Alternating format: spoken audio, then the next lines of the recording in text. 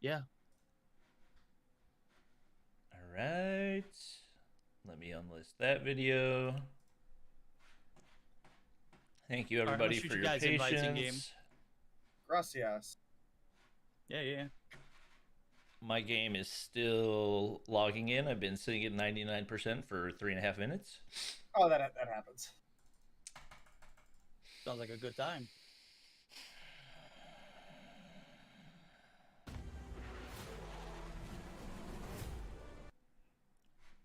Almost loaded in, skipping all the ads. I am All right, now able to. Sniper God, you are invited. Yes, thank you. Nice! W. I think everything's good. Nice. We got new admins this week, so I went ahead to make sure they know Sniper God is Bobby. Sweet. Seemed like a like a safe thing to do.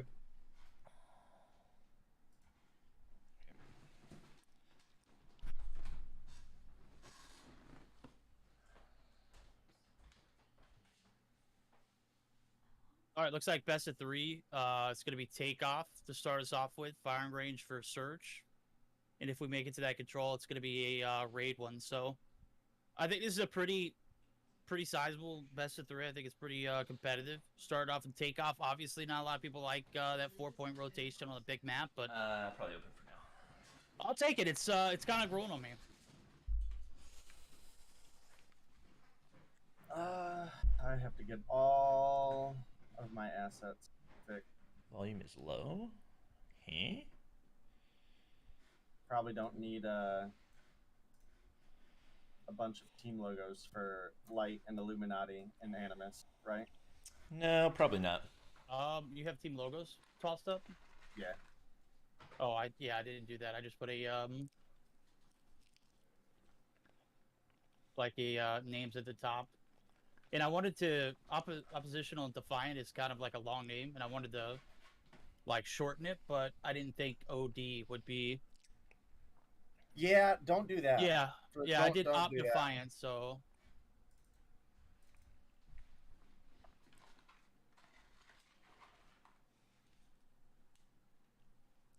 Who's this again? This is Wicked versus.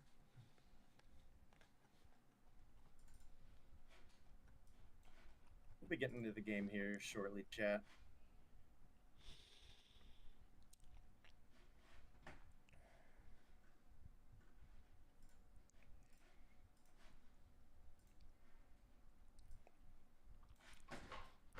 Well, chat, I did just realize this is the second part of the stream. So in case you guys haven't already, you can download the game using the link down in the description. You have team logos tossed up? Are you telling me to increase their volume, chat? Is that what you're saying? Or like the overall volume of the stream? I don't understand.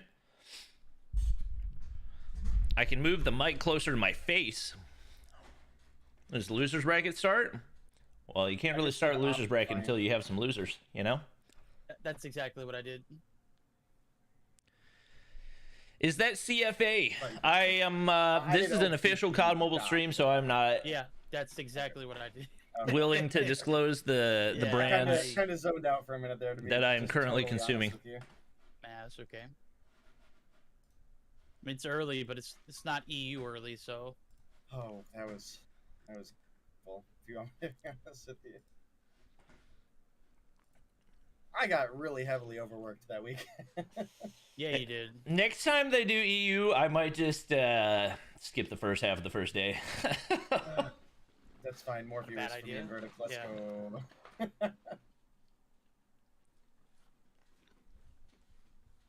Well, the good thing is, if it was anything like NA, we wouldn't have been 12 hours long each day. True. But NA is literally like 6 hours per day, 6.5. I'm gonna If, make a nice little repeat of myself that EU has more good teams and NA has better good teams. Does Chat, that make sense? look at this. Yeah. I could Does this agree with look that. like a waffle fry to you? This is Now, literally obviously, just a it's- piece of a obviously potato. It's a new year, and teams What the have freak? changed, and maybe EU comes through stronger later in the year this time around. But Guess we'll see. All right, I just sent the message. We're ready. Yeah, Mike in the Losty Hawaiian and shirt. Blizzy aren't. I just had a waffle fry that was literally just half of a potato. Was it still bomb? It sounds like it was still bomb. No, it just tasted like a Sounds potato. you- Oh. Potato. That's cannibalism, isn't it? Um, Potato eating a potato. okay, buddy. Number one, how dare you?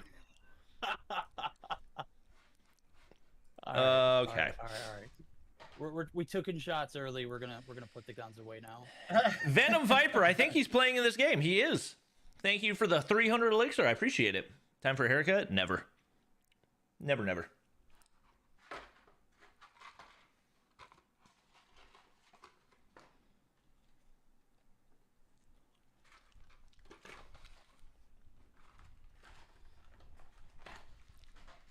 Day, they're waiting on you to give the go ahead. We already said we're ready. No, you didn't. You didn't say anything in the chat. You gotta communicate.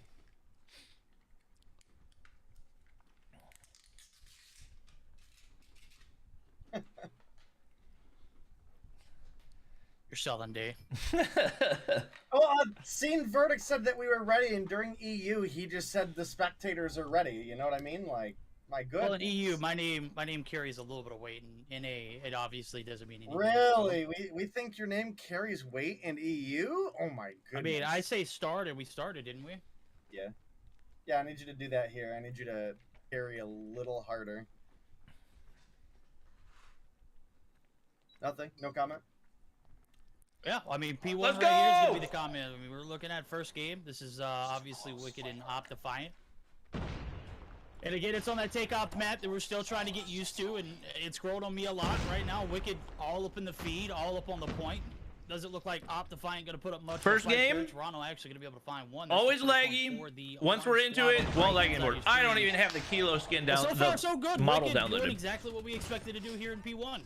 Well, I do not even have the model for the kilo downloaded, so we're just going to be watching all the wrong guns for most of this game, but it's okay.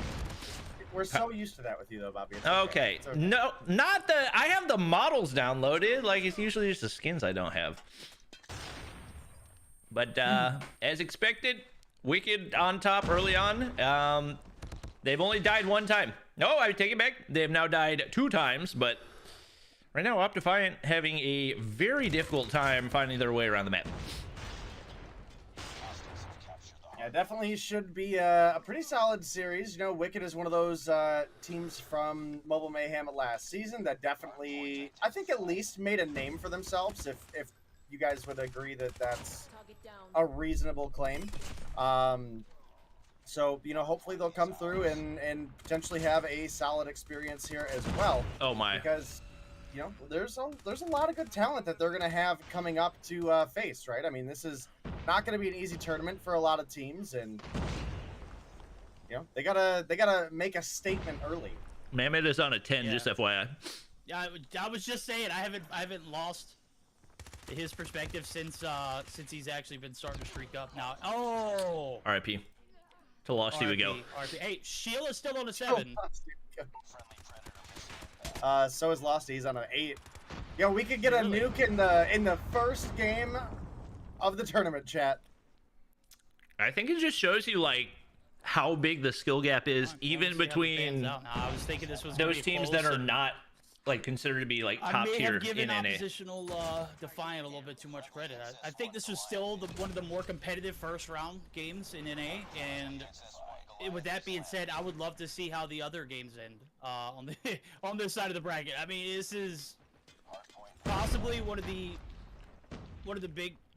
more blown out games that we've seen in the first round. EU was definitely not like this. I think we have one nuke in EU though, so I gotta say maybe it was. Well, Shield's on 13 right now, so definitely still in nuke territory. I think I don't want to spectate him, though. I feel like I cast curse people too much. So I'm gonna feel bad if he dies. Shield's got to find a way to pick up another gun, too. He's only got 50 bullets left in this kilo, and definitely going to need more to get up to that 20 streak. Right now, just playing for map control as well. I mean, I don't anticipate a scenario where this match ends up being close in any way, shape, or form. maybe some miracle happens and we see something happen in S&D, but right now, 1 HP challenging a guy on a 16 streak. That is a very interesting idea. Well, 16 kills deep. Oh! Did Losty just kill himself? It looked like he did. I was spectating Shield's perspective. I saw a nade toss, and he just didn't move. Oh, Shield's dead. Oh, There it goes. Shield, Oh, no! Wow, Like look, I said, I think I he saw shot the his hop body up. too. R.I.P. Yeah. Well, there's no fat L's on the side of Wicked other than the fact they couldn't clutch the nuke streak. Obviously, they've got it's a hefty advantage. Hefty's probably an understatement. It's 170 and counting to 15. We're not even going to see very much traction after that for opposition to Defiant. We're banking on them being a better search and destroy team, but based off of how they're getting handled right now, I just don't see it happening.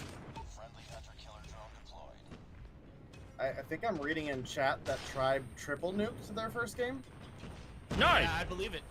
Based off what we're seeing here, I would believe it, because this was one of the only teams that I thought would actually, have somewhat of a competitive edge and possibly be able to take us to a game 3. Possibly. I'm not saying that it was one that Wicked would lose, but You had hopes. let's be. I had hopes. Yeah. I mean, but can you blame a man for having high hopes? gotta have yeah, high hopes for a living, dude. Yeah, so 3 nukes from Tribe, and they won 250 to 6. That So sounds pretty- about right. Yeah, I'm pretty curious to dominant see performance from Tribe how up many there. of these tier 1 teams end up tweeting out about nukes, because I think it once again it goes to show you like how big the skill gap for NA is. Not that teams in other regions aren't quite as good, but I mean you look at how dominant Tribe was in general in stage 5 last year, and these teams are going up against, I would say, an upgraded version of Tribe every game that they're scrimming against them and playing in tournaments this year. So that is a very, very top-heavy region, but with the 4, 5, 6 teams at the top, they are incredibly talented. I've been Now, trying would you to go get... as far as to say is the skill gap is so drastic because teams don't want to play against Tribe because they know that their skill gap is so vast, and whereas EU, like, the skill gap is, I mean, there's plenty of very talented teams, but the hope there is got to be obviously higher than it is in NA. I don't think anybody's afraid of scrimmage Tribe. I think the thing is, like, with Tribe, they have won like the biggest major of each year. So obviously, like, year 1, they won stage 4. They didn't even end up with the same roster. Come back with a different roster, win stage 5. Now they don't have that same roster. They upgraded over that roster and have a better one now. So I think the main thing is, like, they find a way to get the best available players every year. And so I think that's a big reason for the skill gap between Tribe and a lot of their competition. But you look at the other teams, and the other teams have a lot of those players that were on previous Tribe rosters. So it's not like the talent is leaving or they don't have any experience against the top level. It's just because you constantly get that extra talent that's added into the player pool every year, and it makes it so that those top teams are just so difficult to get past.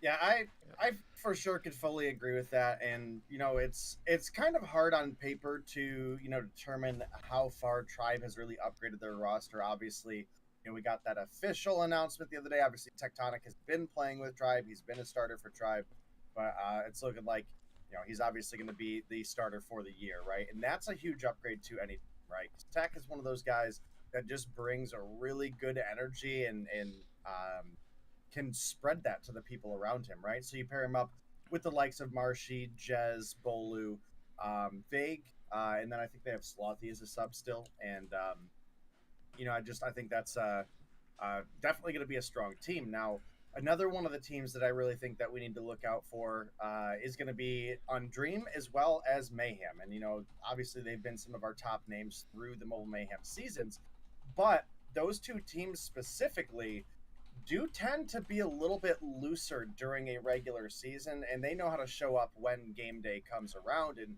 here we are for stage 3. We were obviously looking at the brackets a little bit earlier, and it's seeming like Mayhem have a pretty solid path forward. But for Undream, I think that what we're looking at round 3 or 4 potentially, if both them and Tribe do win all of their matches, will face off, and I think that's gonna be a big match to get into. Tribe true.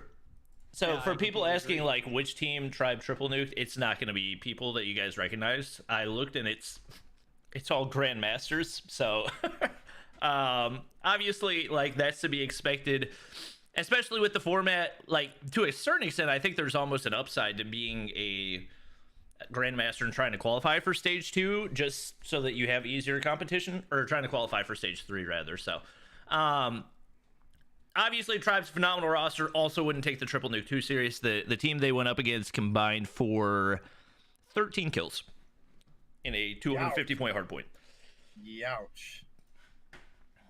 Thanks, Ducky. Appreciate it. Good for them. Good for them. Well, I mean, I'm looking at chat, and chat's like, you know, a lot of teams, lower tier teams, obviously that we are not aware of, have used search or destroy to get, you know, into a stage 3 seat. And I hope that search and destroy practice paid off, because if it's anything like we just saw on the hardpoint, ain't no way we're gonna see a game 3 here. I mean, we may even see a 7-0, and if there were such thing as a search and destroy nuke, we might see 2 or 3 players on that spree. Imagine if they had rollover skills in COD Mobile like they do in the console, and you're able to pick up 20 kills and drop a nuke just like that. These guys want pings for the next game as well, so just FYI. Oh, gotcha. In Discord. Gotcha. I mean, yeah, let's get the show on the road.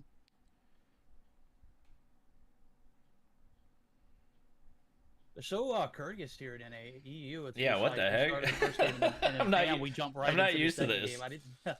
Yeah. There's this respectful mobile pro players. In what universe? All right, question. I know you picked for that round 3 winners bracket. Team Cold Shower Lacervo. and Dramas, which That was an obviously elixir. I is going to appreciate it, be my a guy. big Can we matchup get some for- donut hype in chat? For that side, what do we think about possibly NYSL, Mayhem, and Meeseeks? Or are we holding off in Meeseeks, or not Meeseeks, but Mayhem for 4th round?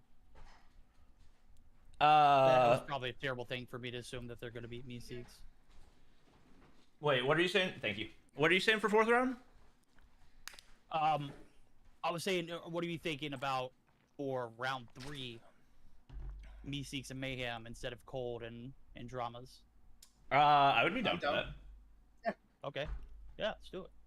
I think Dramas and Team Cold or Cold Shower. Oh, man, it's so hard to call them that. Can we just call them Uppery? We can. I picked Dramas because somebody pointed out that Parka is on that Parka, team, so yeah. there's a couple of solid players, but I'm down for whatever. Yeah, let's do it. All right, what are they waiting for? I They don't waiting know for at this us? point. I don't know. Maybe they're waiting on the extreme and Gil side of things. Oh, maybe? gotcha. Yeah, start you goobs. Oh, they were waiting on Bobby again. I already No, they said weren't. they could Bobby go. literally was the first I one am to the say first he was one, ready. right? I know, but then they said we don't want to ping Bobby. I was like literally the first one. I'm so confused.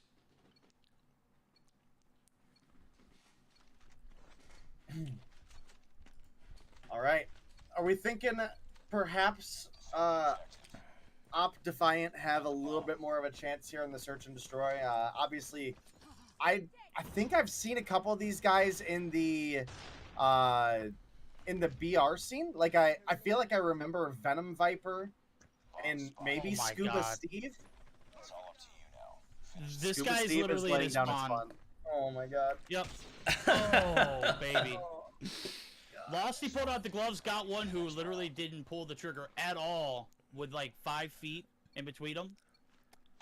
Yeah. Boxed him out and then pushed up with the hopper. That was... I'm not too sure mildly about those disturbing. odds for an upset. It's Yeah. All right, it's well, we're looking gonna watch pretty bleak from round 1. We're gonna watch Scuba Steve here and see if he's just a DLQ legend. Who That knows? would be- Maybe this is the dirtiest quickscoper the world has ever seen. Well, there. I mean, it's 2 times in a row the hopper's going to get... Ash, okay. Toronto. Oh, The Blizzy. 6. Blizzy had a nice hop up right there and had the easiest quick scope of his life, and he just whiffed it. That's just tragic. Truly unfortunate, but it'd be like that sometimes, you know. They're just getting warmed up right now, looking for their second kill of the game. Yeah, Ash is the only one that's got one, so that's who we're gonna spectate off the start. All right, he's got the kilo in hand. He's got base skin. Obviously, got a little bit of gold going on too. So, okay, Scuba Steve finally getting on board. That's the second. Shield's gonna round the corner. Abuse is another. Blizzy is gonna be pushed from multiple directions. 4 players converging on him. Literally stood 0 chance in that instance. Enemy has dropped the bomb. Listen, Well, I mean, this is a little expected, right? We're in Yep. the first round of the competition. You're gonna have a lot of teams that qualified just because they play ranked, up against a bunch of teams that actually care, right? So I think, and that's not to say that the side of Optifiant don't care, but obviously we know Wicked is a team that puts the time in. They're scrimming some of the best every week. And we know that they're going to bring a solid performance to the table, and it's a little bit rough. ooh, Steve! Oh, Steve! Scuba Steve! I wish I had seen that. I caught it for look. I gotta say, Mammoth was All right, let me too. madly disgusting Wait. in the bottom wood area, but Scuba Steve just got 2 that I did not anticipate to see. First-hand experience. So He hitting the flow check- state right check it. now? I think so. I think he's just getting warmed up. Okay, let's take bets. What are the odds they get more kills in this game versus the hardpoint? They got a decent amount of kills in the hard point, right? Yeah, I mean, no, that was the team. That was the other team against that got Stride. 13 total. Yeah. Oh, gotcha. Lee Yeah, with the I mean, we 100 had a elixir. I couple appreciate it, my players guy. put up 10, I think. Can we get some Dono hype in Okay, chat? never mind. Yeah. Yes, chat. Let's see if NA they put stands us for in North here then. America. Not applicable. Turtle, there's no way you lose that gunfight, dude. Oh, man. I'm Oh, curious Venom's if on a we god tier flank right now. Oh, free kill, free. Oh, baby.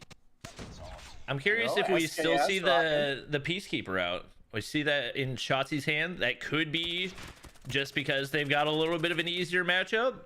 I've been using it and definitely have started to understand why it's become so popular, especially as It's been a AR fairly skills. solid time to kill for an AR in the Yeah. close to medium range. So Yeah. pretty solid weapon. I don't think it handles as well at super long range where like the Kilo or the Holger are gonna excel. Chat, But, what the frick do you mean you Definitely a can't hear solid anything? kinda Just turn hybrid your weapon. volume up. In reality, What? when the Peacekeeper originally came out, which I think was in Black Ops 2, it was a hybrid submachine gun AR. So definitely makes sense that it's filling that kind of play style here for COD Mobile as well. Well, I mean, 5 Turtle, rounds in a there's row no we've way you seen. lose. Oh, Oh! was that a blink scope? I think That it was was a blink just. scope. That think, was absolutely a blink scope. I think we in the quick scope community, or once upon a time quick scope community, call that a pop shot, sir. Pop shot? Yeah.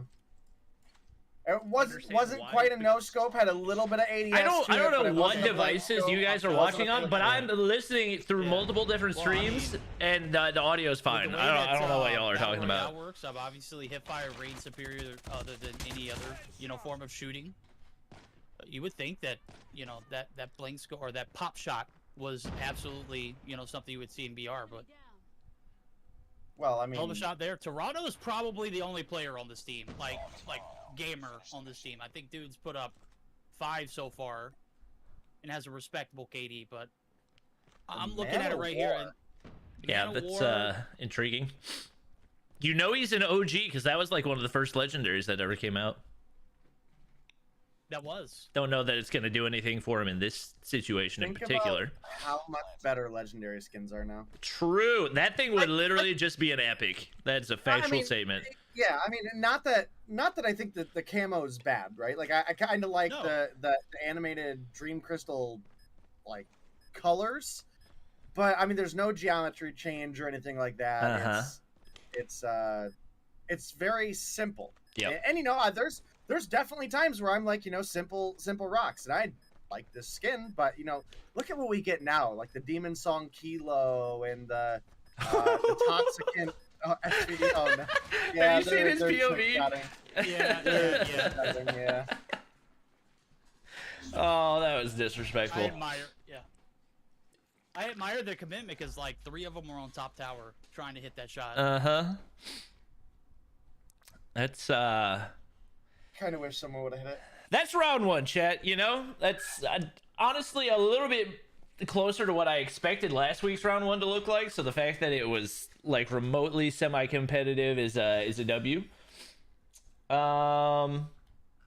I don't know if there's any other lobbies we can join. I'm assuming most of the other lobbies with teams that you guys would want to watch are probably ending just as quickly. So since we only have 1 hour rounds instead of 1.5 hour rounds, we might be able to get round 2 started early.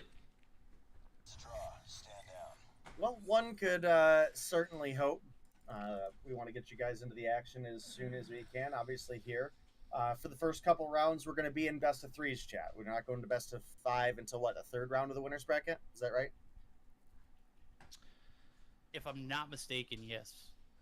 It does sound right to me. So we will get best of 5 action for you guys, but you know the first couple rounds will be a little bit quicker. I think Game Battles actually did a pretty solid job, and I would say, you know, learned a bit from the EU experience where the best of 3s in the first couple rounds obviously weren't lasting an hour and a half, 2 hours. So you know they've condensed the match times down a little bit. I think that's one of the big reasons that our day is going to be a bit shorter is we don't have as much time. Okay, Chad, I'll download the skins. Right? Calm there were yourself. a couple times where we got a round done and it's like, okay, well, we've got an hour and a half before the next set of matches. True. And looking at the schedule in NA, it is definitely addressed quite a bit there. So. All right. All right. Well, I'll tell you what, though, we can definitely have some long games here today. During Mobile Mayhem Girls the other day, we had literally a 2.5 hour long best of 5 between UD and Celeste Explicit. It was rough. It was pretty rough. It was great games, but it just 1 best of 5 lasting 2.5 hours. Woo! In a way. That's Two what and a happens when you half? get- Oh my gosh, that's Yeah. forever. We all having snack breaks in between games. No, we had 28 rounds of Search and Destroy or something like that. Oh my. Ooh, Yeah, that'll do baby. it. That's 45 minutes right there. And then That's like you've got 2. an hour and a half two for just the searches? Search and Destroy. Are you kidding me? Good night. All I right. think this second round is going to be an interesting one. I think your pick was Amplified and Undream. Dream versus Amplified. Yeah, that's assuming Amplified moves on without any kind of issues. I'm not sure where they're at in their matchup, but I'm sure Undream is ready to roll because they had a bye in the first round. So Both teams have already gotten through, so I think we might be able to hop into theirs a little bit early. let's do it. Oh, there it goes. They Assuming- just queued up on mine. Who queued up on what? Read in chat. Blizzy saying that he hopes to face a team that actually touches grass. I mean, that mean, this might is happen in stage your 3. losers bracket round, but Yeah.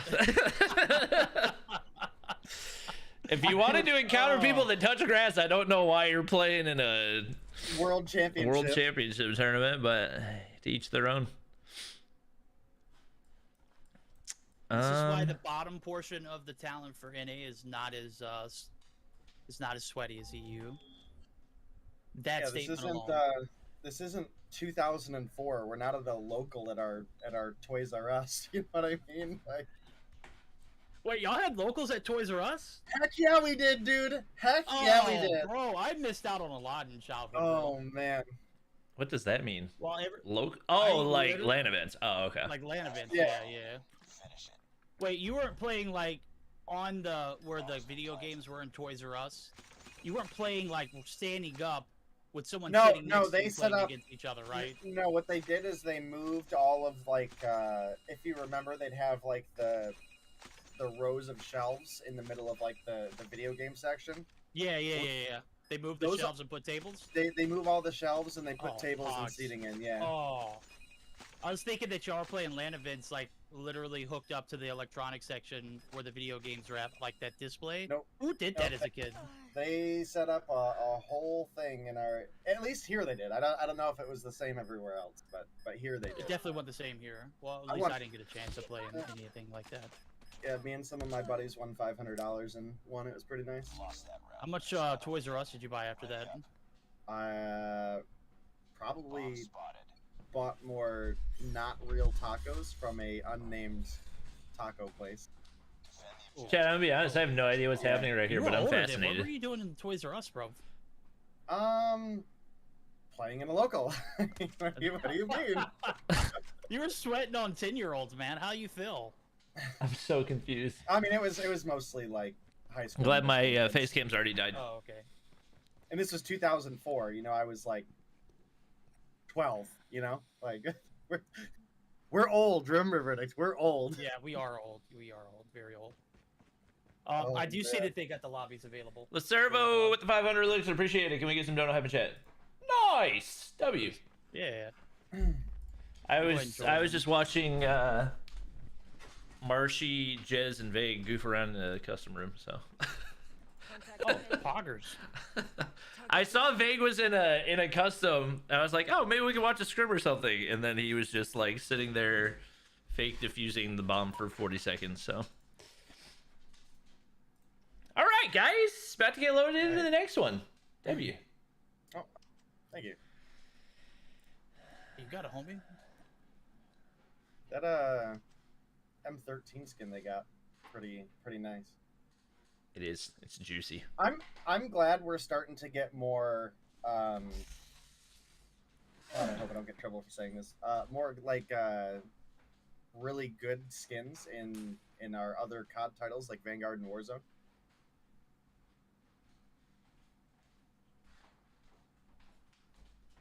Because I mean, honestly, COD Mobile, like, they kill it with the skins.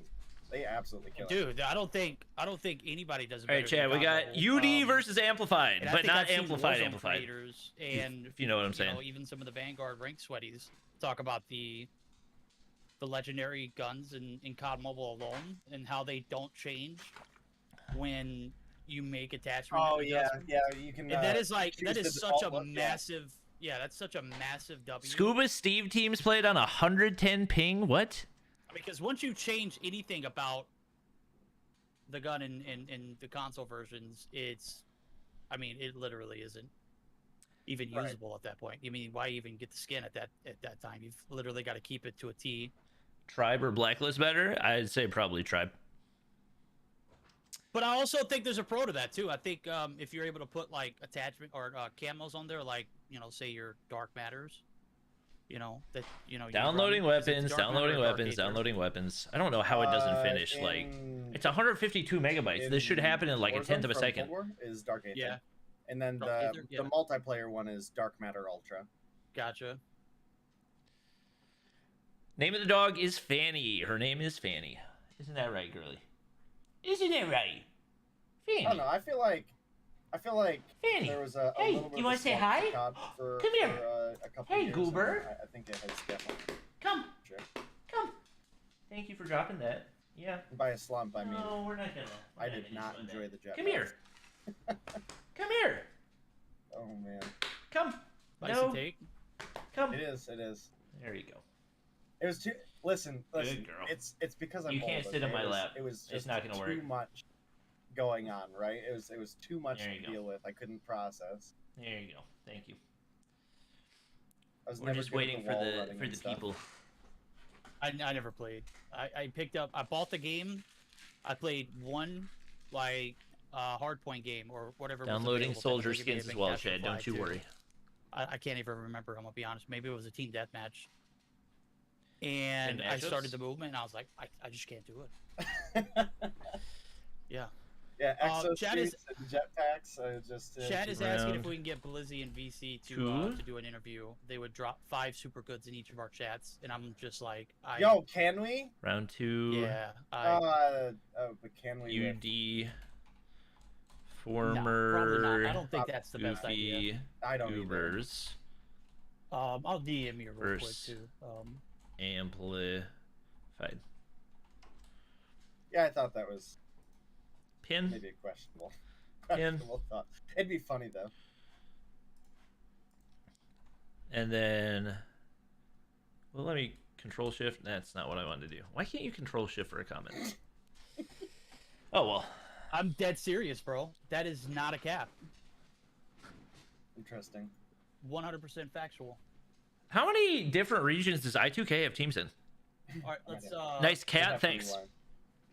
Appreciate it.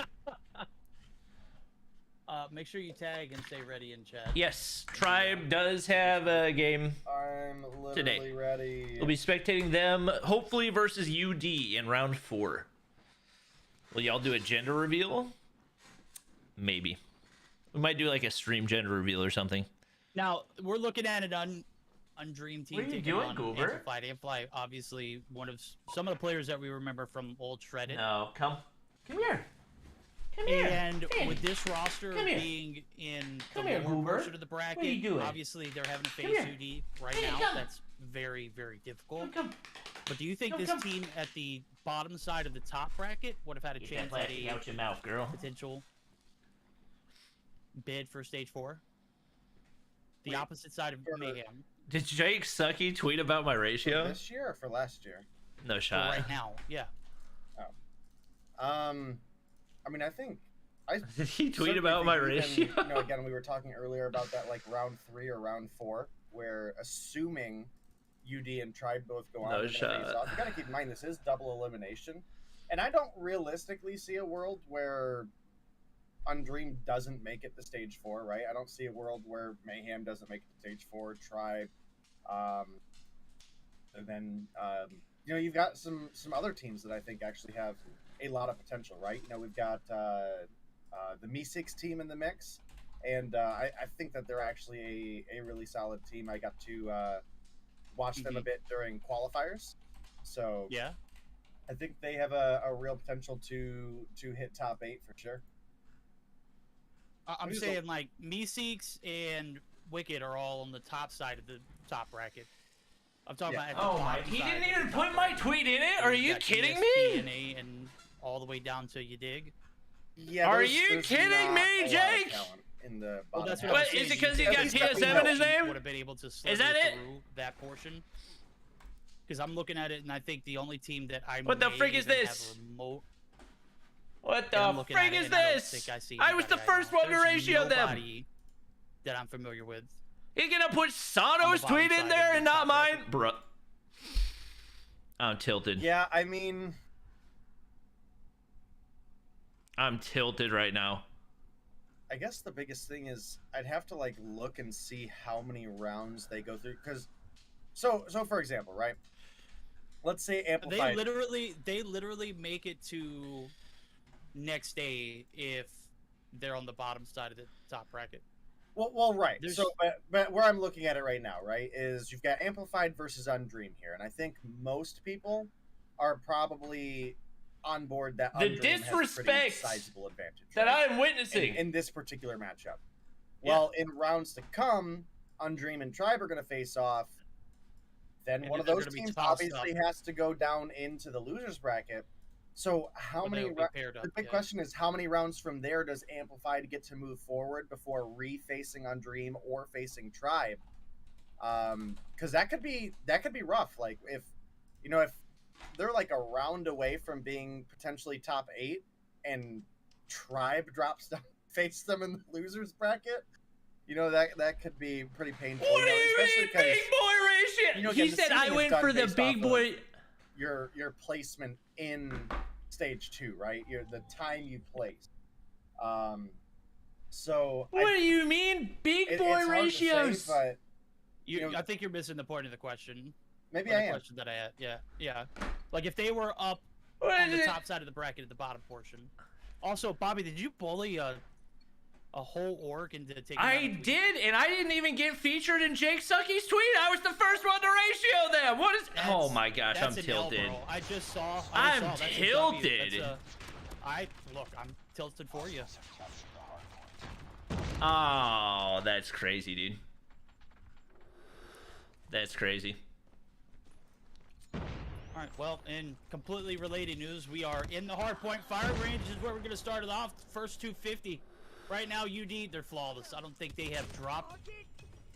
They've died once, and that's to Skill, who is 1 and 2 currently. So Sierra actually going to be able to pick up the first kill. Actually, 3 kills on board now. 4 kills make it now as we transition over. It's a 117 in hand. And I got to say, I got to ask Bobby, because he's the Godfather. 117 or Peacekeeper? I would go Peacekeeper just because of consistency for the 4-shot. The 117 requires you to hit a lot of upper body shots. But overall, I think they're both definitely decent options. Yeah, I would say overall definitely Peacekeeper. That's the one that I have at number 5 in my top 5 guns for COD Mobile Season 6. Nice. I think in EU we see it a lot more rampantly than we do in NA. As a matter of fact, I think NA has been a little slow to adapt right now. We're to see UD fighting on the outskirts P2 site. Oh, Greater Ufer pushes out and pays real well. It's going to be Blur getting dropped, but the break is going to be it. It's going to be 1 player in. That's Solo. He should not be the only person in OBJ right now, Dave. I definitely agree, and you know we do have Solo rocking the M13 right now, and you know this is a little bit less of Solo's normal playstyle, right? Like he really capitalizes quite often on your SMG play. You know we interviewed him in the past, and he said his favorite weapon is the Fennec. And then obviously he had the MAC-10 out, and you know he was an absolute monster with the MAC-10. I'm sorry, chat. I'm just You freaking forgot the tilted right now. consistency How in did the, I not in end the up in likes the of the tweet? CBR, and, How? you know, the M13 is certainly not the most optimal rush weapon. It's pretty solid at holding some longer ranges. But Freaking Jake Sucky! really feel like a solo playstyle. I'm if that tilted. makes sense. You know what? It's fine. Life goes on. Okay, I'm sorry. I just had to get all of my rage out over the fact that I didn't get included in the tweet. It's fine. Life goes on. Goofy Goober's leading. I'm glad that I didn't expect it was going to be the same level of blowout as the first one, but obviously what's it stand for? What does UD stand for? Undream. Undead Dream. Undream. Yeah. Undream. Uranus is dinosaur. Okay. Well, Undream definitely more experienced and probably put in a little bit more time against the top team, so no surprise to see them on top right now. Trying to play for some streaks. Blur's on a 5, and he is currently on the inside of the hard point. He's got a cluster strike to work with as well, so looks like he's going to go ahead and try to hop out that doorway, but immediately takes a beam from Whisper. I would say this Amplified team is definitely one that has potential to make it top 8. I don't think the odds are in their favor given the side of the bracket they're on, but I think they definitely have some experienced players over here that could potentially make some noise. Yeah, well, I mean, they're going to need to Skill make a is, little bit more noise. Skill, what was it? Stage 3 of 2021 was on Xset. Is that right? Yes. And they came in 2nd place. Yeah, exactly. So definitely a player that that has at least been here and understands the pressure and whatnot. So maybe that you know, unfortunately we can't do a listen-in here, but you know, maybe that level of I guess expertise you could say would be a benefit to Sano them, like keeping barely positive, even keeping ratioed more them. Understanding Oh that, my gosh. you know, you're not gonna, you know, come together as a new team and necessarily have a great opportunity. And I was to the take first out one a to do team it. like Undream. Brother. So I have high hopes. Expertise is one thing. I would just say been there, done that kind of ideal. You know, they obviously... Xset, is that the team that Moralto played for? in Uh-huh. 2021? Yeah. Is that the one that didn't actually play in Stage 4? Or was that in 2020? Was it that Are we long talking about ago? Yeah. 2020? Oh Yeah, yeah, it was 2020. 2020. Yeah, 2020. Sorry. 2020. Sorry. 2021 Xset would have been Moralto and the team with Exile that didn't play. Right? I was thinking, I was like, there's no way, but that has been a long time. Mm-hmm. And that been there, done that kind of mentality kind of fades with the years passing. Obviously, he didn't do too much last year. So, you know, I'm looking at a well-rounded team. Ofer is obviously putting up some big frags. Sierra started off strong, kind of fizzled out, but I'm also looking at a Solo who is trying to adapt to this M13 playstyle. For what reason, I have no idea. I love the commitment. He's streaked up. And this could be way worse if he were actually using guns that he's using. He's actually kind of frying now, but it took him a minute to get started. That M13, obviously not his gun of choice. Trying to adapt, trying to fill a role that's needed to be filled. Doing a great job. He's picked up 106 on the OBJ. You can't really complain about that. Yeah. I feel like this is an instance where Solo is just like, if I play the OBJ this game, they can't ask me to play it next game. Fair play, fair play. Yeah, they are definitely handling things right now. Bandit 30-8, and definitely looks like Solo's getting into a little bit more of a groove with that M13. Yeah, to be honest, I'm a little bit surprised that we don't see more CBRs. I would say that's by a pretty wide margin the best gun in the game right now, and I think there's a lot of situations that work in this, but at the same time there are longer angles, and when it comes to holding lanes, it might not necessarily be the best option. Blur with a couple of jump shots right there to pick up 2 more, see if he can make it 3 onto Kiara in the corner. Not gonna be able to do it, but now sitting on 29 for himself as well. And as expected, this Undream team is one that we expect to see at minimum in the semifinals, if not the grand finals. I would say most people would say they're absolutely top 4 in NA right now, and definitely showing the reason why in this matchup. Yeah, and you know, fortunately for Amplified, I think they're a good enough team that, you know, I don't think anybody like nukes them in this tournament. Yeah. Obviously, we were talking a little bit during our first matchup. We had a couple players from Wicked put up almost some nuke numbers. I think Shield got up to like an 18 before getting jumped on. Tribe got some nukes in the first round. I don't think at any point Amplified is a team that gets done. So I think that they're a solid team. I think if they do make it to top 8, they're a better top 8 team than a lot of the teams that are here competing. And you know, unfortunately, they just got stuck in a part of the bracket where in, you know, round 2, they've got to play off against one of the best that North America has to offer. And sure enough, Blur comes through with the MVP for the team, dropping 32 kills on the board. You got Band with 35, Envy with 34. Washi and Solo a little bit slower of a pace here. Now, obviously, Washi is one that we know a bit more for sniping, so we expect to see him pop off a little bit more come search and destroy time.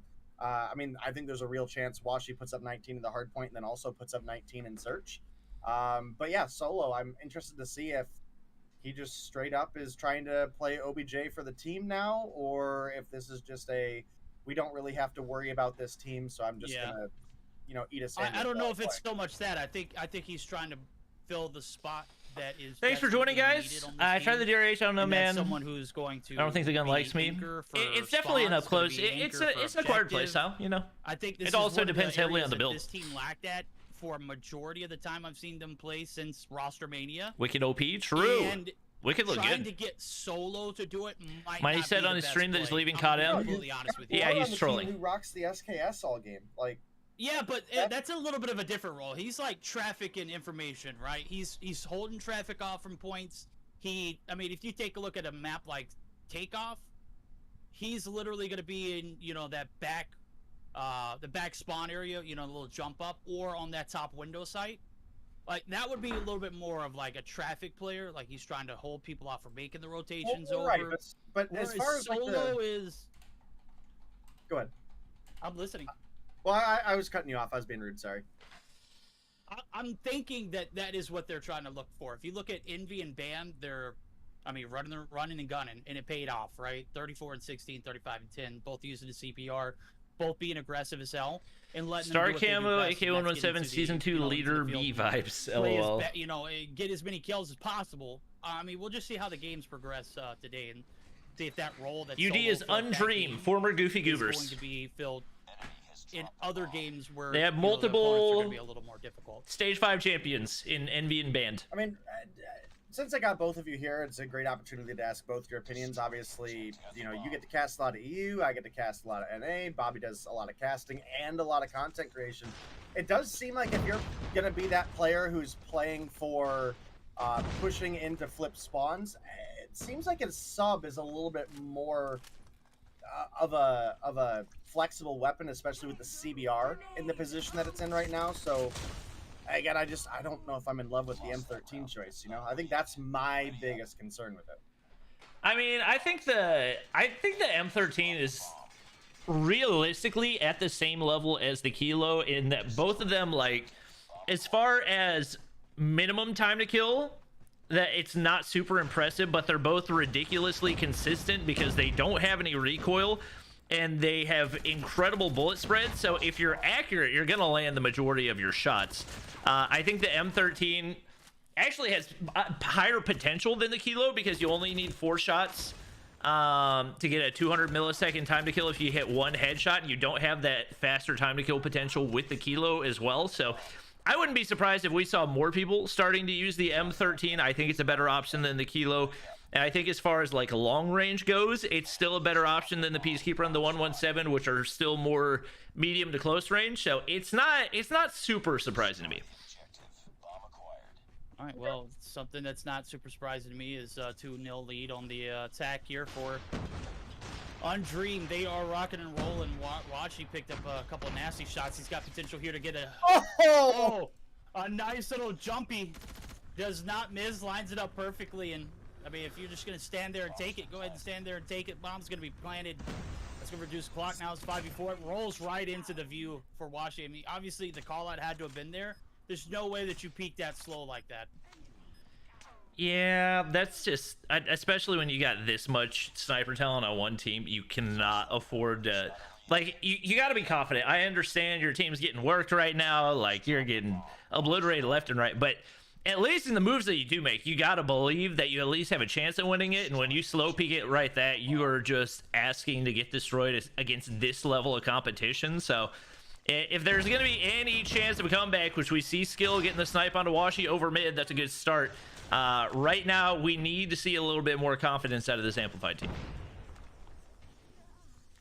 And I would certainly agree with you there. And Band getting some information here mid does find a couple shots, but not quite enough to get a kill. Skill's now pushing up. Could be looking for a gunfight to bring this together. But, oh, man, Band ends up getting the finish through the wall with the CBR. Again, just such a versatile weapon right now. Ciara is able to come through with 1 in return, but gets traded out. Band is on a tear this round. Envy getting pushed by Whisper. Oh, turns on him! Oh, man, Envy. That kid has family, bro. Yeah, kid has a family, but you got to look at where Bam was at. That was just great team shots, too. Obviously, Envy gets the credit for the kill. Envy gets to turn on. Envy obviously got the flick of a lifetime, but Bam was there. Tribe Triple Nuking was not on stream, chat. They're acting very accordingly, and this Undream team is clicking on all cylinders. Right now, they're not holding back to push up. Band trying to play the demon this time around. He gets shut down, and what better way on the defense to, you know, react to your opponent if they're just going to push right through mid than to just hold back and, you know, slow the pace of the game down. They're going to pick up 3 big frags to start this round off, and I think that's the confidence that Bobby was just talking about coming into fruition now. As you see, Blur's going to be the last one alive. He does pick up 1 on Legend. And we got a 1v3 where, you know, this is an ample opportunity for Amplified to put a round up under their belt and kind of get, you know, the game back going in their favor. Yeah, right now, I mean, this is clutchable for Blur. I'd say it was probably a little bit more doable if he had a sniper in hand to maybe get a pick right here, but I don't know if he's intentionally moving. Okay, starts moving a little bit faster. I don't know if he was lagging right there or what. He's still got a minute to work with. Checking all those weird Blur angles that, you know, I would say, like, especially as far as like playstyle, I feel like Blur is kind of the Celium of COD Mobile, just in all the weird angles that he plays. He's a little bit of just a nerd of the game, and we see it right there through that little doorway. He's gonna be able to pick up 1 onto Oofer, trying to make the 1v3 happen, going with the little reverse nade right there to see if he can connect as well. Clock it's ticking down, so he doesn't have a whole lot of time to work with. If he gets the slide peek right, which he's not going to get the information right there, not going to be able to get the kill, but had he maybe seen over top of that head glitch, could have been a doable 1v3. It was a nice little jump shot that he had there. I know I would put him in Space probably in that same kind of category. Yeah. Where they find these really weird angles.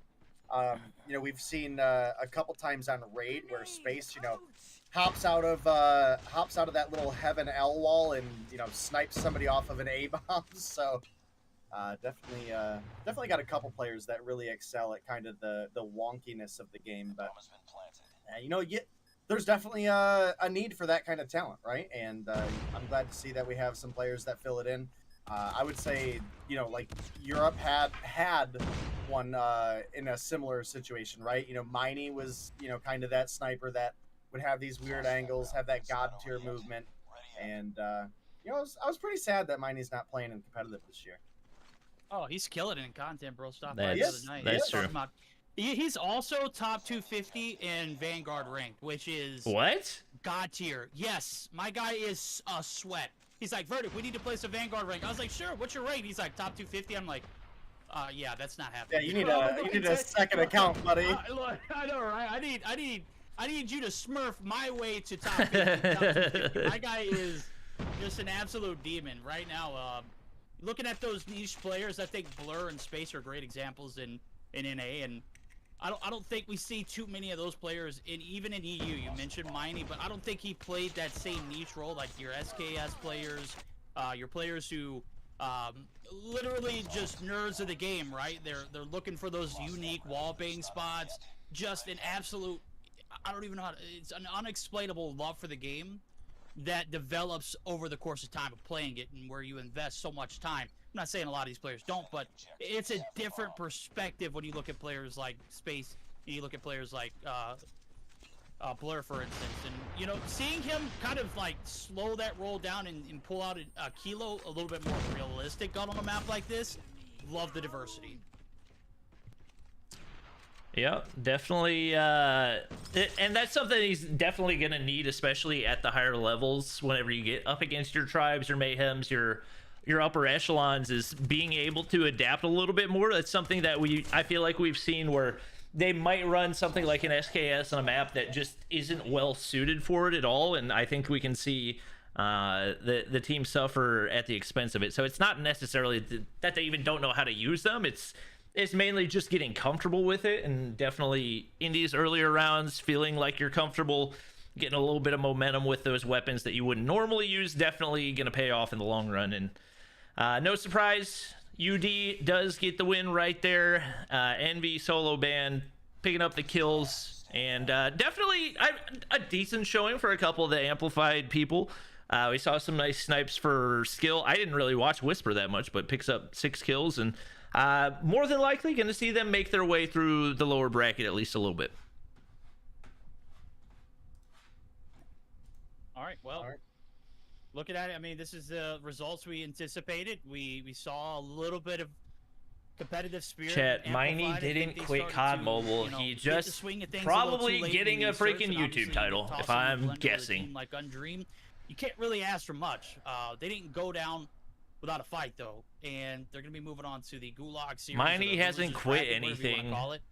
And Undream going to continue their reign of terror on the bottom half of this bracket. You guys Tribe, believe is bad acting. Still hasn't gotten their matchup, if I'm not mistaken. I'm going to have to refresh. It does look like they are in their matchup against sometimes BB. I'm not even going to say that one.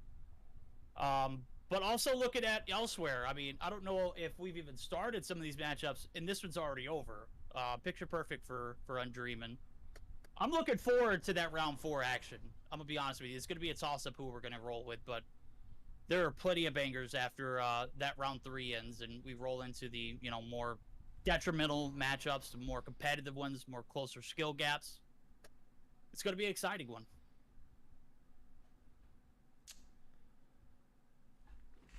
All right, well, again, I think Amplified definitely has an opportunity to still make a comeback here in this tournament. Again, I think there was more teams in Europe that were a threat, right? I mean, we look at here through NA, and you're really looking at Mayhem.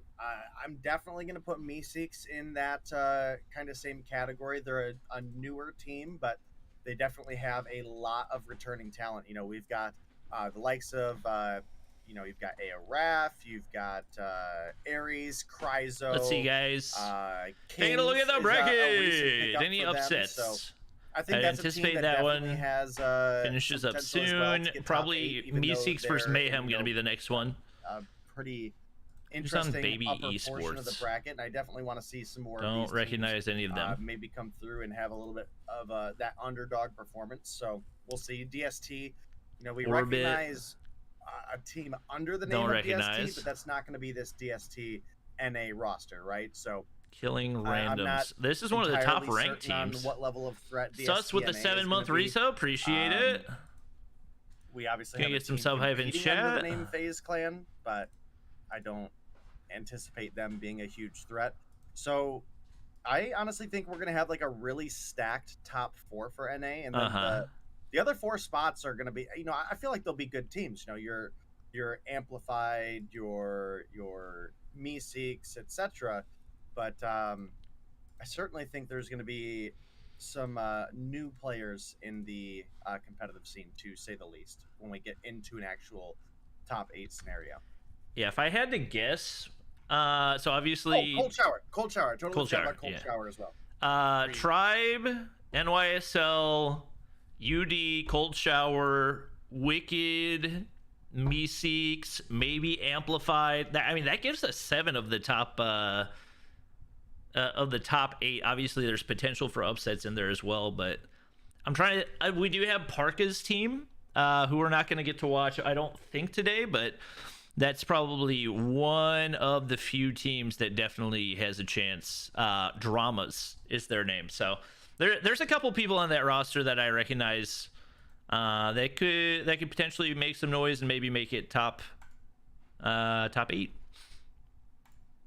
Well, hey, they are actually not started the Wicked matchup, so if you guys want to jump in that with us, I'm down. I'm actually in the room. Okay. Yeah.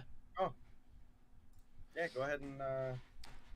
Unfortunately, I think Tribe and NYSL, because I see chat, they're going crazy. They won't. Hold up.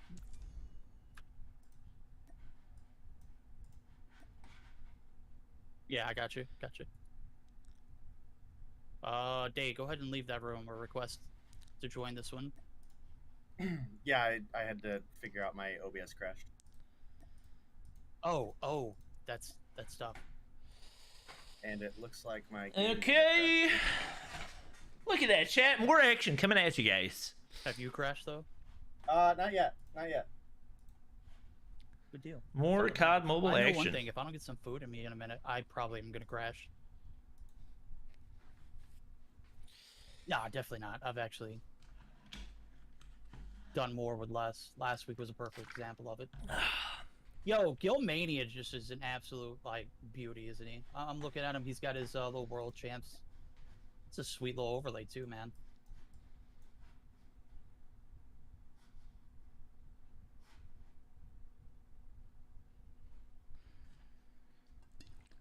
Okay, Did you say so Tribe is Cold done with Shower- theirs? I mean, I'm gonna be honest with you. If they started around the same time, that Okay. I see Vegan and did. S&D room, so they're probably in the middle of that right now. yep.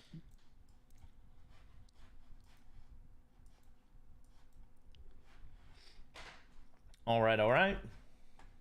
We're gonna have to go through a losers bracket matchup after this one too. It looks like. That's fine. I think those should probably be some actually decent games for what they are. I Yeah. would say.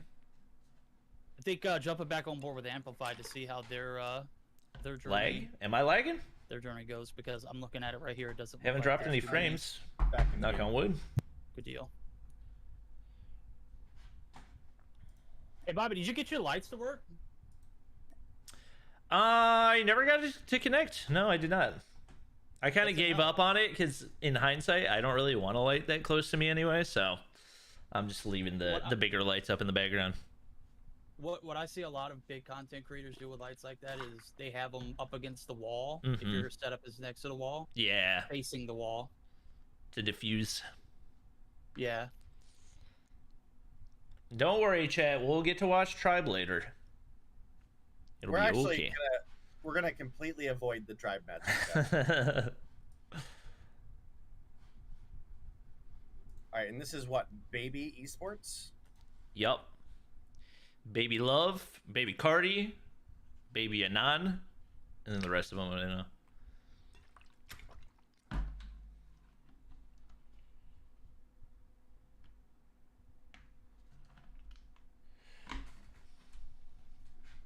Wait, you said it's Baby Esports? Uh-huh.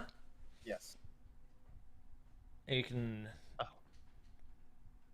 tell them whenever you're ready, and No, Mike.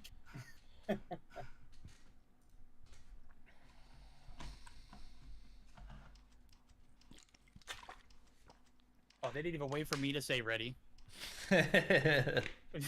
Look, I told you my name doesn't carry weight like yours does in NA. I didn't say anything here. What are you talking about? Oh. It's because I said something in NHS. Oh. Yeah, you see whose weight or name carries weight here? It's not mine, Verdant. Oh.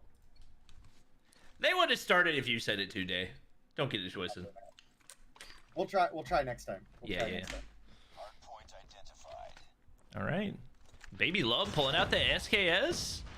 Don't usually see I feel like teams that maybe are underdogs, like non-tier 1 teams, you don't typically see them rocking the SKS just because I feel like it is a pretty high skill gap weapon. So I'm intrigued if maybe we see that come into play in a big way.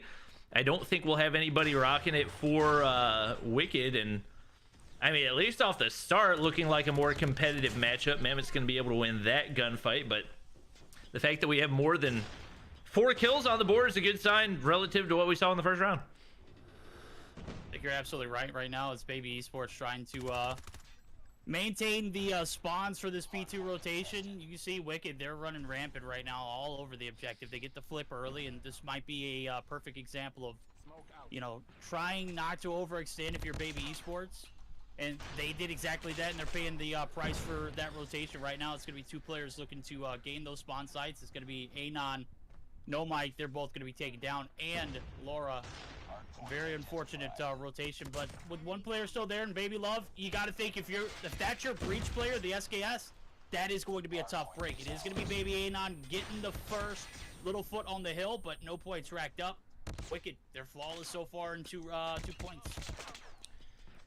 Baby Love still trying to make use of the SKS, not having a ton of this. I mean, 3 kills on the board's the most for the team, so able to make something out of it so far, but now making the switch to the CBR, gonna get taken down, and now starting to look a little bit more like what we probably would have expected out of this matchup, is the Wicked roster showing how much they have improved, especially over recent months coming into Mobile Mayhem. Like, first couple of matches, they got absolutely smoked, and by the end of it, they were taking some of the top teams down to the wire and even taking maps off of them. So this is not a roster that you can sleep on. Right now, they are on the road to a 250-0 to see if they can make it happen. A couple players caught out right there. A couple more easy kills for Mammoth. And it is an early rotation if they can hold it, but they got to stay in here for 6 seconds without getting taken out. Wicked trying to see if they can keep the 250-0 hopes alive. And the hopes are dashed just like that, as they do still manage to get the break. That was definitely a little bit rough of an angle to watch. I believe I was on No Mic, and he had 2 players cross the back door, and he was able to kill 1. And it looked like he was going to push out for the other, and he saw the player run right, and he came out and looked left and got absolutely fried. So I'm not entirely sure what happened there, and now Anon just absolutely concussed here in the middle of the map. Not a great spot to be. And this is why those P2 spawns can be so solid for a P3 rotation, because if you're spawning wood, if you're spawning showers, you've got a long way to go, right, to get into this P3. And you're also very vulnerable rotating into that front door. It's close, but it's very dangerous because it's so exposed to a large portion of the map, right? And we obviously saw Wicked capitalize on their spawns, and you know they just keep pushing on over now. Going to be looking for those shower spawns for themselves to get a good hold on wood here. This P4 that my game just bugged. That looked like I saw someone flying across the map for a second there.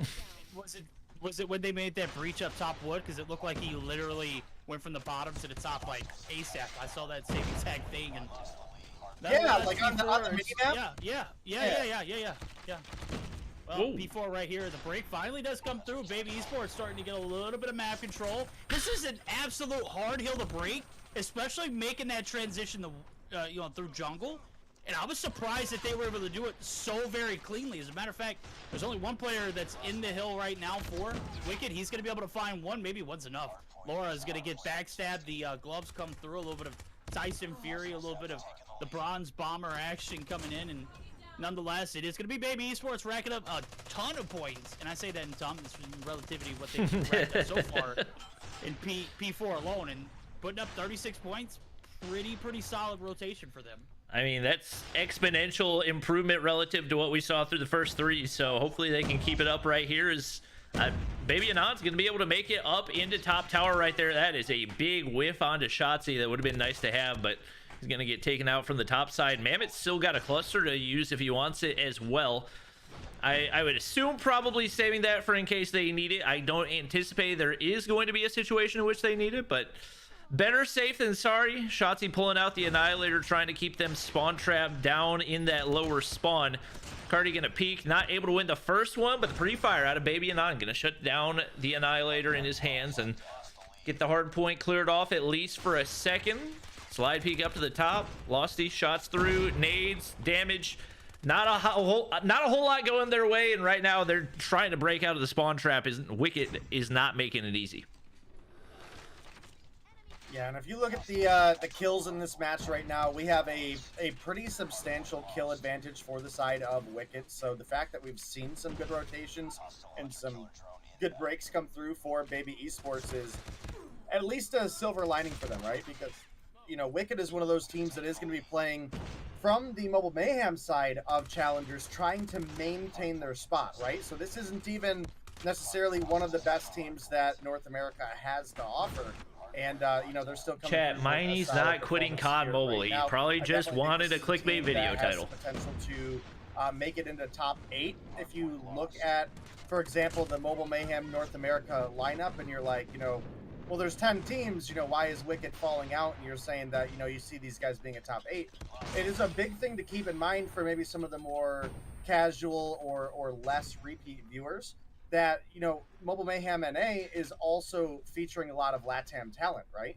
You know, your Zygnuses, your 11Ts, your EST, teams of that nature. So I think the opportunity for Wicked to get a top 8 spot is not even far-fetched. I think they've got a pretty solid opportunity to do so. Yeah, I think you're absolutely right. The one thing we have to consider, though, is when we're looking at the loser side of the bracket, pending they make it to that round 4 to face off against Mayhem or Meeseeks, you've got to face off against some sweaties of the loser side of the bottom half of the bracket, which it's really going to be dependent upon who they get paired up with. If they get the luck of the draw and are able to get someone who we're not familiar with, kudos to them. We'll have to monitor that and see how far it goes. I think they have a great chance, minus that round 4 matchup in the winner's side of things. Nonetheless, it is going to be them kind of coming through and making a big impact here in game number 1, 240 and counting. They're going to get the break here in trailer. We're going to see Shotzi peek out. He's full streaked up. There's not going to be anybody in a line of sight to contest. He's going to go ahead and pop the airstrike, and it might be a little bit of a suicide, but Baby Cardi is... How are they alive? The Predator should have hit. I don't know how he didn't make it through, but nonetheless, the break is going to come through, and 1 point needed is... Probably going to see a P4. Granted, Shield doesn't make the break here on this rotation. The Goliath is going to be hot. Now they're just kind of playing with their food. This would be a miracle without a question if somehow Baby Esports found a way to come back. They get broken right there. Player back on the hard point. Love is here. Managed to get 21 kills in this matchup. Being as big of an underdog as they are, definitely pretty sizable for them, but the Goliath hopping on the hard point will absolutely seal the deal right there, and Wicked Esports going to be able to take game 1 as expected. And just a real quick clarification for chat, DST has a NA team, but the DST you know from Mayhem is not the NA team. So I think that's certainly important to at least make note of for that distinction.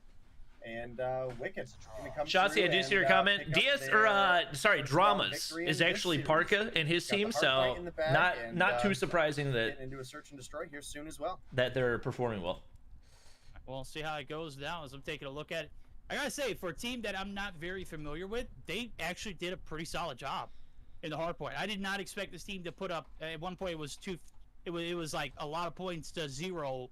And we were, you know, guessing on if we were going to see 1 point come in favor. Well, They racked up 74, and that's nothing to scuff about. And I don't know if it's Wicked, playing with their food, or if it was his team starting to get a little bit of the swing of things.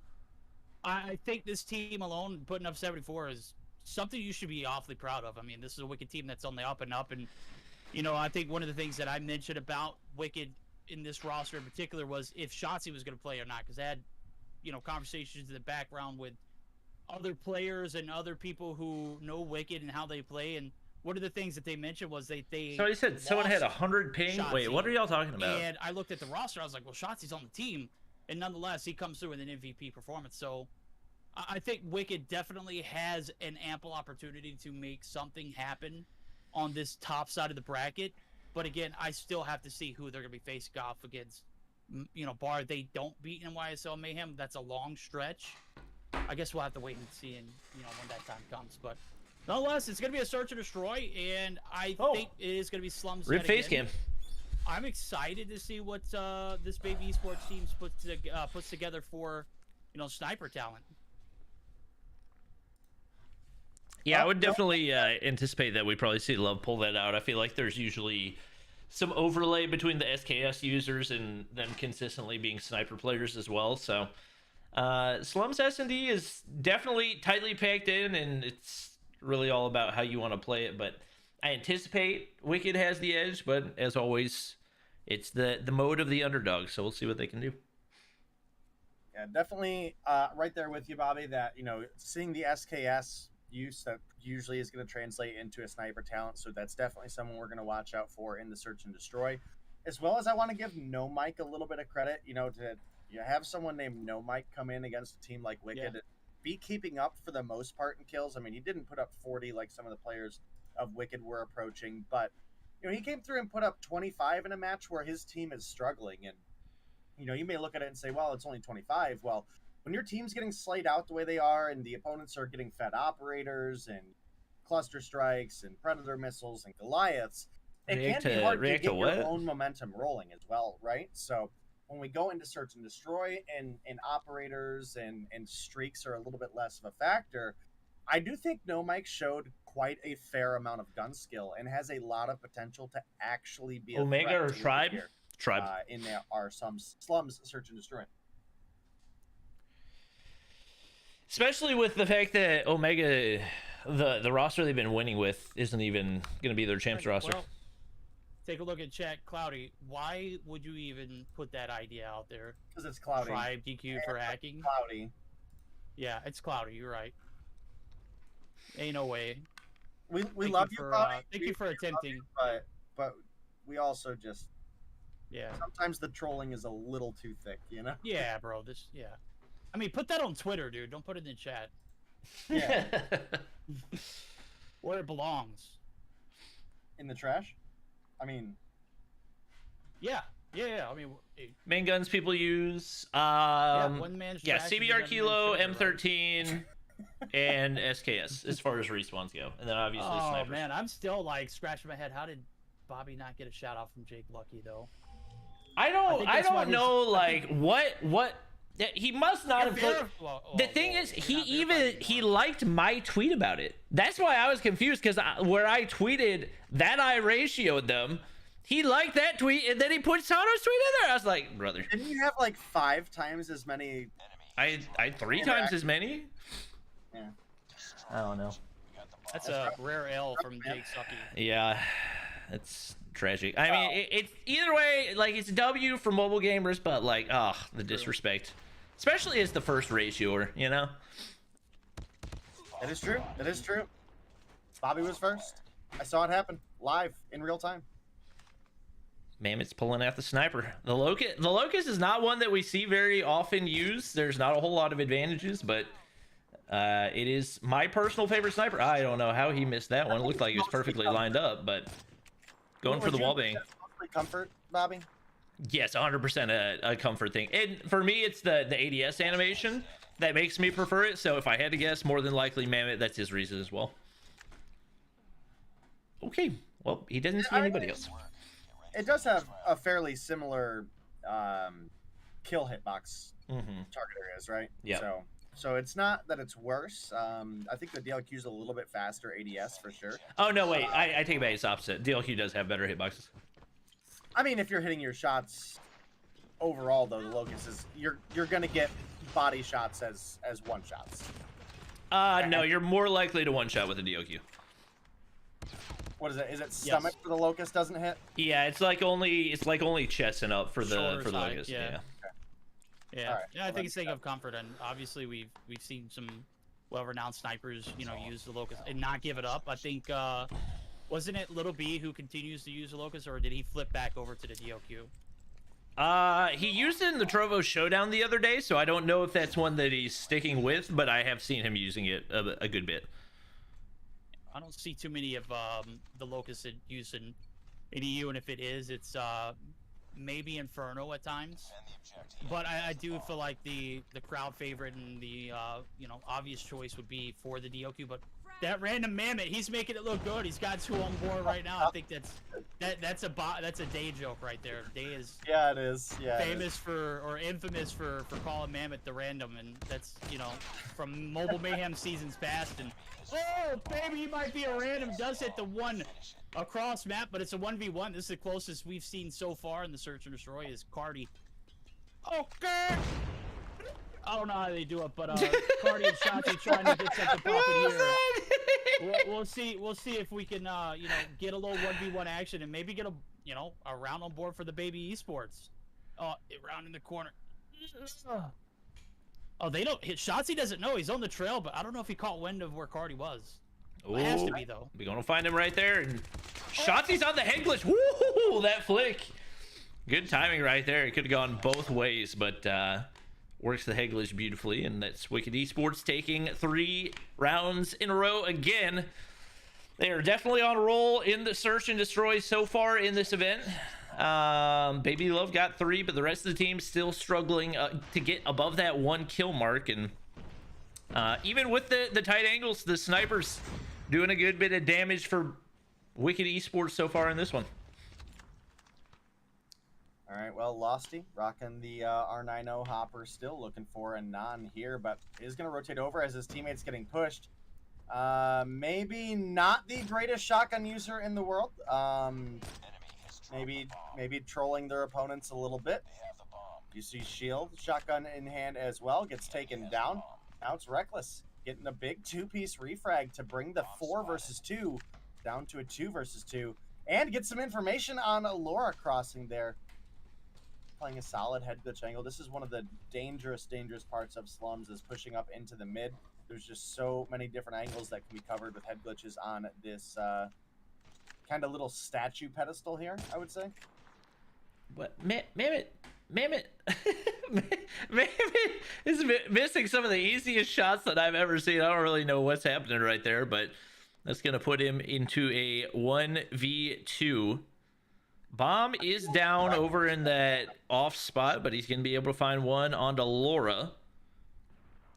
Smoke's going to go down here as he might try to make the play, and Cardi's going to pick up the ball, but the quick scope out of Mammoth gonna land. I wish I'd seen his POV. That's going to be a 4-0 lead. That was ace almost for Cardi, right? They didn't have a single kill before this round. I think they picked up 2 on the initial push. I want to say that was an ace that was up for grabs of Cardi and couldn't close it out. Darn near clutches a 1v1 against Shotzi earlier, but I mean, falling victim to that random Mammoth's shots point blank, that was just madly disgusting. I didn't catch it from Mammoth's point of view, but that was about as point blank as it gets. How long are you gonna give me crap about the random Mammoth joke? I thought it was a great one, dude. I mean, literally your let's for Chris, okay? Let's give a little bit of background insight. So, in Mobile Mayhem, Rehan literally changed his name to Day Nominee, right? And Day was casting from the perspective of him actually playing and talking trash about Wicked, and it was absolutely the most hilarious, but also one of the most annoying times to cast, because I have never heard Day with such ego. It was possibly one of the just most disturbing moments to cast in Mobile Mayhem. We made the most of it. I had to try to fill in Rehan's actual personality in there. You know what I mean? Yeah, you did. You did a good job. You did a great job of casting, or you know, impersonating that and owning it. And at a point from a co-caster stand of view, Bobby, let me tell you, it was possibly one of the most frustrating times as a co-caster of any times I've ever co-casted. Oh man. I believe it. I'm just having a tough time imagining what this was like, but I believe you. It was painful the whole time. Well, it seems like offense is just not really for Team Baby right now, as they are having a tough time getting anywhere. They have been shut down time and time again. The shotgun coming out right there. Is Lossy going to be able to find No Mike and two-man advantage once again? They're hoping to maybe bait Wicked through to see if maybe they can catch him being a little bit over eager, but staying very much at home right now, not taking any unnecessary risks and putting pressure on Baby Esports exactly the way that they should. And there's the shotgun. Yeah, that was a must-need kill for Cardi there and didn't quite pull it through. So instead of being potentially a 3 versus 2, it's now a 4 versus 1. Anon does pick up 1 on that random mammoth, but Shotzi comes through with the refrag. And a 6-0 lead coming through for the side of Wicked, looking to close this round 2 winners round out in 2-0 fashion against Baby Esports. Yeah, well, I gotta tell you, now is the time. Baby Esports, they're on the come up. The defense got to be a lot better. It's got to be 10 times better. I mean, nobody puts Baby in the corner, right? Well, right now it's a 6-0 pit that they are going to have to dig themselves out of, and they're down to 3 players already. Cardi, possibly the best player on this team, very aggressive with the Mac 10, is going to be able to do the deed and find one and shield, but there's plenty of work ahead. The corner's going to be wrapped. He's not going to be able to react. Love you as much as possible, but the SKS in hand is going to be reckless getting one, but you saw Mam at the jump. He was looking for some blood too. That was possibly one of, you know, one of those scenarios we saw in the first round where they were lining up the trick shots, and nonetheless, it's the same exact result. Pretty big 7-0. disrespect push from Mammoth too. Like who? That was Lulu. Had both his players lined up and got knocked instantly, that'd have been a free kill for, you know, for that last player alive. Chat, we know that Cardi was using quick fix, but they lost anyway, so it doesn't really matter. That's a win for Wicked. No big surprises here. I think most of the 1 and the 0 kill guys left the lobby. Not too surprising there. And it will be Wicked advancing to round 3. They, I would say, along with NYSL, probably favorites to end up in the winners bracket for round 3, but I think actually in round, or whenever winners semifinals is, but it is going to be MSK who should be going up against NYSL in this next one, so we might be able to get their match loaded soon depending on how things shape up. I'm thinking we're going to be in like a little bit of a losers bracket hole right here. I think we're going to jump into a losers bracket because I was looking at the schedule. I think they pushed this one off an hour to kind of offset. Oh, yeah, you're right. And that's what I recognized a little earlier. So, hold on. I think that's going to be a great matchup, but I think where we're moving to next will have to be. I think we agreed earlier to, you know, follow Amplify because that team has a lot of potential to make their way through the losers bracket, depending on who they're facing off in the loser side of things. And all right, we don't have really too many big sharks in the water for, you know, for loser side. Yeah. As of right now, and that could change obviously with that round 3 coming up in the winner side of the bracket. So that would probably be where we're moving to next as far as like competitive skill gap. I think they're playing off against a team named Stage 3 Advancement. Yeah, I saw that. Grubby Sauce, Chapingus, Sync, VIP Most Wanted, and I'm going to assume this is supposed to be player, but PLXXYER. Player. Dude. Plexer. Alrighty. I don't know. What do I put on my overlay for this? Just advancement or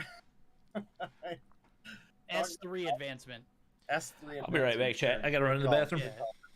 Yeah. I mean, Finish I'm cold versus wondering phase. if you look a little further down the loser bracket of round 2, Mighty Bots are played against some timers, And I would wonder what we would put in that, you know, in that instance, because I don't know how that name slid. But it's literally sometimers something bus. Oh. Yeah. Oh. Interesting. Did you guys eat lunch? No, I'm starving right now. Actually, All right. I think Bobby was indulging in some potato fries earlier. Some potato Bobby waffle fries. Bobby's indulging. Bobby is like COD Mobile's Tim the Tap Man, I could agree with that, except in better shape and without the tattoos. and without the tattoo. So, well, then who's the Nick Merckx of COD Mobile? Would that be Ferg? Who rages really hard and then quit and never came back? I started casting. I raged so hard I started casting. I gave up on COD Mobile. Oh my goodness. But I'm definitely not that top tier, obviously. I don't know if anybody got to check out the Nick Merckx and Tim stream yesterday, but let me tell you, that MFAM gauntlet literally went to just absolutely destruction from Tim the Tatman's team Love to my Tim loud jumping in the ring with squeaky Nick chair. Merckx in UFC. Obviously, it's a game. And it got to a point where Tim just got beat, like, back to back to back to back to back. And they lost. He sold the bag. Are you talking about the UFC thing? Yes. Bro, I was so upset for Tim. Was he so getting upset. cheesed, or was he just like throwing? Oh, he was getting cheesed, bro. He was just he couldn't keep up. Nick was just too much. Nick murked Tim. And it wasn't even close. 5 rounds in a row. Or 5 games in a row. Because each particular game has 5 rounds in it. So Yeah. Sushi? it was. I felt so bad for Tim. You got to check out the Twitter feed. It was pretty disgusting. Good talk, Wordix. Yeah. Wait. Did you say something? Yeah, I said thoughts on sushi. Oh, I'd love some sushi. I think what I'm gonna get right here is a I've got a meal replacement shake I can run. And I say it's a meal replacement shake. It literally has almond milk and peanut butter and bananas. Some Nice. flax seed. Sounds delicious, Yeah. honestly. Oh yeah. I mean that's like my normal. I think that's what I'm gonna go. Tribe's grab gonna real go quick. I'll be right back. against. I You don't quite recognize like either of almond. those. You said you like almond milk? Yeah. I don't. Molly loves getting almond milk in her coffee, and I don't know. It just tastes gross to me, if I'm being honest. In coffee, it's an L. I'll go ahead and tell you, it's Okay. possibly the worst. Yeah. Gotcha. So it's not your taste buds; it's actually the almond milk. But anything else, almond milk, definitely more superior. All right, understandable.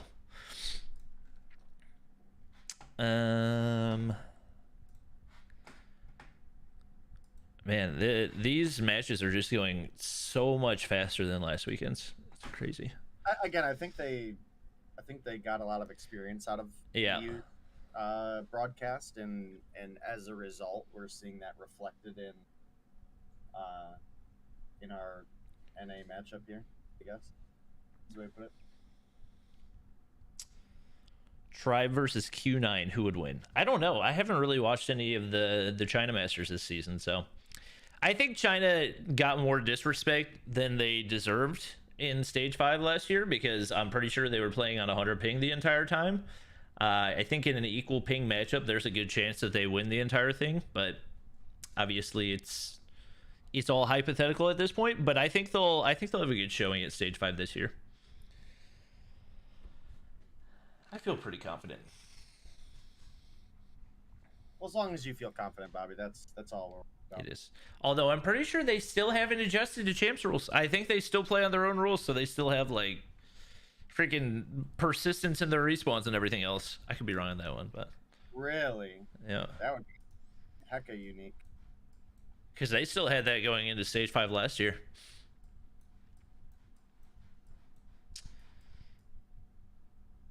Well, more power to him, I guess. Yeah, I guess so.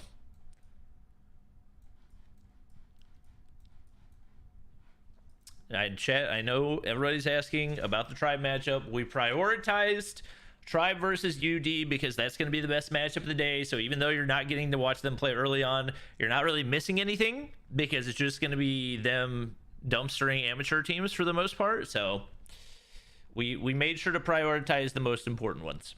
Well, they wanted to see people get triple nuked. Yeah, exactly. That's good content, not good teams playing against each other. Q9 would only win S&D.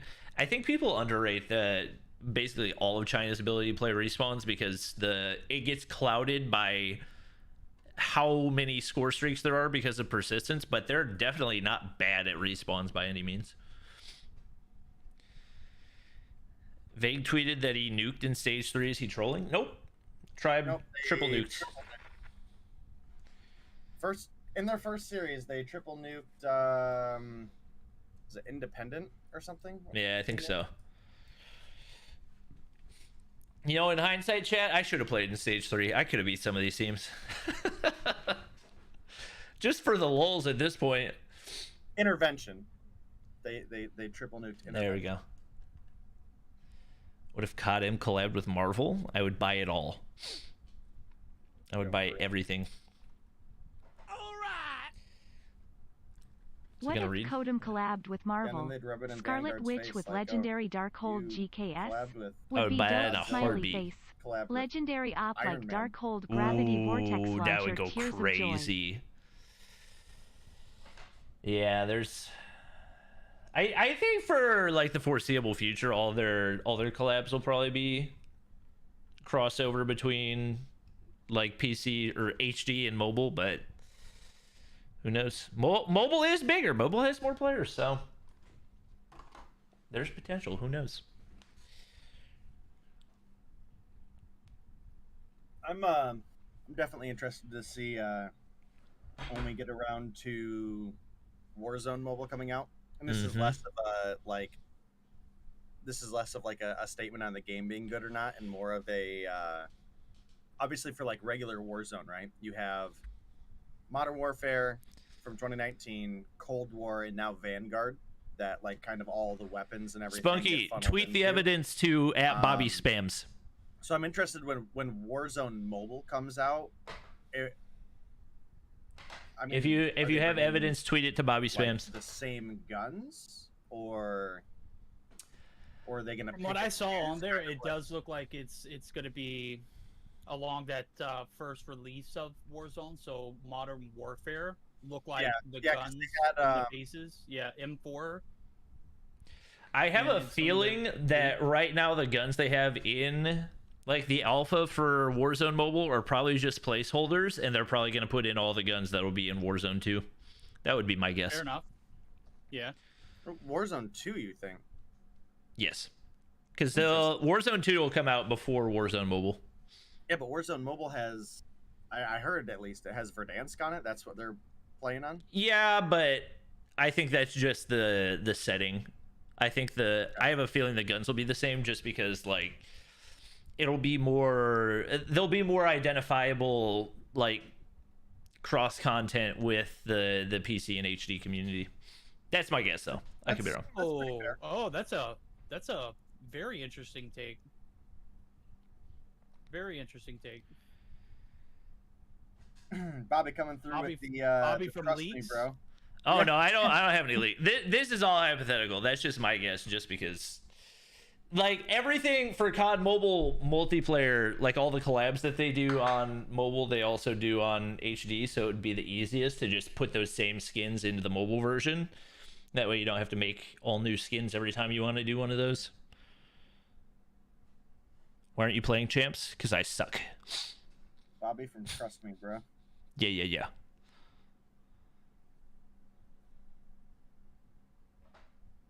Alright, I think I'm gonna play it simple and just get some wings.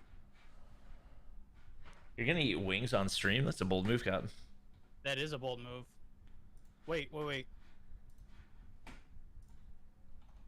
Oh, I just got an invite from the Amplify team. Oh, lit. Let's get in it.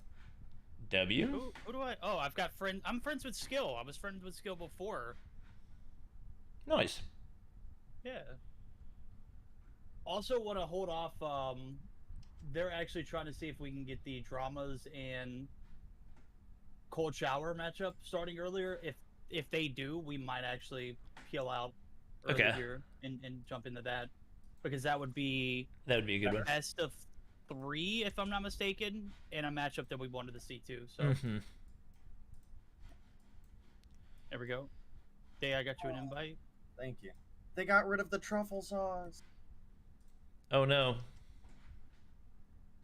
Big Satch, bro. That was my favorite flavor from there.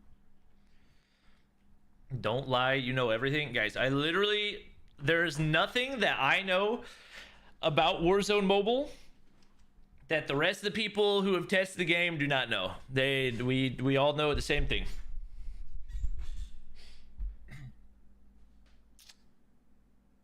I promise.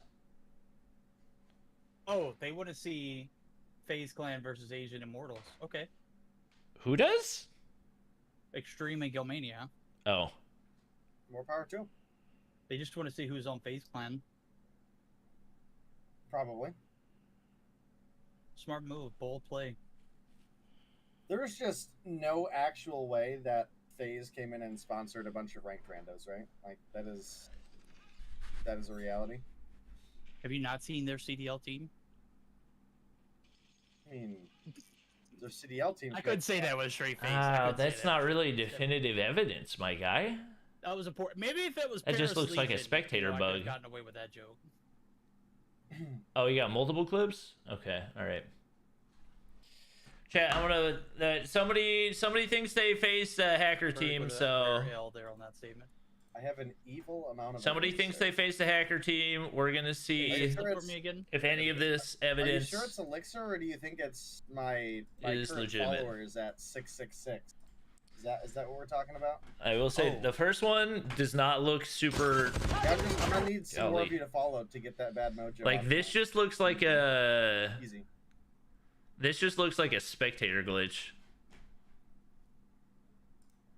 That one doesn't really look all that crazy. Here? It's Amplify versus. This one. It's Amplify Stage 3. versus Stage 3 Advanced. I mean, that still didn't look.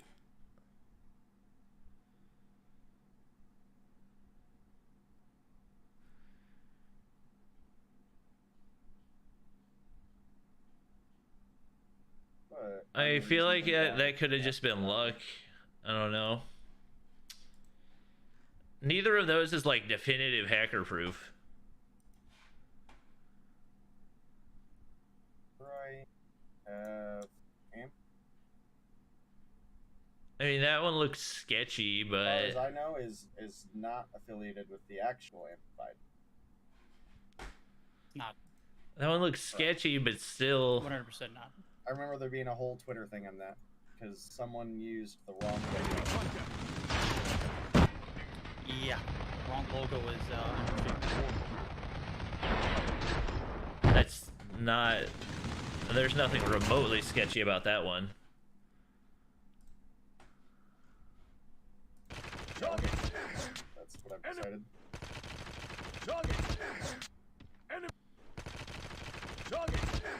That's also not sketchy at all.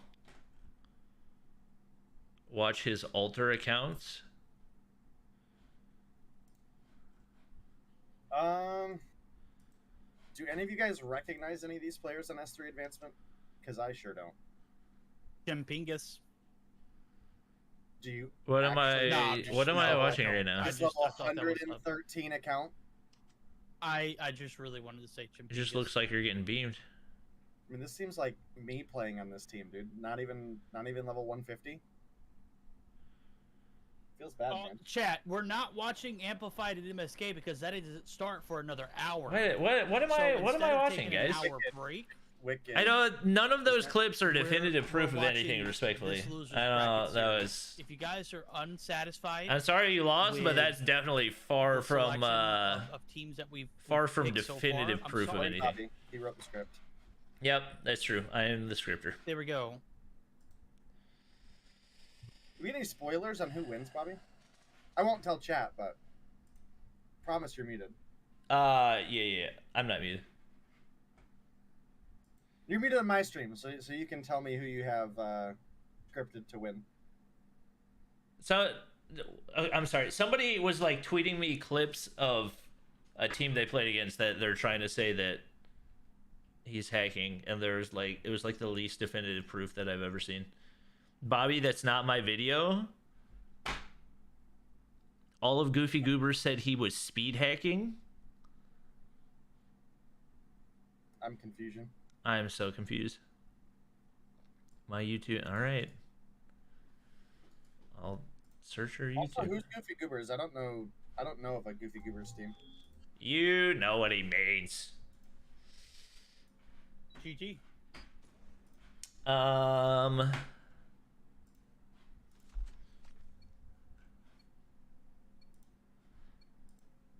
So let me get this straight. You want me to watch a whole YouTube video? I don't understand what. I'm not watching that. Okay, let's watch the game at hand. Yeah. All right. Sorry that you lost. Player is a little Win next behind time. his team here, and does finally seem he is. Thank you for the ready to go. $10 Gonna be shorts. rocking the Got AMAX, 10 not if you pop some we've seen a lot Cheetos. of, so. Unfortunately, I don't have any Cheetos. Wish I did. The only player we really ever saw use the AMAX as far as NA talent was really Blur, right? We saw Tatio rocking the AMAX as well for a little bit. Maybe Space a little bit, but full videos. The guys you are watching is the same at my watch with alter accounts, not the. Right, well, homie, you gotta speak English if you want me to know what you're saying. So far for you gotta speak English. Right now, Great Oofer just cleaning out the trailer site. They're trying to bunker down for those spawns for news. Chapingas looking for the contest. He's gonna find two, but he's gonna get dropped instantly upon entering the point. Contest was there, but right now, so far, so good for Amplified. It's a team that we wanted to follow in the Gulag series of this stage 3, and right now it's paying off. Yeah, right now they. I mean, obviously we don't know who anybody on the team they're going up against is, but they are looking incredibly solid right now. Once again, this just shows like how big the skill gap is. That these guys are still playing up against another stage 3 team and absolutely smoking them, whereas whenever they went up against Wicked, like they themselves got smoked by a pretty significant margin. So there are absolutely levels to it. I would say definitely some room for improvement on as far as movement goes, but the gun skill is good. The map control is absolutely impeccable right now, and these guys that they're going up against just kind of look hopeless right now, if I'm being completely honest. This is what, round 2 losers bracket? Yeah, I think.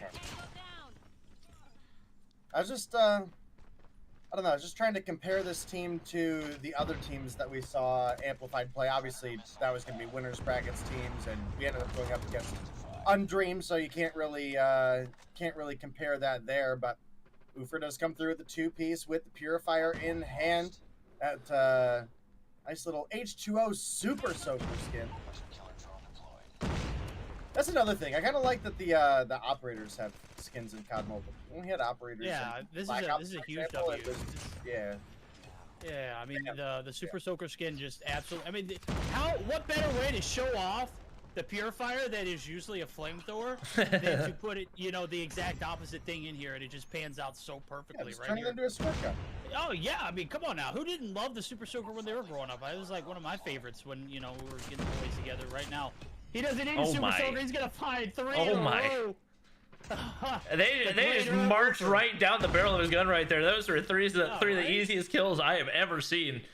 He's gonna be on a 4, trying to make it more. I think he actually gets beamed out of the trailer right there. So we do for the first time see some time going in for qualifiers as They finally get on the hard point, but that cluster strike is probably going to shut down any hopes of rotating toward that next hard point. Double major assist for Ufer. He might get killed by his own cluster strike right here if he's not comfortable. It actually gets taken out by qualifier, so they're going to be able to make their way back in, but it is topside spawns for Amplified at the moment. All right, well, a massive lead in favor of Amplified. We've got they are hacking more deep into the video. They're speeding and walking. Okay, I'll watch after. Well, for the side of Stage 3 Advancement, heck of a trolley name. Dramas and ARP. We have a lot going on. Are going into a match right now. Up in double digits. That's we might watch that after this one's done. To be honest, I don't have a desire to watch this S&D. Is right between that 5 and 7 mark. I would love to get into that one. The opposition, you've got Amplified.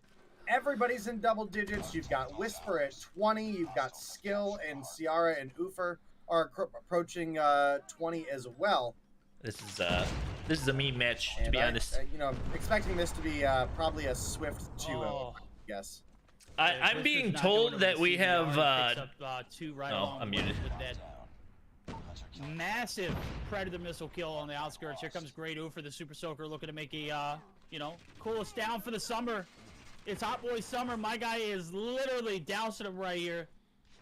Oh, Brubby sauce. I want to say Bobby sauce. I don't know why I say Brubby. I just, you know, sauce it up. Is going to be sauced himself there. It's 21 on board for the Great Oofer, and man, he is griefing to the highest capacity right now. It's 220 to 10. It's not even close. Sierra going to pop the Purifier just for fun's sake, right? Burn it right in the point.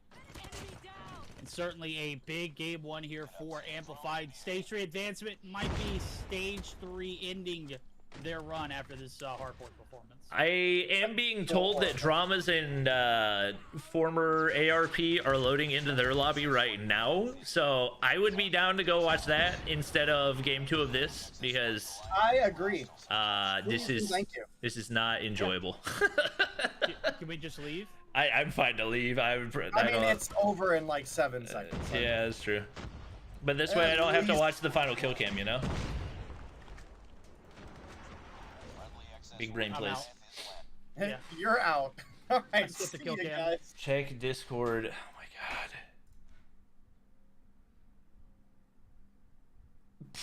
my god. Okay, apparently the Amplified team that we're watching are Zim's old high school friends. So shout out to Amplified and way to go dumpstering the... That's funny. Oh my gosh. Who would have thought? That was that's Zim's old high school friends. Amplified is. Amplified is? Yeah, the team we were just watching. Not Great Oofer though. Great Oofer and Skill were. I don't know. Whisper, some of them, I guess. Maybe he's friends with them. Who knows? I mean, Skill is Skill. Great Oofer is old someone shredded that we've seen before. Ciara is COD. Wait, Sierra's COD? I believe so. Oh, well. I'm pretty sure. Interesting. Yeah, I'll be honest with you, I didn't even watch a majority of that game. I was too busy trying to find a clip of I was too busy trying to order my food, so I feel you. Oh. Everybody's That's probably a disrespectful thing to admit, but a little bit, but I mean, it was 250 to 14. It was pretty hard to watch.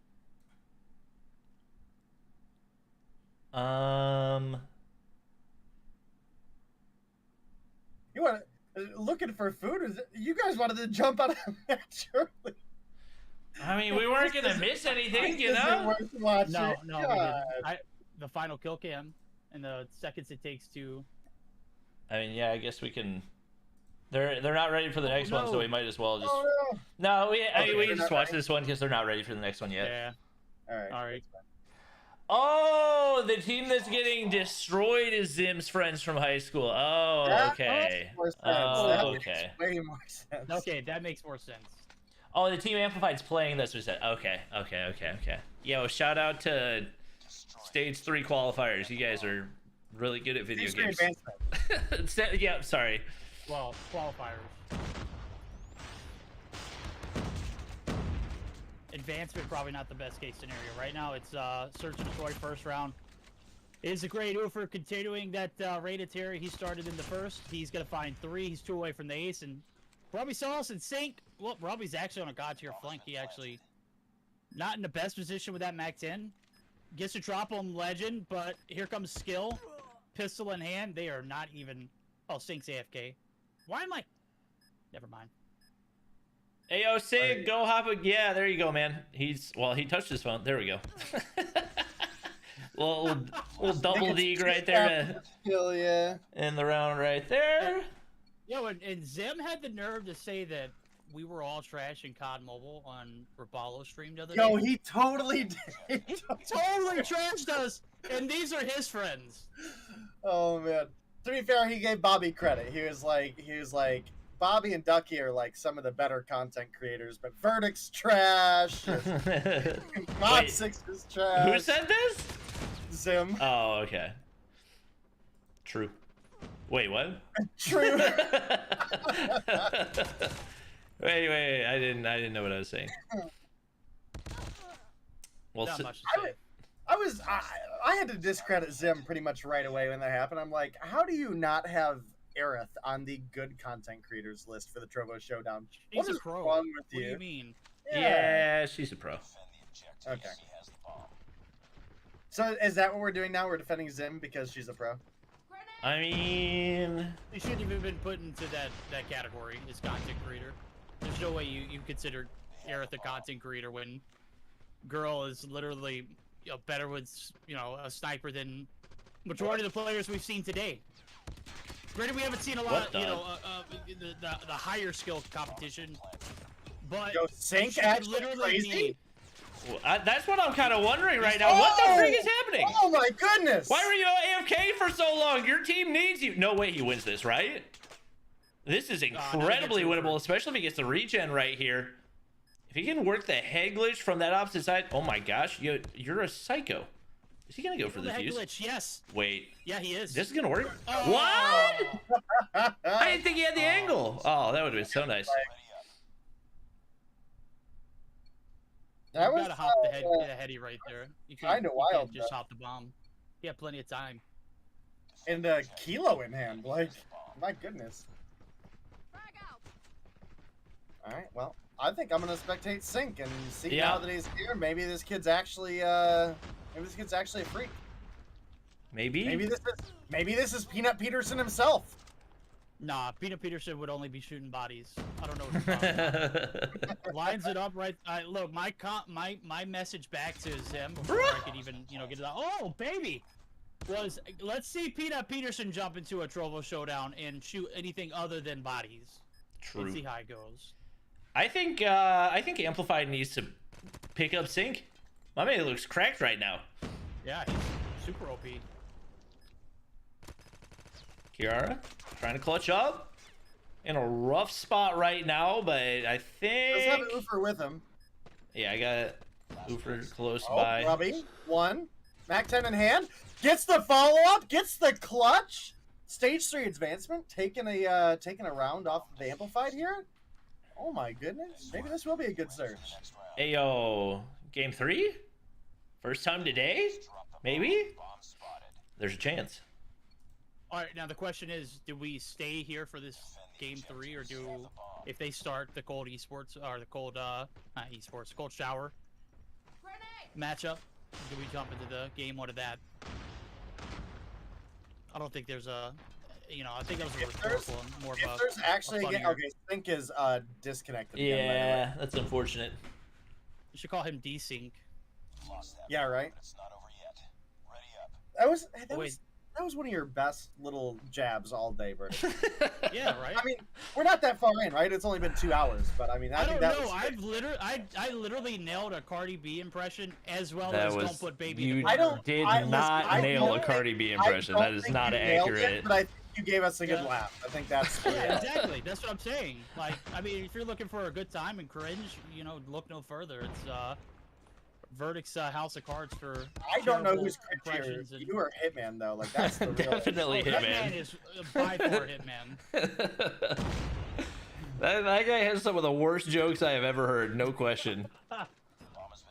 Of course, we love Hitman. We're not talking trash about Hitman, but he knows he has bad jokes. For real. You know? Yeah. Lost that round, but it's not over yet. Tribe's gonna play versus who? Probably a team that you've never heard of, if I had to guess.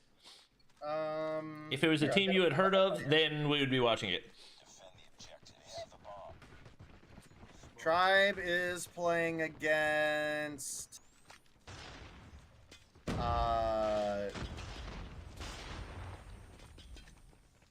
nobody right now. That nobody roster.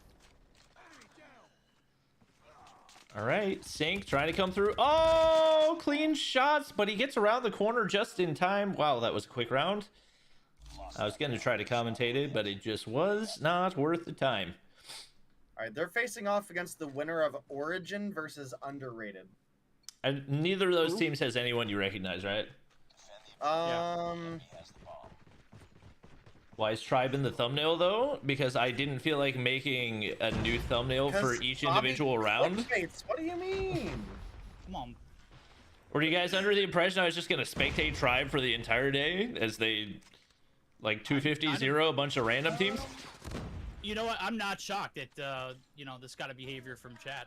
I mean, this is, like, almost expected. Obviously, they want to see Tribe. They want to see their favorite team, and I'm gonna go ahead and tell you, ladies and gentlemen, you don't want to see 250 zeros, 7-0s. We're seeing it here, and it's look. This is not a great team that's doing it. Yeah, it's not.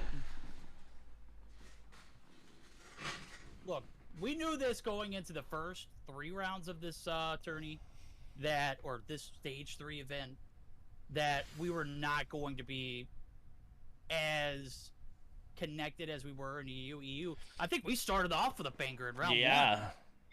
I mean, it went to a game 3, or it almost went to a game 3. I don't know if we were getting lucky or if there were just a lot more like semi-competent qualifier teams, because there are so many of these teams that we're looking at, and there's kids that are in like there's a kid in this lobby that is literally pro tier. Like, he probably hasn't touched the game in months, if I had to guess it, if he's in pro tier right now. So I maybe we got lucky in EU, or maybe EU, like the rank skill base especially, is maybe a little bit harder, or a lot harder.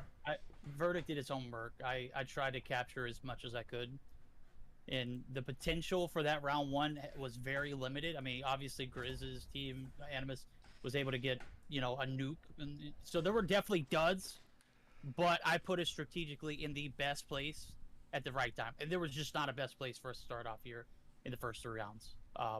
The amplified one versus Undream, obviously it's Undream, and if it would have been another top tier team out of the core 4, I think we would have saw a little bit better of you know, matchup. But we're literally working with what we have, and what we had was just not banger matchups yet. I mean, I fully agree with you there, and I think, again, it goes back to EU has a more diverse bit of talent, right? I think across like a top 8 or even a top 6, Europe has a more competitive scene, because in reality, for the 8 teams that made it through in Europe, I would say at least the top 6 realistically have. Chat, should I look at the whatchamacallit video right? that they were accusing people of cheating? On a right day. There's maybe a couple exceptions at the bottom, right? We had Cold come in with a DQ on one of the other teams that was performing really well. I'm gonna be honest here. Listen, I love me some Jim. I hang out in Jim's stream a lot. In no reality do I ever think Cold beats Nova, right? Like, that's just. Let's see. I'm not even gonna go that far. Do we think he's cheating, chat? I don't think we're gonna end up with as strong of a top 6 for North America. I mean, it's good shots. Just the blunt truth of it, but I don't that think okay. That one, yeah, that was Up into the phase matchup. Okay, that crosshair alignment was definitely weird. Shower and dramas isn't starting yet. Okay, yeah, this is all right. Yeah, I'm okay. Which one is that? Exactly. It's FaZe and Asian Immortals. The weird thing is, like, why is this the clip you decided to show me, you know? Like, the clips that you showed before this one were a lot more convincing. Well, I wanted to try to bring up the rosters. Was what I was looking for. Oh, yeah. Well, okay. I mean, Let's Dramas see. hasn't responded yet, and I don't know if we're going to get that match ready to jump into, which means we're probably going to miss it since in YSL Mayhem and... Whoa. That one looked crazy. We're going to be playing here in about 30 minutes.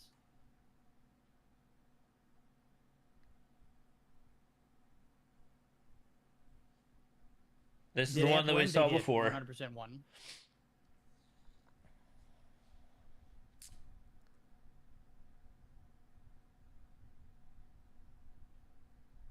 Huh. Yeah, especially with no UAVs. That look... Yeah, okay. Now, see, this looks really weird because you can see his crosshair alignment is... I think there was a big miss. Extremely... Here, okay? I think stage he, like, just looking at random walls. Should have been named Zim's High School Homies. All right. That would have been a large W. I feel like that would have been a better name. Or Peanut Peterson's School of Hard Knocks. Spaghetti, absolutely no disrespect. But yeah, the crosshair alignment on a lot of this is into Tribe versus Origin X over Mayhem versus Meeseeks or Dramas versus Cold Tower. That just not happening. We'll get you next round when Tribe faces UD. That's a match we want to jump into. But that's a match we're not going to miss. Yeah, yeah. I guess we can join the phase one. Are we going to do that? Yeah. Okay. Yeah, let's get it. Okay. I'm going to send you the clip I received from them hacking earlier. I watched a more full clip, and it looked pretty convincing. The more that I watched. Shoot you. Yeah, I just shot you a... Oh, let's not do that. Show it on stream? Almost. I clicked on it and it opened up on the screen I was capturing. Oh, man. That was almost a big yikes. I mean, I'll share it. I'll watch it on stream. It's not copyrighted. Oh, yours is a Warzone thing. I thought you were talking about the COD Mobile one. Oh, you just gotta watch the clip though. That's like the caliber of competition we've got right there. Okay, watch that. This is from today. Oh yeah, that's what I sent. So we play Warzone with our friend Jay Patel, right? And he's a good guy.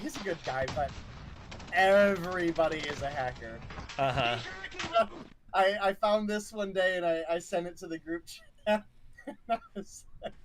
This is Jay when we play with him, and it's a pretty wild.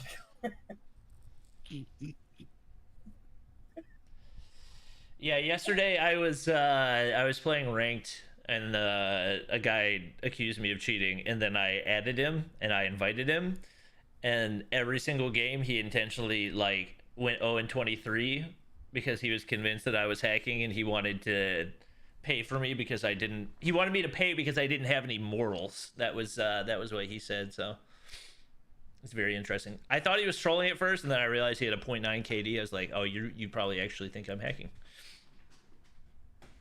This is the clip we received right here. I'm sorry. Oh,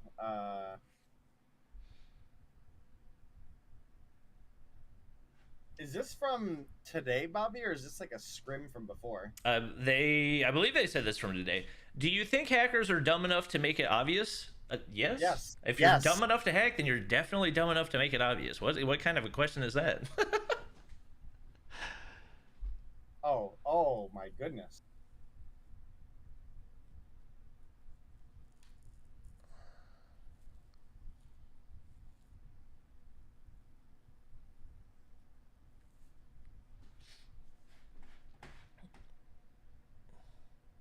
Chat, is that evidence from today, or is that?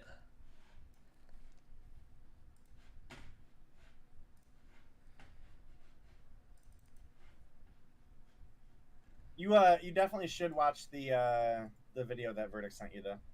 Oh yeah, I watched it. Okay. Yeah, blatantly obvious. Yes. Never seen such obvious aimbot in my life. He destroyed that guy. Oh, yeah. I mean, it was a complete violation.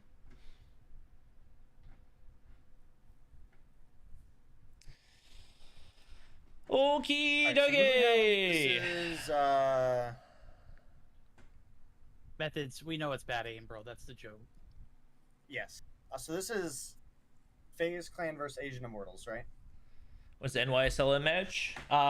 Should be soon. It's supposed to start at 3. Can we actually say FaZe Clan though? That's their registered team name. That is their registered team name. Again, I pointed it out earlier that, you know, if they did make it anywhere, there might be some repercussions, but I think as of right now, they're... I'm gonna wait for them to start before I go to the bathroom, so you guys don't have to watch my face cam do nothing. Opinions on how Godlike's gonna do this year? I don't think they're gonna lose in India. Who's who? I think they're gonna win everything in India. Right now. Okay, so I think they'll be good at champs. I don't think they're gonna win the whole thing. Okay, so they're on the right side. That's just me. I'm not I could updating be wrong. my bracket. It's literally one game, or not my bracket, but my overlay. Do we know who's ahead at least? Not the slightest. You just don't care to. You want to get to the goods. Kind of yikes though. NA accepting qualifiers players that are doing it for fun. I mean, what do you expect whenever you have ranked qualifiers? You know, like that's just what's gonna happen. I don't know who's anytime you have a ranked qualifier. So leave the scoreboard empty. And it's literally possible to qualify via like Grandmaster. And if I had to guess, this is anything like any of our previous matchups, it'd be pretty blatantly obvious, pretty quick which team is better, because we're still very, very early on in the tournament. The enemy has the bomb. I would say the likelihood of these teams being like dead evenly matched to bang your best of 3 is probably pretty low. Well, we're gonna have to find out. I do see the Peacekeeper in the hand of a Sin, that's a dub. I mean, you don't normally see a weapon of you know, this rarity in NA be used by a team that we're not very familiar with. And sure enough, the shots are gonna come through. They're crisp. He is gonna be able to get shots on one, but Bobby Chan coming through with the refrag. He's gonna be last one alive. He's gonna jump right in the Dirty Dan's lap. No, I'm the real Dirty Dan. I'm gonna go out on a 1-0 lead. And yeah, not just on the fact that FaZe Clan won that round. I'm gonna go with FaZe Clan is probably up 1-0 because I didn't realize we were watching using S&D. the RUS. I thought we were. And they're not Inferno. One Shine was using, or who was it? A Sin was using the Peacekeeper. Okay, yeah. You're right. Like Bobby Chan, you would think. No, what you class got. is he running? Is he running your bug BY class that got patched? Bobby Chan. No, that's a buy 15. That's the one that Hitman's been using. I don't know why he has the 3 times on it. He might be running the slug round, actually. It would be extremely surprising, but I'm gonna watch him. We're gonna find out. If I had to guess, he's probably gonna die here, but is Bobby Chan short for Bobby Channel? Maybe. No, it's like it's like Jackie Chan, but it's Bobby Chan. Gotcha. Yeah. Which one is FaZe Clan? Is blue or yellow FaZe Clan? What? Blue. Well, that guy's definitely cheating, chat. No question about it. Yeah, that aim was impeccable. Oh, baby, body shots. Love it. That's why I see to pick the BY up and inspect it. Yeah. Bomb defused. Nice work. Get ready for the next round.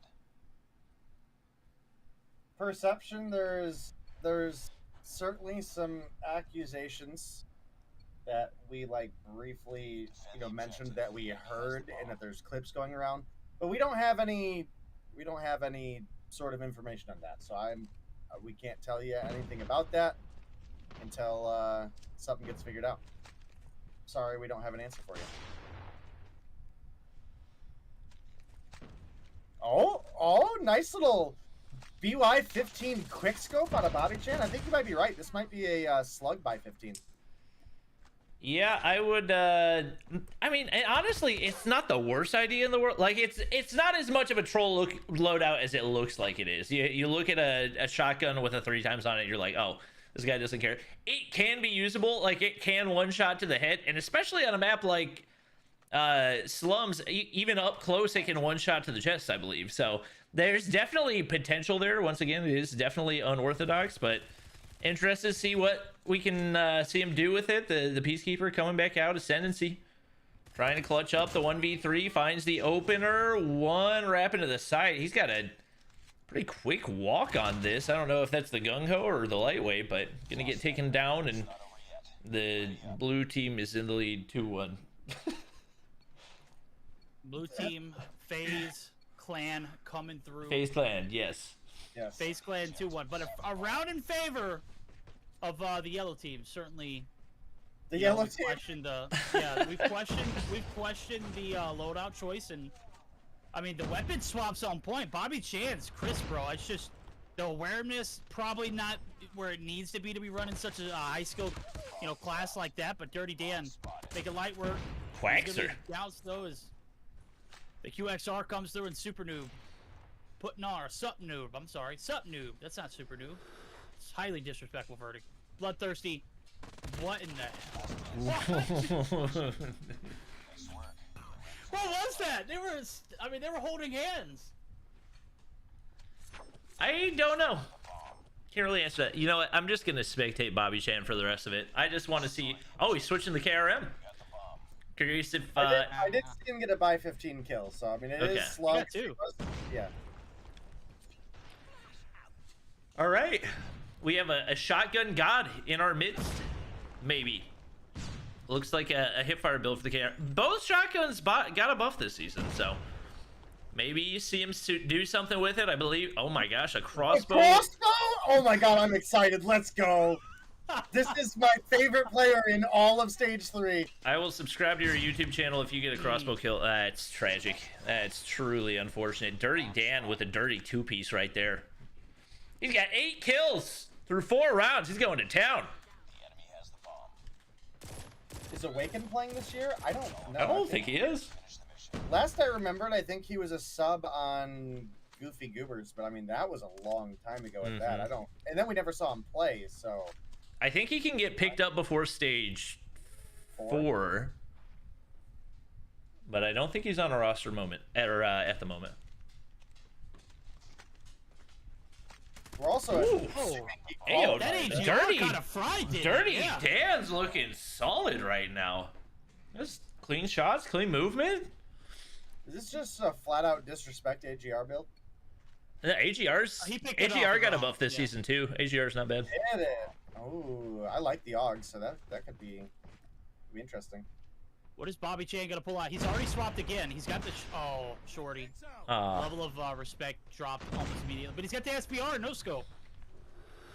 Isn't that the Warzone hacker gun? Yes. That is the loadout exactly. That's a tough angle to push with the SPR in the hand. Maybe the shorty would have been a little better. It's what? Ascendancy's AGR. The guy that was using the PC earlier. Oh, okay. Okay, so we had Ascendancy's AGR picked up. We had Fredward's SPR making its debut in COD Mobile. And now he's going to offer a little bit more of an SKS approach. So, let me find okay, with the shotties being like used in the first few rounds, I was thinking maybe this is. Found out that Hitman's got a burner account. What was the buff to this AGR? Just a bunch of different body multiplier buffs, especially I think it's got like a 240 millisecond time to kill, which is actually faster than the Peacekeeper if you're up close. So it's definitely up there if you're accurate with it. Defend the objective. Awaken is playing with explicit according to my chat. Oh, interesting. Just see where they're at. Is that nowhere, chat? Is it nowhere?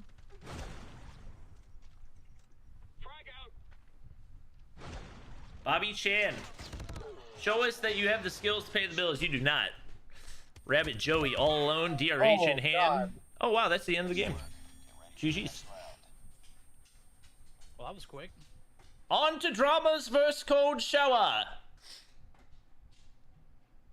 Is that starting like ASAP or? I think they were just waiting for us to finish this one to do that. Oh, we could have left that one way earlier. Well, Yeah, apparently Gil and Extreme wanted to watch this one, so. Well, we clearly know who has the better taste in matchup making. Yep. Oh, Fanny scratched my neck. Okay. So explicit is Trucker Gaming.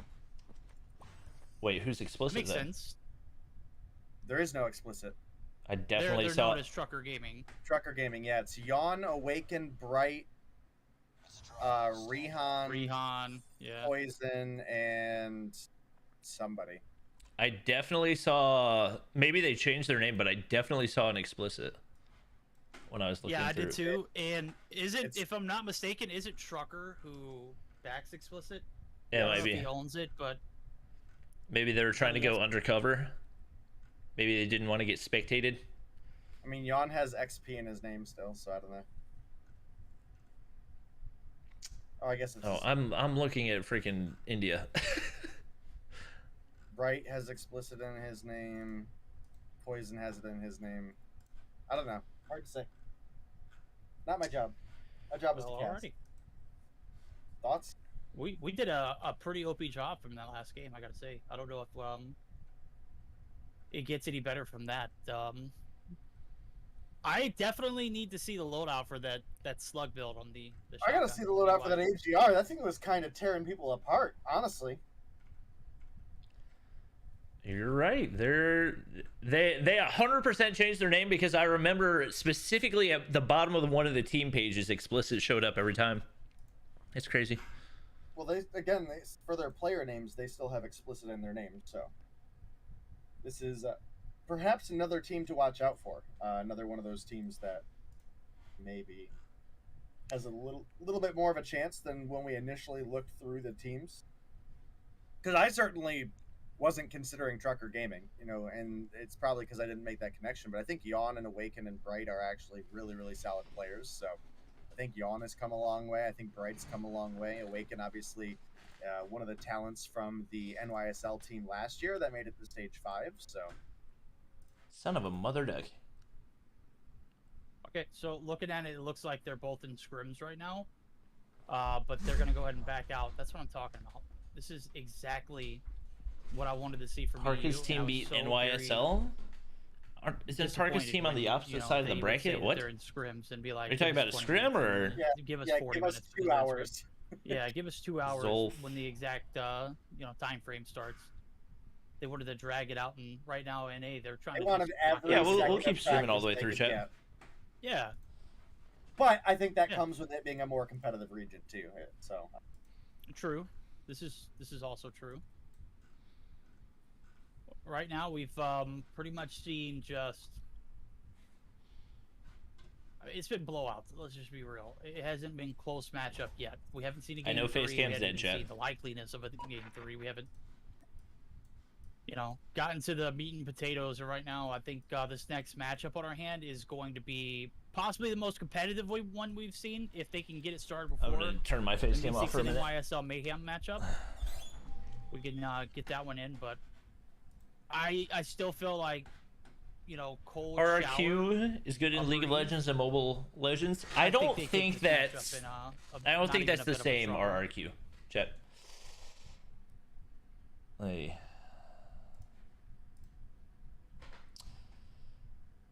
all right, I need someone to buy me this M13. It's pretty juicy. It looks awesome, dude. I liked the Morningstar for a long time. I was like, yo, this is the best skin in the game. And then the Demon Song Kilo came out, and I was like, this is the best skin in the game. And then the AK came out, and I was like, okay, maybe the M13 Morningstar is like third. This new M13 is absolutely sick. Bobby, I need a loan. I might be able to loan you COD points. Just tell Sylvia you need COD points, and she'll put you on the list. I feel like tell Sylvia is my solution to like every problem.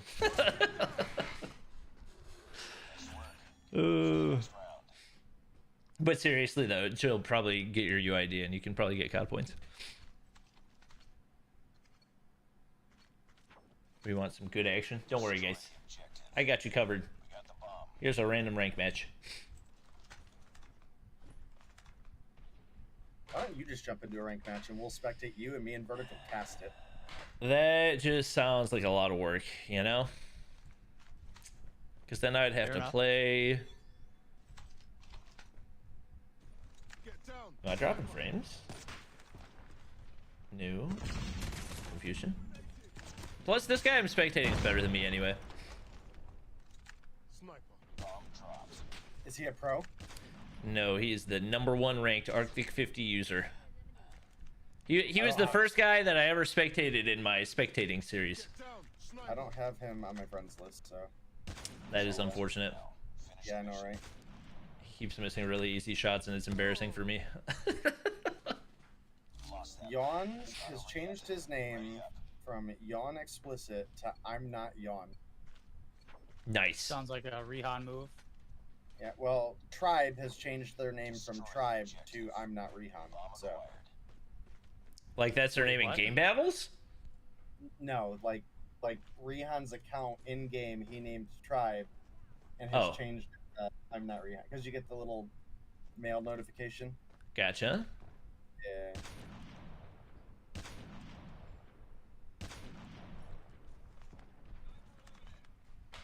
Let's go, Vertex! Clutch up, baby! Cold Showers Drama's decent matchup. Yeah, that's what we're waiting to get into, Lurker, right now. They're finishing up a scrim and then we're gonna jump in. Everyone keeps saying NYSL just lost a Parkas team. Are y'all like talking about a scrim or something? Because those two teams are not playing against each other anytime soon. That matchup won't happen today. Yeah. No matter what happens, that matchup does not happen today if it happens. Parkas team is in the bottom half of the bracket. NYSL's in the top half of the bracket. What? I don't know what y'all are referencing. I don't know if you're trying to troll or... It has to be a scrim or something.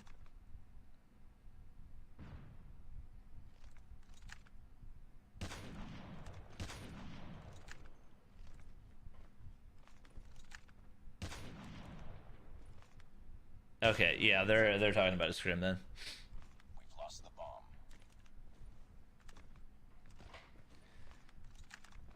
Is this M13 just a legendary or is it a mythic? It's a legendary. Really? Yeah, I'd say I was looking at Twitter and people were like, "Oh, they've lost all the creativity with the M13." I was like, "This is literally like the best legendary we've ever seen. What are you guys talking about?" Yeah, I mean, this is like right up there. I think the Toxicant SVD was my favorite legendary before this, and this is amazing. Yeah. This is a mythic level legendary skin. I agree. Well, I mean, what? The only thing it's technically missing out on is what? The varying attachments that have the same... Yeah, exactly. The same, styling. And the, probably different... Inspect animation or something? Yeah. And honestly, the kill animation on it's really good, too. Yeah, the arrow. Yep. Yeah. This thing's sick, dude. I don't care what anybody says. This thing's sick. Agreed. Yo, when it comes with a Razorback skin, too, let's go. Razor? Oh. It's probably not like a good Razorback, right? It's not. I was about to say. I wish they would put in more effort on the epics and the lucky draws, because most of them are just like random animation thrown on a skin. I want some geometric changes on my epics. There are a couple epics with geometric changes, isn't there? But they're never the lucky draw ones. It's always the crate ones. Yeah. True. All right. Well, my food's here. Go grab it. Oof. Oof. Nice try. Yo, is this gonna be an ace? No, I guess not. He's only got 150 points. Hey, a little clutch up right here. NYSL is supposed to beat Tribe. Can't be losing to Parkas team. I mean, number one, I don't think many people really expect NYSL to beat Tribe. And number two, it's a scrim. Like, it's practice, you know? Okay, so what I'm looking at right now, Legacy has the lobby set up, but he's asking that we also start in 17 minutes exactly. So, okay. Yeah. Are we rolling with Me6 or are we rolling with or Me6 at NYSL? Or are we rolling with Cold and Dramas? I'm rolling with whoever's ready first. Contact with enemy. Sheesh. Well, I'm gonna roll to the restroom then. Okay.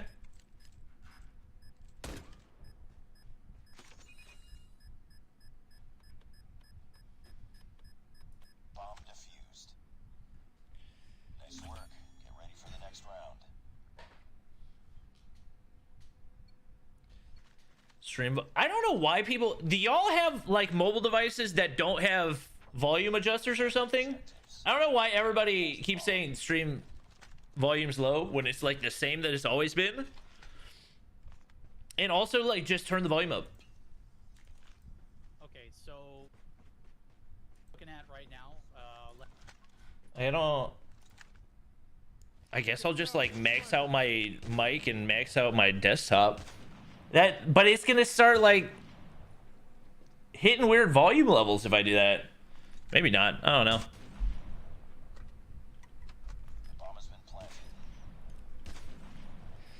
I'll leave it like that, but I think it's gonna start sounding bad. Like it's hitting up in the red, so I don't know why it sounds quiet to you guys. It's all up to you now. Finish the mission. Get down, sniper. Cloud Trexie. Sniper.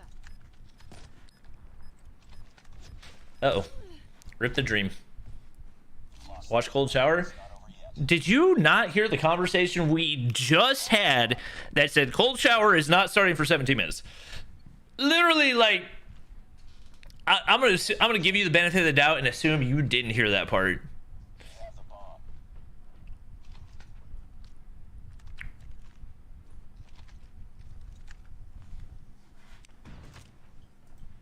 But it's gonna start like hitting weird volume levels if I do that.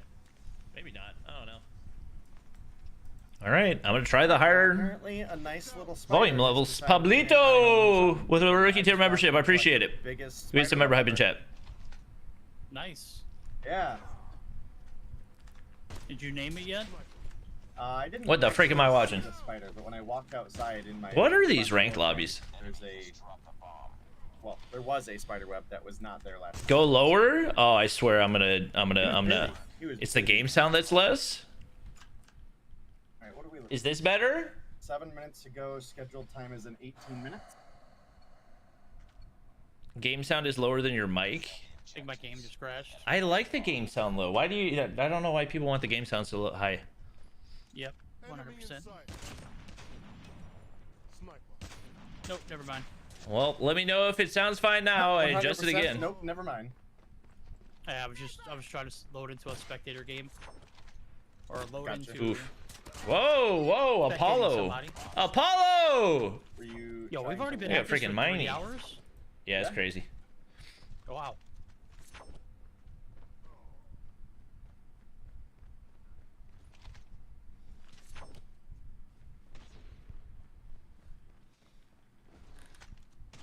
Oh, is this a scrim?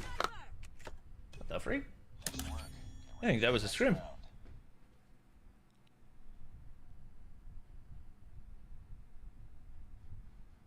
What about the Tribe game? Chat, if Tribe was playing, we would be watching. Your Tech playing? If I had to guess, Tech.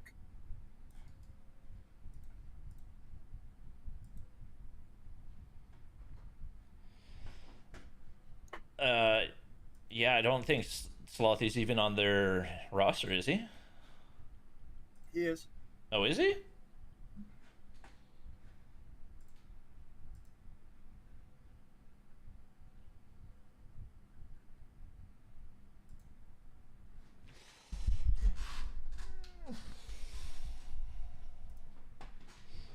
Yep. Slothy. Eligible even.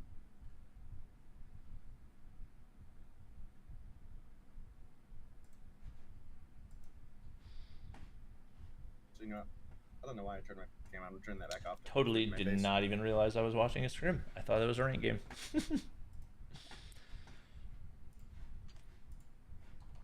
What, the Arctic 50 guy?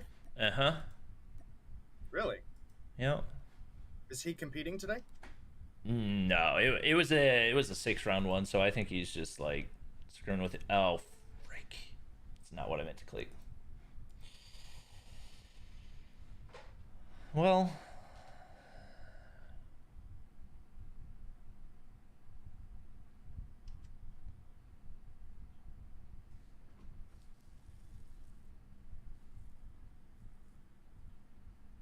that is correct, Hax. We are attempting to, when we get to that point of the bracket, watch the Undream versus Tribe game, which should be today.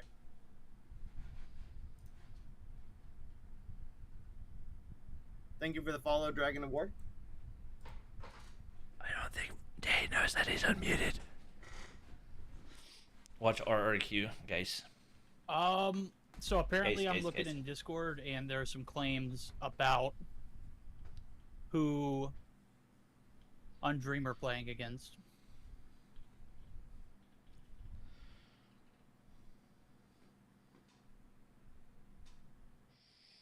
Interesting.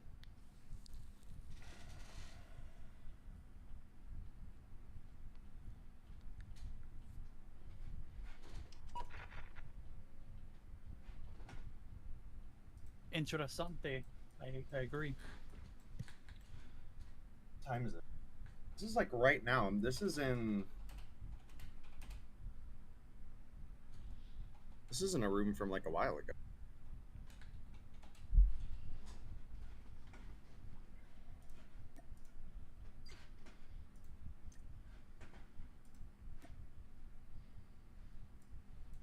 Oh, I see what you're talking about now.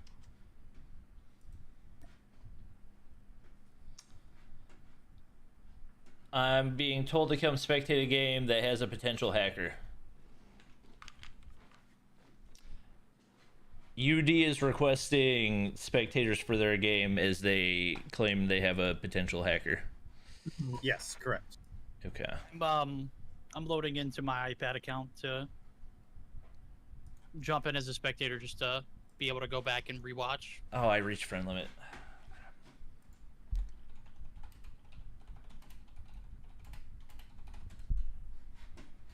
All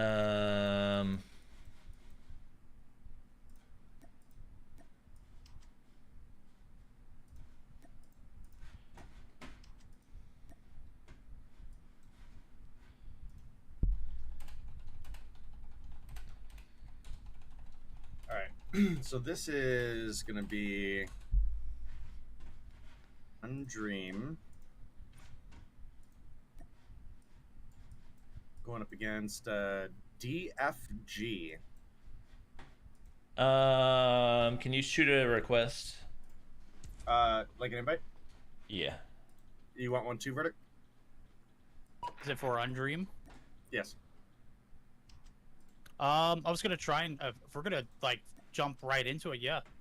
Yeah, I mean, I was actually gonna load into on my iPad account so that way I can, if we wanted to, you know, watch Mayhem and Meeseeks or Cold or whatever, we could have this one just to like revert back to. The Mayhem match is 20 minutes out still. Yep. Okay, cool. At least according to the chat.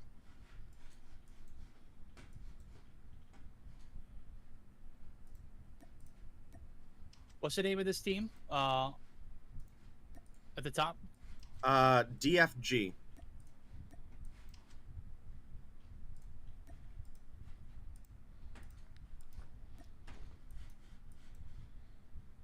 All right. Yeah. Get a good whenever.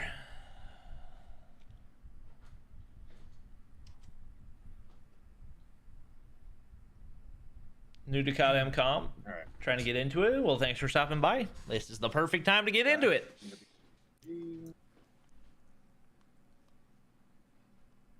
Did they say which player?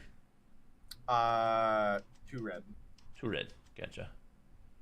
Is that not codeine? No, it's same. It is the same picture that he uses. But that Code's on a different team. Okay. I thought Code and codeine were different people. There's too much overlap.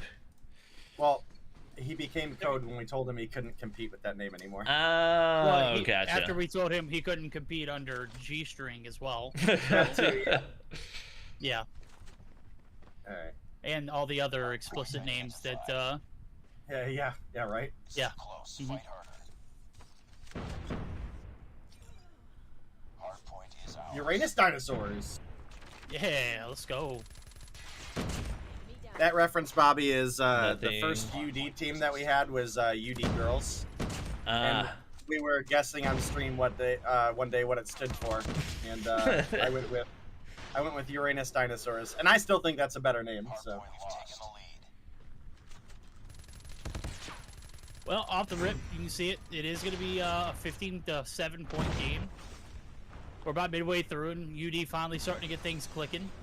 Haven't seen anything just completely blatant, like ridiculous off the wall. Yeah, I wonder if he turns it off because he sees us in the lobby.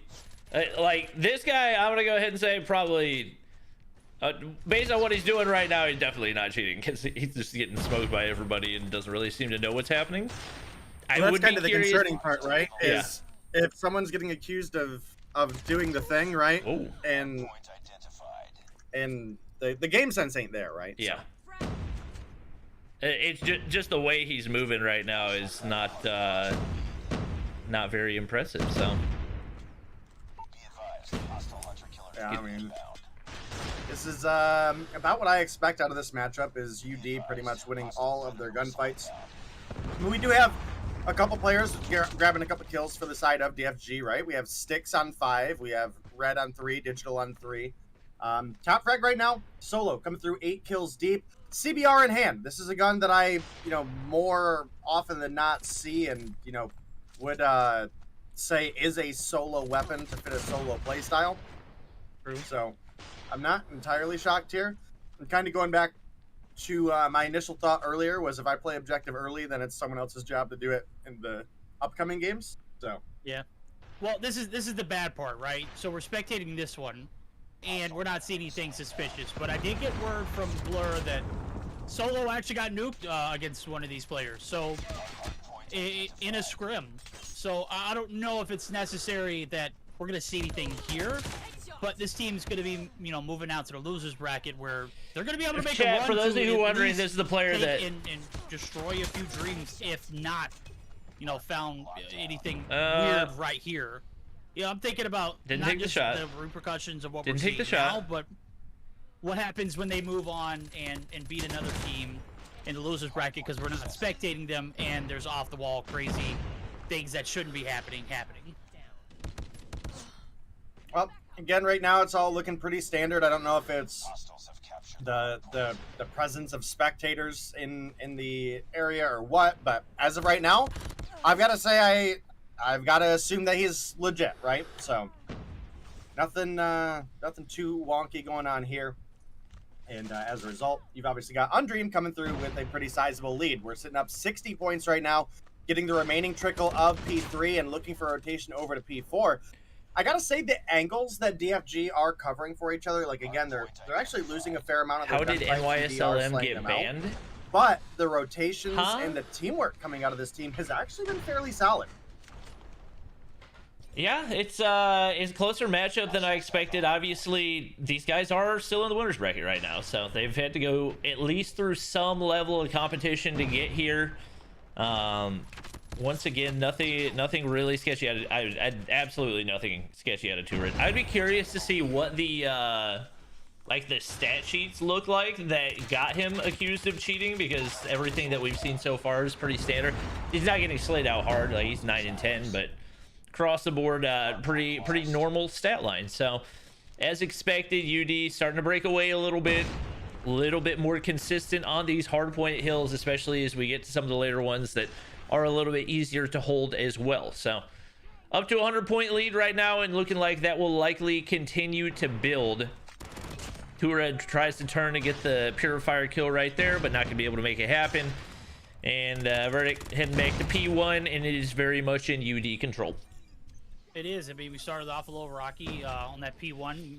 A little bit of up and back and forth, but ever since then, it's been primarily UD just continue to slay out. I mean, bar a P3 where there's a little bit back and forth, but complete control over P4, complete control over P1 now as we're in the reset and 150 points and counting. It doesn't look like it's going to be changing anytime soon. Murky's with a good perimeter kill, trying to make the breach through the broken building, blue, and he's going to get shut down. And UD, again, not a question about, you know, how well they're doing. It's just a question of when they're going to be able to close. Who are the sources? It's starting to get out of hands. And I'm going to be honest with you, I haven't seen anything that just looks remotely, you know, discomforting or frustrating or, you know, could be questionable. What I'm seeing is a solid rotational team just getting outgunned in the point. And that's exactly what you would expect when you're watching a vetted team like UD play against a team that we're not very familiar with. And for everybody in chat, it's like, oh, I can't believe they would think this guy's hacking. Very possible that he was cheating previously, and whenever he saw spectators join the lobby, most of the time, like, if you have people that you know are going to be watching, you're not going to take that type of a risk. So, not saying that he was doing that previously, but it is always that possibility, and it is tough to tell. They do actually get a solid break right here, but with those spawns, it is going to be tough to hold it. As obviously you got Envy way in the back, still locking things down, and that's going to leave you spawning out across the map. As right now, UD still very much in control of this one. Almost 30 on the board for Solo. We saw him getting some nasty turns over on that P4, and right now he is locking things down up in the top side as well. Rounds the corner, finds one onto Murky's. Oh, that would have been a clean two-piece had he had his gun out against 2 red, and be able to get the reload right there, but does get taken down by Digital. Well, I will also say a little bit of the extra Cold showers waiting for broadcast. We didn't consider earlier is Blur said that Solo got nuked by him, right? Cold showers is waiting on us, apparently, if we want to hop out. All right. Well, I'm pretty convinced that I see nothing going on here. So if you guys want to hop out, I would say let's go ahead and make it happen. I did. Yep. Yeah, all right, chat.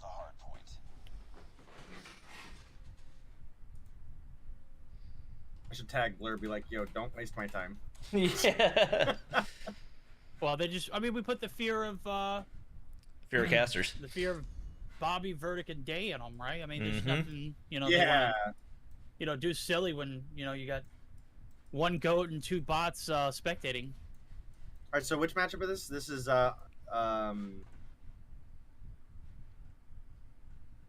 this is Drama's Cold Shower. Okay.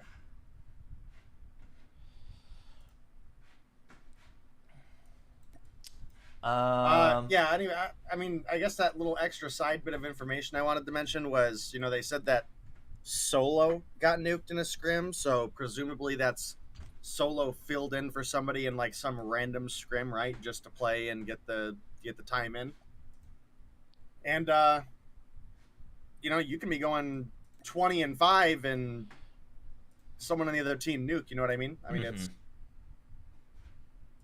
if they're sitting there camping top Nuketown farming out randoms, who knows what happened? All right.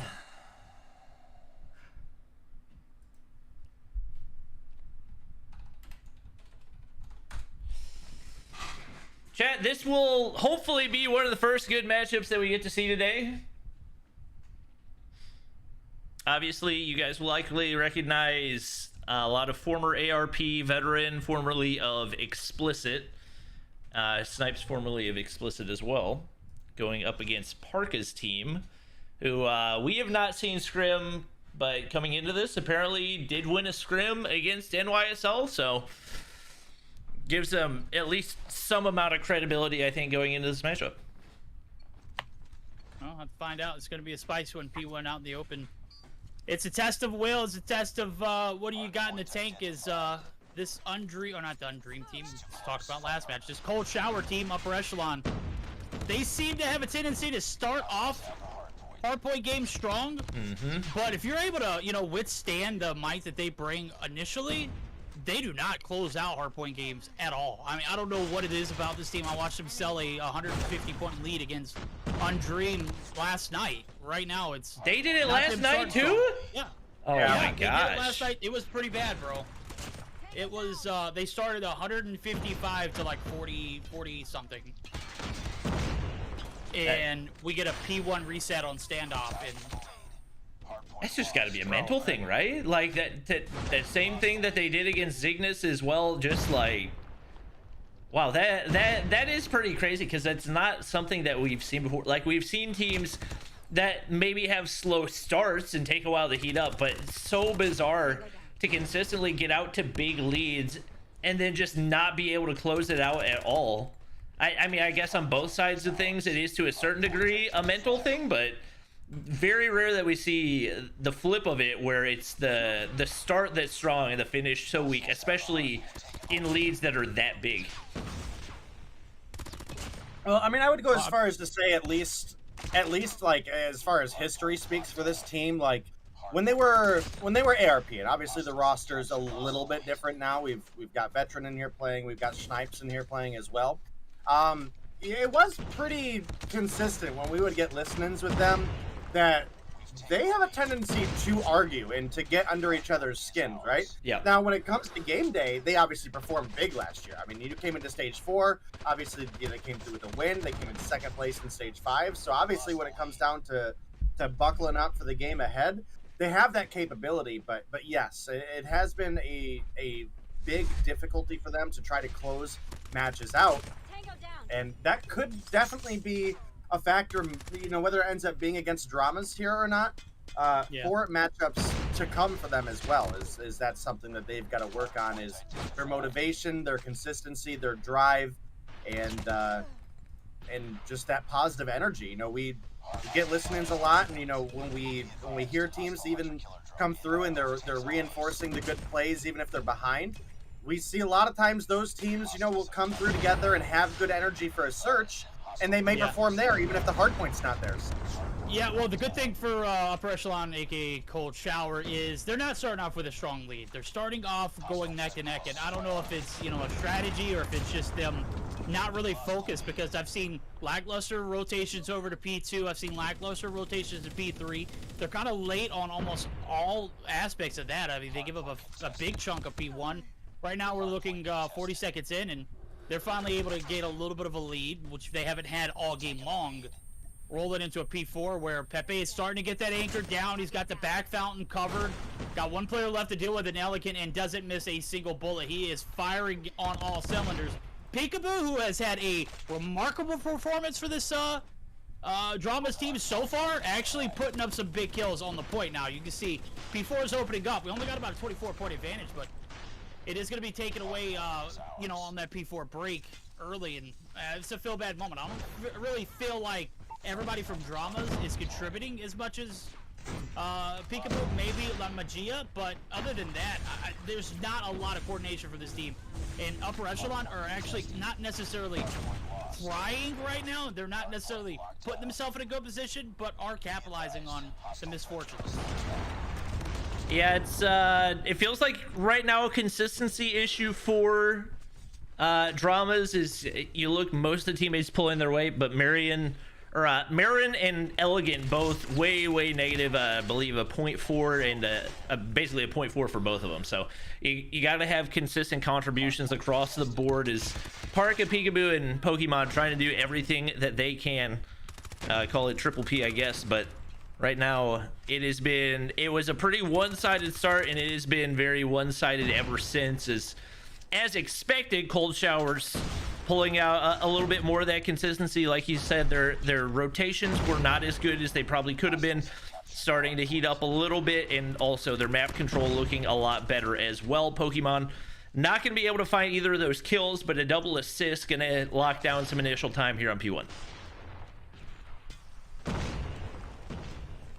All right, well, definitely still a recoverable game for the side of Dramas, right? I mean, we're only, you know, 50 points down at this point in time, so a good hard point hold can definitely bring them right back into the action. And right now, this is actually pretty solid on P1. Well, Annihilator does get knocked as Marian does get taken down by Snipes. Or rather, Schnapps, if you are familiar with verdict casting. Schnapps. He's going to be taken off right there. P1, a little bit of a toss-up. The gap actually getting bridged. It's only about a 34-point advantage now. You look at it, the first 4 rotations in, you've got about, what was it, 80-point advantage rolling into that P1 reset. The good thing is the spawns are going to be hunkered down, and it does look like the early rotation is going to pay off here for Cold Shower now. As you can see, they've got operators, they got a little skill score streaks that they're going to use. Pinky's going to push up with Super Soaker. He's going to be able to find one, shuts down Peekaboo, and certainly a big turnaround here on this one. And they are able to adapt from that first rotation, and that is key. That's something that we don't normally see out of UE in games. We don't see them adapt and progress. Right now, they do a great job of bunkering down for that P2 rotation. It's paying off at their lead, rolling, a little bit inch by inch, but there goes the break. It's 30 seconds in.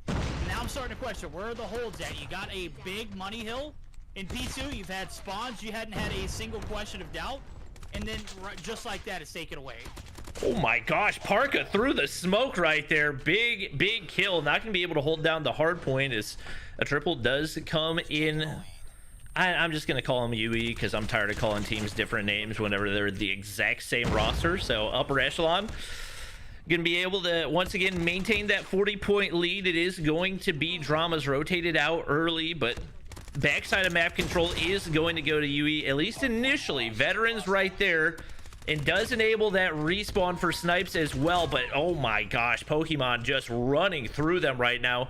Gonna be able to pick up a kilo here as well, and with the utility going over top, should soften up the push for his teammates. As right now Pokemon gonna be able to find another one onto Veteran. He's on a 4 spree right now and might be able to work for some streaks. All right, well, very close game still between these two teams, and this is one of the positions where we started to be, in the past at least, where upper echelon or Cold Shower had really struggled, was the closeout. So we'll have to see how they keep pushing forward here in this particular instance, because we're down to the wire, right? It's you're looking at 70 points to go, just a little over one hill. And, Bobby, looking back to the initial one that you remember, which again you had mentioned was that matchup with Cygnus, I mean, that was like a 180 to 30 or 20 comeback, right? So absolutely some potential for dramas here. They're still only sitting a single hard point behind, and it's going into P4, and this is one that can be pretty difficult to break, especially if you're able to get the spawns. But unfortunately for Pokemon there, he pushed up, and Jesus was able to get into the Goliath in time, and is now looking to anchor down spawns for the team. But kill control remains in favor of dramas. Yeah, you can see, I mean, Jesus trying to make that transition over. That's a massive operator or score streak to have in your pocket and be able to burn at this particular point. But I gotta commend Dramas. They've been able to keep it close, regardless of it kind of being a 3v5 in a sense. I mean, you're not getting a lot of contribution from Miriam. Peekaboo is literally katana-ing the Goliath here. I'm just saying, like, literally, the break comes through, they're gonna be able to get it, and I mean, it's still a 50-point advantage for UE, but I mean, this game is still relatively close with the Goliath just being taken out.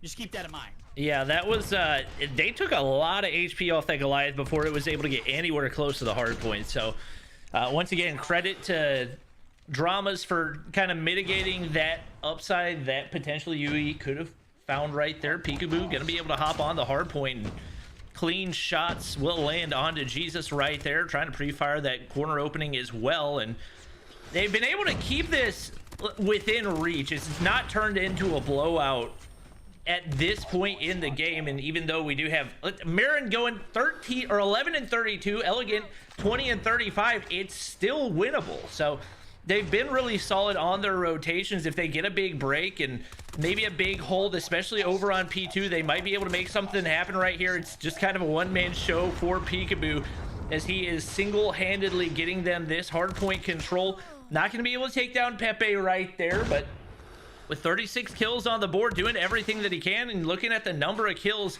that you see for UE, they should 100% be absolutely dominating this. Pengi, 42 and 23, and yet it is still completely winnable. They got to get a good rotation right here, and once again, they are able to do it. This is their opportunity to close things out. The gravity vortex could potentially... Oh, what? Oh, I thought he had already shot 2 shots, but apparently 1 left for Peekaboo with the gravity vortex, only 1 kill.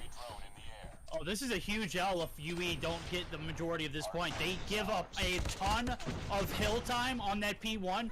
Opt to set up early, and they're putting all their eggs in one basket. Luckily, it's paying off. There's 40 seconds left. They only need 25 of that to continue on and close this one out. But, I mean, look at it. The persistence from Dramas, they're not giving up. Pokemon, or Peekaboo actually going to pull out the Vortex again. No, that was a bug on my screen. He is going to find 1 in the point. Jesus, going to be holding the fort down by himself. Snipes going to be looking from the backside. 10 seconds is all that's needed. It doesn't look like Dramas is going to get there, but this was a hell of a game, and I did not anticipate them to be able to do this, especially with the performance that 2 of the players were able to, put up. Marion and the other player, I don't know how you start like that, and you're able to continue to keep a game close, even down to the wire. It was a make-or-break scene there for both teams on that P2 rotation. It's a draw. Stand down. Yep, they kept it about as close as they possibly could, and like you look, everybody's negative except for Peekaboo, who goes 40 and 40. That's a lot of deaths to have. So, most of the time we've seen Upper Echelon come through strong in the search and destroys. They are a very momentum-based team. That's a thing we've talked about a lot in the past for them. I am a little bit intrigued looking at the hill time. Usually you have like a dedicated OBJ player, and it just doesn't look like they have that. You got 3 players with 1:30 plus, so to a certain extent, like, yes, you give a credit to their teamwork, but at the same time, maybe lacking somewhat in the strategy department, and that they're not really executing on their potential to push out for a little bit more of that map control that typically is going to be what sets you apart at the top level of the competition. So I'm curious to see how much that comes into play in the later stages of the competition. I completely agree with you. I mean, if you look at it, Hardpoint's it's a team game, right? You've got to be able to play together. On a map like Slums, though, where there's basically 2 money hills, you don't normally see stat lines like that. They get the dub nonetheless. On a map like Hacienda, I would expect to see at least 1 minute plus 1:30 for 2 to 3 players. Yeah. And not having that dedicated OBJ player, because it's a toss-up rotation. P2 is the only money hill, and I mean that's breakable to 4 different entry points basically. But on a map like Slums, where you've got a little bit more bang for your buck and the value on the hills, I would have loved to see a little bit more perimeter control, and I have to agree, there's not a lot of strategy involved. I would have loved to see or do a listen in at that point, because the mindset behind what's going on there and starting off struggling at the first, and for this game to be so close, considering that nobody Izzy, went positive. Thank you for whatever you said. For some reason, I still can't see those. They're not showing up properly. I don't know why. They're walking on eggshells right now, and they're in the bracket of death at the bottom too. So this is definitely making for an interesting take. Yeah, because that type of thing, that's not going to slide against your UDs and your tribes. Like, number one, you're probably not going to outslay them like that. And number 2, if you don't have any strategy to push out for that map control, the control area for your slayers, that they're just going to completely steamroll you. They will out rotate you, and if you're getting out rotated, you can't afford to lose gunfights. Those are teams that you're just not going to be able to strongly outslay. So I'm curious to see what the S&D looks like for them. Obviously, they've got a top sniper in North America, and Jesus can save you. They get a couple openers right there, as Veteran's going to be able to find one with the nade as well. So 3 players down. Parker going to be able to find one, but he's going to be all alone, and in a tough spot right here is he's going to be able to drop Snipes as well. Pengy there for the trade, and it is going to be UE taking round 1. All right, definitely a big round for UE to start, and typically speaking, Search and Destroy has been one of their stronger game modes, so definitely have some expectations at least that this could be a 2-0. Are we in best of 5 now, or is this best of 3? I think most of the day is best of 3. I think they said top 16 is when we go best of 5. This is showing on Game Battles as best of 5, actually. Oh, okay. Good to know. Yeah. I couldn't remember, so that's why I figured I'd ask. But Pengy picks up 1 big kill. Ooh, pushes right out in front of the magic Pokemon and does get taken down. And it's looking like another easy round, or theoretically speaking, easy round coming through for the side of Cold Shower right now. Get ready for the next round. Yeah, it's 2 rounds in a row. UE have taken the force head on. I mean, the first round was pretty much a team deathmatch. Second, we get a little bit of OBJ played, and the results are exactly the same. Jesus still killless. Obviously, they haven't pushed his neck of the waters, and that's about to change here real quick. As you can see, they're buckling up for a B-side push. And Jesus is one man looking to hold off. It is Pinky finds his way through the smokes. Peekaboo. Big slide peek, big kill. Snipes on the back, return, elegance drop. Looking for more. Don't get too greedy there. Multiple dares. As he is taken down now. You can see it's a 2 for 2. Is Jesus still alive? He's dead in the waters if he gets spotted right here, but he's going to be able to make it out. And he's actually going to be the only one alive now. Is Peekaboo with a massive 2-piece, shutting down Pepe in the other. And now it's a 1v2 with the bomb in hand. Parker about to get that one down. Jesus, clutch ability. You got flow stay already locked and loaded. He has no idea what's going on. What are the comms like? I mean, the thing is, if you're gonna play like a weird off angle like that where you are not able to contribute to a team fight in any way, shape, or form, you got to be hitting your shots, and he was not doing it right there. So now he gets his teammates killed, finds himself in a 1v2, gets the information right there, and obviously Parker's got no reason to chow that. He's the one that's got to push in, and with a sniper in hand, it's not going to be easy to do. Only 20 seconds, spots Peekaboo around the corner, but can't hit the quick scope. And that whole round just did not look good for UE. Once again, this is not necessarily the same level of competition they're going to be facing later on in the tournament. They got to find ways to execute, and the strategy did not look super strong in that round. They do still hold the lead, but would love to see just some more consistency out of the game plan, the strategy for them. All right, well, definitely have to see what comes through this time around. Pepe with an aggressive push up mid does get taken down by Elegant. Rocking that nice base booster. DLQ takes down Snipes as well. Definitely a solid, clean shot there. Pengy's able to pick up 1 on the Pokemon before getting taken down by Parka. And that leaves just Veteran and Jesus Can Save You left alone in a 2 versus 4. Definitely a big opportunity for dramas to tie things up here. And also for the people asking in chat, yeah, I was saying UE's stronger in Search and Destroy because they've been more consistent in Search and Destroy. Hardpoints have definitely been a weak spot for them. Would you guys agree with that? I think their ability to close games out in hardpoints have been just primarily what contributes to their lack of success. Right here, they're kind of getting exposed to the Search too. I mean, you said this is a stronger point for them. Well, I mean, it was Jesus and Veteran last 2 alive, and with that information, you should have find a way to pair up and maybe try and get those trades. You got to pay your 2s when your last one's alive at a 2v4, right? Well, I mean, you got a little bit of misdirection, a little bit of miscommunication, maybe no communication at all, even, and it's basically just Jesus on one side of the map and then Veteran on the opposite. I would have loved to see a little bit more of a collective effort. Unfortunately, we don't.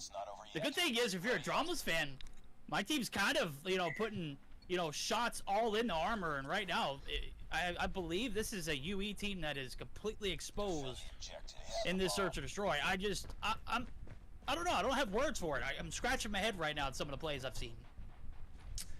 Yeah, I would love to see some more cohesiveness. I think you see a lot of these, and from the casual viewer perspective, you see Jesus last alive again, his teammates died, they should have played their lives better. But a lot of it, when you're the sniper, it's on you to find those first bloods. He's only got 1 kill on the board so far. It's his responsibility to try to find these, and he's missing easy shots like that onto Marin. He has got to be the guy that makes the plays for this, and he's probably dead to that nade. Oh my gosh, that barely missed him. But the bomb goes down, and they're at a man disadvantage once again. It's coming through, but not finding the right angles right here. Pengi going to be able to find 2, and that could potentially open things up, but he's going to get traded out. Veteran with another 2 players here. Peekaboo going to be able to get 1, make it 2. Can he make it 3? Elegant's still alive, but he's got to get to the bomb site soon. Nobody hopping it right there, and now it's a 1v1. Sniper versus sniper. Can Jesus finally come out on top? It's not meant to be. Elegant with the quick scope over top of the bomb heady. We got Dramas taking the lead. That was definitely a nice round clutched up there by Peekaboo and Elegant. I mean, Peekaboo has been absolutely phenomenal for this Dramas lineup here today. And, you know, as a result, they've got the 3-2 lead. This will be the last round of their offense. So we do have to see if they're able to extend that lead. Schnapps is able to open up with a kill onto Elegant. He's that guy that hit that heady onto Jesus a moment ago. So definitely good to take him down. He had 4 kills on board, so definitely at least a little bit of a threat. Marian still struggling quite a bit, sitting on a little bit of a donut right now, but his team has been able to pull things together. You would, look at this. Look at this. 3 kills for Pepe. He's going to be able to find 2. The back flank, the backstab, 100% on point. A little bit of coordination from the other 3. Yet Jesus still in the back now. I think Bobby hit it on the head right there with what role a sniper plays. You got to be able to find those opening picks, but more importantly, as a sniper, you got to play for the information. If you're not hitting your shots, I need communication. I need to know where you're seeing players and where you're missing at, so that way the other players could benefit from that knowledge and be able to execute more efficiently. Right here, it is going to be looking like a little bit more of a collective round as a unit here for Cold Shower, UE, and obviously we're looking at 1 player left, and it's the magic Pokemon. So we'll see if they'll be able to clutch it up, as he's made a little bit of a backstab, and I think Info is Jesus trying to peek the angle. He's gonna get dropped on. That's a free kill, but his teammates are right there to get the trade. No, Snipes. Thank you, Veteran. Thank you. I was so frustrated watching these last 3 rounds, and I'm not just saying that because I expect UE to win this matchup. I say that because I've seen this team play, and to see how they're executing right now, it just looks like they're just not in the right state of mind. All right, all tied up 3-3. Bobby, if you had a prediction here, you think Dramas has some extra potential in the search and destroy to possibly tie things up? Obviously, we had a very close hardpoint. I mean, you know, even down to the end where it was 250 to 195 or whatever the exact score was. I mean, you're still talking about a single hardpoint hold difference of score, right? And, Marian going to get first kill on board, rocking the SKS. Does pick Veteran off the heady there. That's a big opener once again, and it's just a very, very split UE team right now, as they've got players all over the map. Jesus Can Save You's gonna get dropped right there, and now Pepe and Pengi left all alone. Bomb is down. Big shots out of Pepe right there, and once again, the gun skill on display, but that hasn't really been the issue for this upper echelon team. It's been the teamwork, and right now it's gonna be on them to try to go retrieve the bomb. Pengi gets away with his life for a second, but it's not going to last right there. Pepe hops up. He's going to get dropped. And once again, Dramas back in the lead right here. And it's just not really been a very cohesive play. And you expect teams to be split somewhat on the defensive side of things. But on offense, they, especially for how big this map is, you're not going to be able to get trades if you're that split. And right now, the chemistry just does not seem to be there for this upper echelon team. They'll see if maybe they can find a first blood right here. Snipes pushing up, trying to get some information, and we do finally see them pushing together as a team. Parka, Elegant waiting, and Parka's gonna be able to find 2 for himself. Didn't even matter, he didn't have a teammate to help him, and over aggressive, he finds Pengi as well, trying to find the ace right here. Peekaboo is gonna be 1 HP, gets away with his life at the hands of Parka as well, and right now, Veteran Jesus really in shambles, as Jesus still stuck down at 2 kills. Yeah, Jesus still stuck down at 2 kills. Veteran, he is known for his ability to clutch up and search and destroy, looking for big plays right here. The gunny absolutely does not disappoint, as he does find the first. He's got to find 4 more, and Jesus maybe needs to get a little bit of collectiveness, as he's got that bomb all the way in the spawns of the opponents.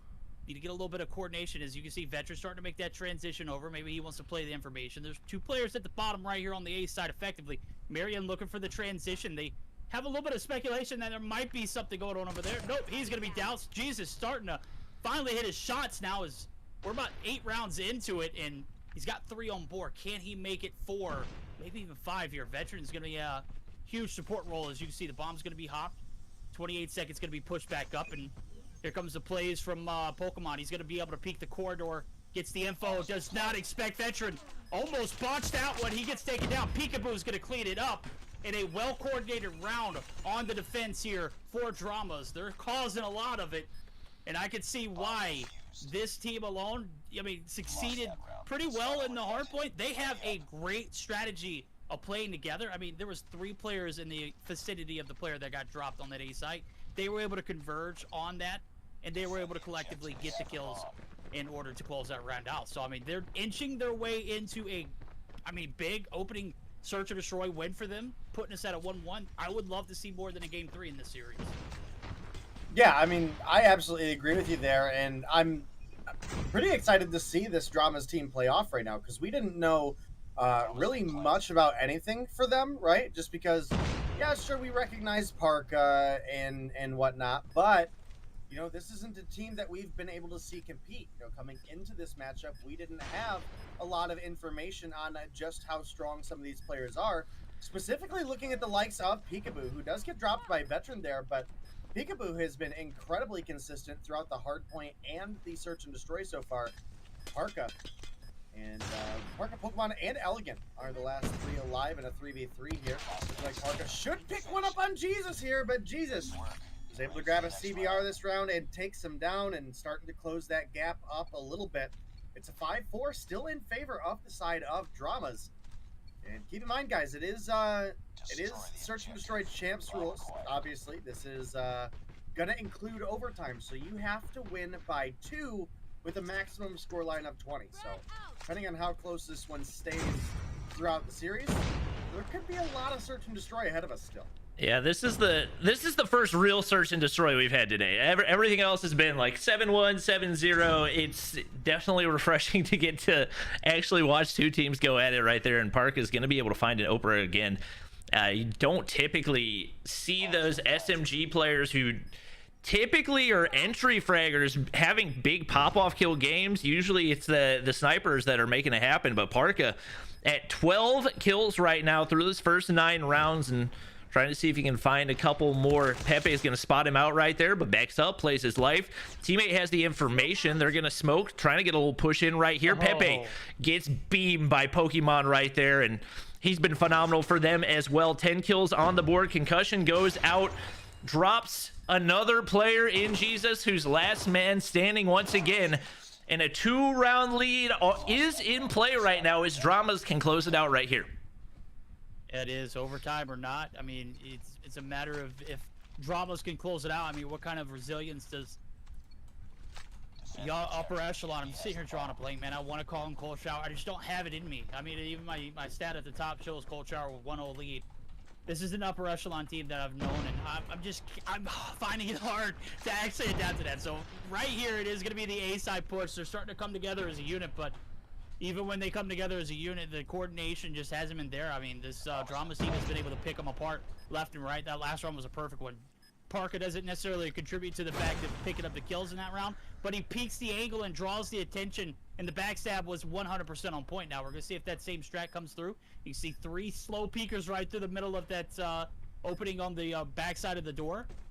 And now here comes the push. It's 20 seconds left on the clock. They got to make something shake. And with this push from Peekaboo, he's going to be able to find 1 big kills. Marion finding, but snipes. I don't know if that was a collab, but it's enough for 2.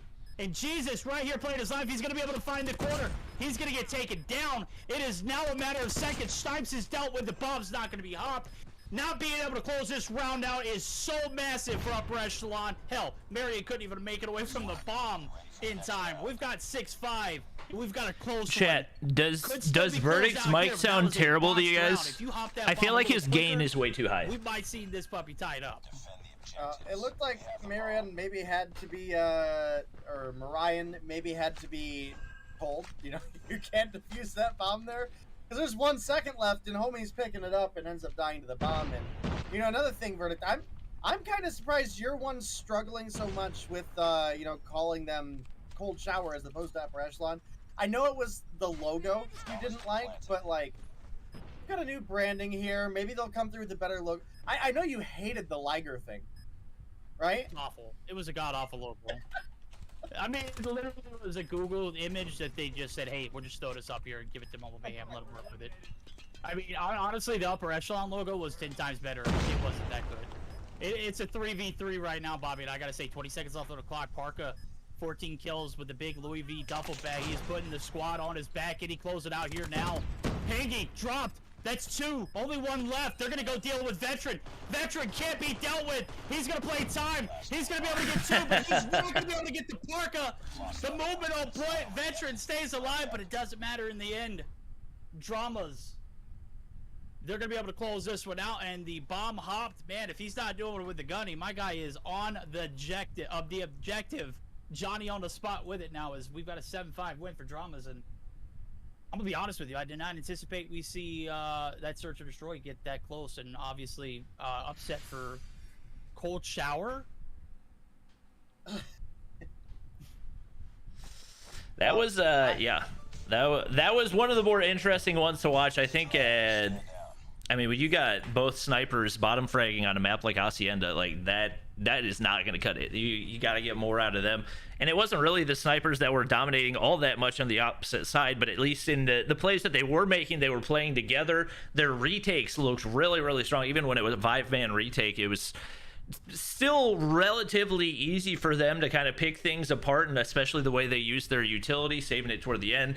They did a super good job. So that is going to tie us up at 1-1, and I am excited to be hopping into our first control of the day. Also, Verdict, could you maybe gain down your mic a little bit, and I can get you up in Discord, because you're like hitting your volume ceiling a bunch.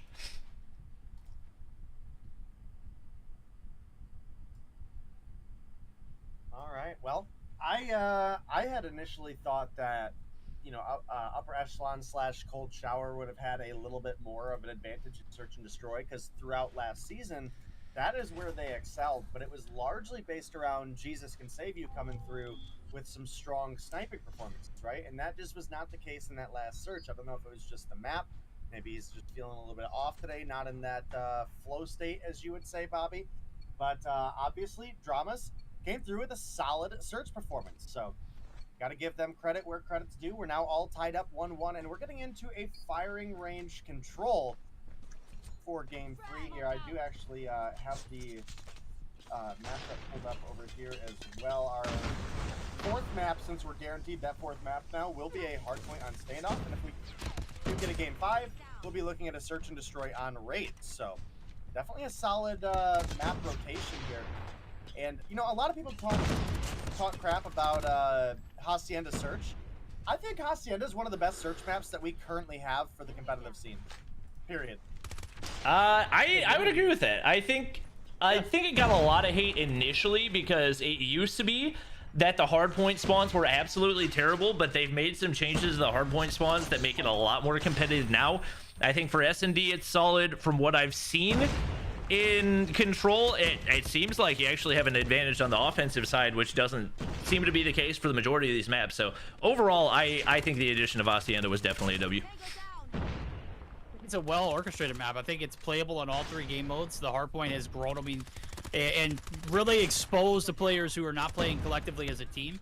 Right here in the firing range, we're seeing a little bit of a life count advantage in favor of UE. Right now it's a solid approach on the defense. Now, as you can see, we've got 1 player in the point there. Is that you can see time is at a halt. It's going to be elegant. Putting up 1 tick is going to be massive. Going to need 2 more. And abandonment on the A trailer site, you give up that point, it's compromised, right? No, Pingy comes through the slide peek. He's going to be able to find 1. That's going to be 18 seconds. It's rush against the clock. If you don't have lives, this is probably going to be our first round L. Yeah, the lives dwindling pretty quickly right now. You got nothing controlled. 6 seconds. Peekaboo is going to make his way on into B, so that's going to stop the clock. But right now, if you're Upper Echelon, all you got to do is play TDM. Smoke's going to go down as they try to get a little bit of progress. See if they can extend the clock right here. Another tick goes in onto B, but You got to get all 3 in order to get that extra minute. Peekaboo not going to be able to win the gunfight. They get hopped onto A as well, but that's going to be the last life getting taken down. And that will be Upper Echelon taking round 1. Keep in mind, typically a relatively defensive-sided map, but Upper Echelon is going to have the advantage on that side of things, as they will have rounds 1, 3, and 5 to play defense. All right, well, chat is updating me that both UD and Tribe won their matchups. I think that was pretty much expected, especially after the little bit of a UD game that we jumped into earlier when they were going up against, what was that, DFG? So both of them will be advancing. So our next round will be a Tribe versus UD matchup. So that should be pretty exciting. Obviously, that's the match that I think not only us as casters casting this, but also the viewers have wanted to see the most. Obviously, we've had the Tribe fanboys in here all day asking to see Tribe nuke on the rank board. It is very, very depressing that we have not gotten to see Tribe dumpster random guys, but you know what? Life goes on, and we will get some matches later on today, guys. We see Upper Echelon hopping on A and actually getting some good progress right here. They're at a 2-life disadvantage, but Pengy with that Annihilator is going to be able to even it out by 1, and they're going to go ahead and stack the point. Annihilator taken out of the equation is... We do have Peekaboo getting a 3-piece right there, going big and trying to slow down the push. Right now, it's a 2-life advantage, but not looking extremely optimistic, as they have definitely struggled to keep the ARP, Upper Echelon, whatever you want to call them, players pushed back. They are going to be now in a little bit of a spawn trap and having a tough time making that rotation on over to B, starting to look a little bit stronger here on the defense for Dramas. It is minute 11 o'clock on the clock, and you can certainly see, even though you slow the roll, you try and get those kills down, they're having an awful hard time making it through on the initial push through these the spawn sites of the opponents. And Dramas right now, they're content with sitting right there where they're at. I mean, spawn traps certainly not going to be a factor. They're not going to push up aggressive. Elegance on the backside holding off the jungle push. Annihilator pop, that's 1. Only 7 lives remaining. You know, you can see it getting a little greedy, and oh baby, hands in the cookie jar much, absolutely, and that's going to open the floodgates. Pepe going to lead the pack now as they're looking for a little bit of a time hold here, as they're going to get the info. The B site is going to be hopped. It is going to be the Cubby site push, where you can see Veteran gets 1, Snipe's going to get 2. And now they're going to be able to hop the hill. It's 11-4, make it 11-3. And even if you're able to extend and hold on, you don't have much life. So you got to be flawless for the remainder of this. And with Pepe dropping right there, it's undoable. Pengy's going to drop as well. Only 1 player life left. As we can see, Jesus still on the hill. Even though there's 20 seconds left, probably can't afford anything other than that. And Snipes going down. That is going to be a big defensive round, but a hell of an attack push for the side of Upper Echelon. Regardless, it's the same the outcome. It's the results of 1-1 defending sides remaining superior in day. This one's getting spicy. You think we're going to see anything different here on the attack from Dramas? You know, I actually think B, from my experience of casting Control on firing range, B has largely been the easier zone to capture for a lot of teams, and that is just not the case here in this matchup. We got a really quick the trailer control for the side of Cold Shower, and then they couldn't make their way over to B. They were getting punished pretty heavily, and you know, they had to play super defensively because they got at such a life disadvantage earlier. Dude, Peekaboo literally just crawled from wood to trailer just to get that was so bizarre. I don't know what was more surprising, that he tried it or that he actually got as far as he did. Right now the offense is not going well at all for Dramas, and this is typically what we see in Control, mainly because as you get further and further into the game, the operators come into play more, and typically on the defensive side, the operators are going to benefit you, as you know where the opposing team is going to be coming from the majority of the time.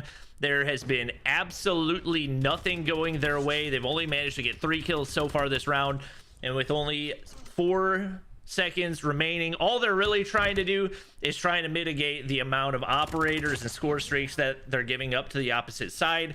They do actually go ahead and hop A, but with the life advantage, or rather disadvantage, being the way that it is, doesn't really seem like much reason to go for it, as we do now have upper echelon going up 2-1.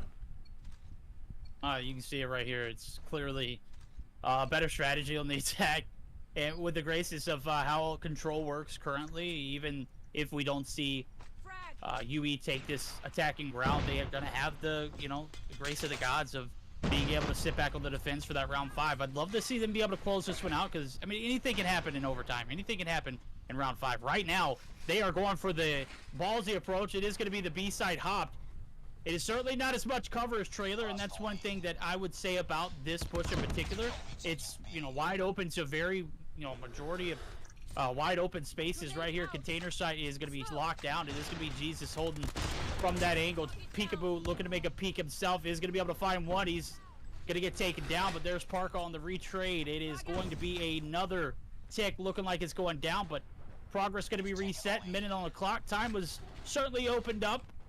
And right now, the A site, they are not, you know, they're not content with just B, or A rather. They're going to go ahead and hop the B site too as well. And a minute on the clock is going to be paused again. Pepe pulls out the Sparrow. And certainly a better, I mean, this is miles past where we saw Dramas get in the first attacking strat side. Second one too. Looks like a chance where they could potentially get A. They just miss out on that final tick right there. They're likely going to push in to see if they can secure the rest of that little bit. Peekaboo able to win one gunfight there. No, not able to win one, but his teammate does clean it up. So that second tick does go through. Veteran, one other player actually stacking the point right now. It's a battle for A as they do finally get it locked down, and with a minute 50 to work with, this is a very winnable offensive side. Big gunfight win for Pengi. I believe he took out an Annihilator in the process, and now as he wraps on over to Tires, if he can find at least one right here, it'll be huge, but splits the damage between two. Elegant gets the gunfight win, and still a winnable round for Dramas, but with Pepe getting that one, a double going in for Jesus, they could potentially stack this and go ahead and win this in 4. All right, well, 5 lives less for the side of Dramas here. A little bit of body shooting even coming out of Pengi as he's pushed on up into the enemy's spawn, and that's going to secure the round coming through for the side of Cold Shower. You guys got me wanting to say upper echelon again now. Gosh dang it. Chat, are you actually surprised that I'm not playing in stage 3? I'm not a phone player, so I'm not going to be able to do anything in stage 4. I would be commentating stage 4 anyways. Why would I play in stage 3? It is literally like 110 degrees outside so with humidity. Yeah, right. I mean, come on now. I mean, if you're going to be creative with it, I mean, make it at least a good thing. And there's nothing better than a warm shower at the end of the night. You know, after a long, hard day work. Right now, they put in a lot of hard work on this control. They're able to close it out in 4, and I mean, I wanted to see them get creative, and boy did they get creative. That B-side push, never anticipated. They open up with a lot of kills. They used snipes for the drone to get the info to get the final, as they did cap off that A site. I mean, you couldn't have asked for a better you know, bounce back. Obviously, we've seen 2 questionable games so far from them, but that control was a great way for them to reel it back in. Search was an L. Hardpoint, even though they won, I still felt like it was too close for call, and we're not even going to waste any time. We're going to go ahead and jump right back in. It is going to be the 2-1 lead for Cold Shower. God, it's just like, it just doesn't sound right coming out. It doesn't sound right? It seems like a weird team name. Oh. I mean, it's just, no ping, no mames? No. Didn't know that was the saying, but I'm here for it.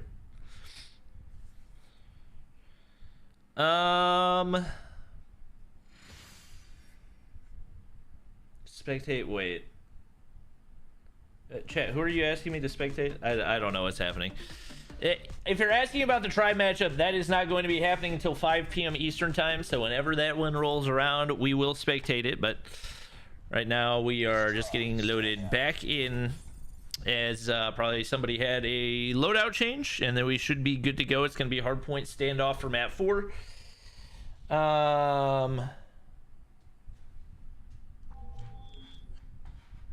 And then a raid, search, and destroy if we get to a game 5. Oh my gosh, what noise did I just make? Sounded like a guitar in my headphones, but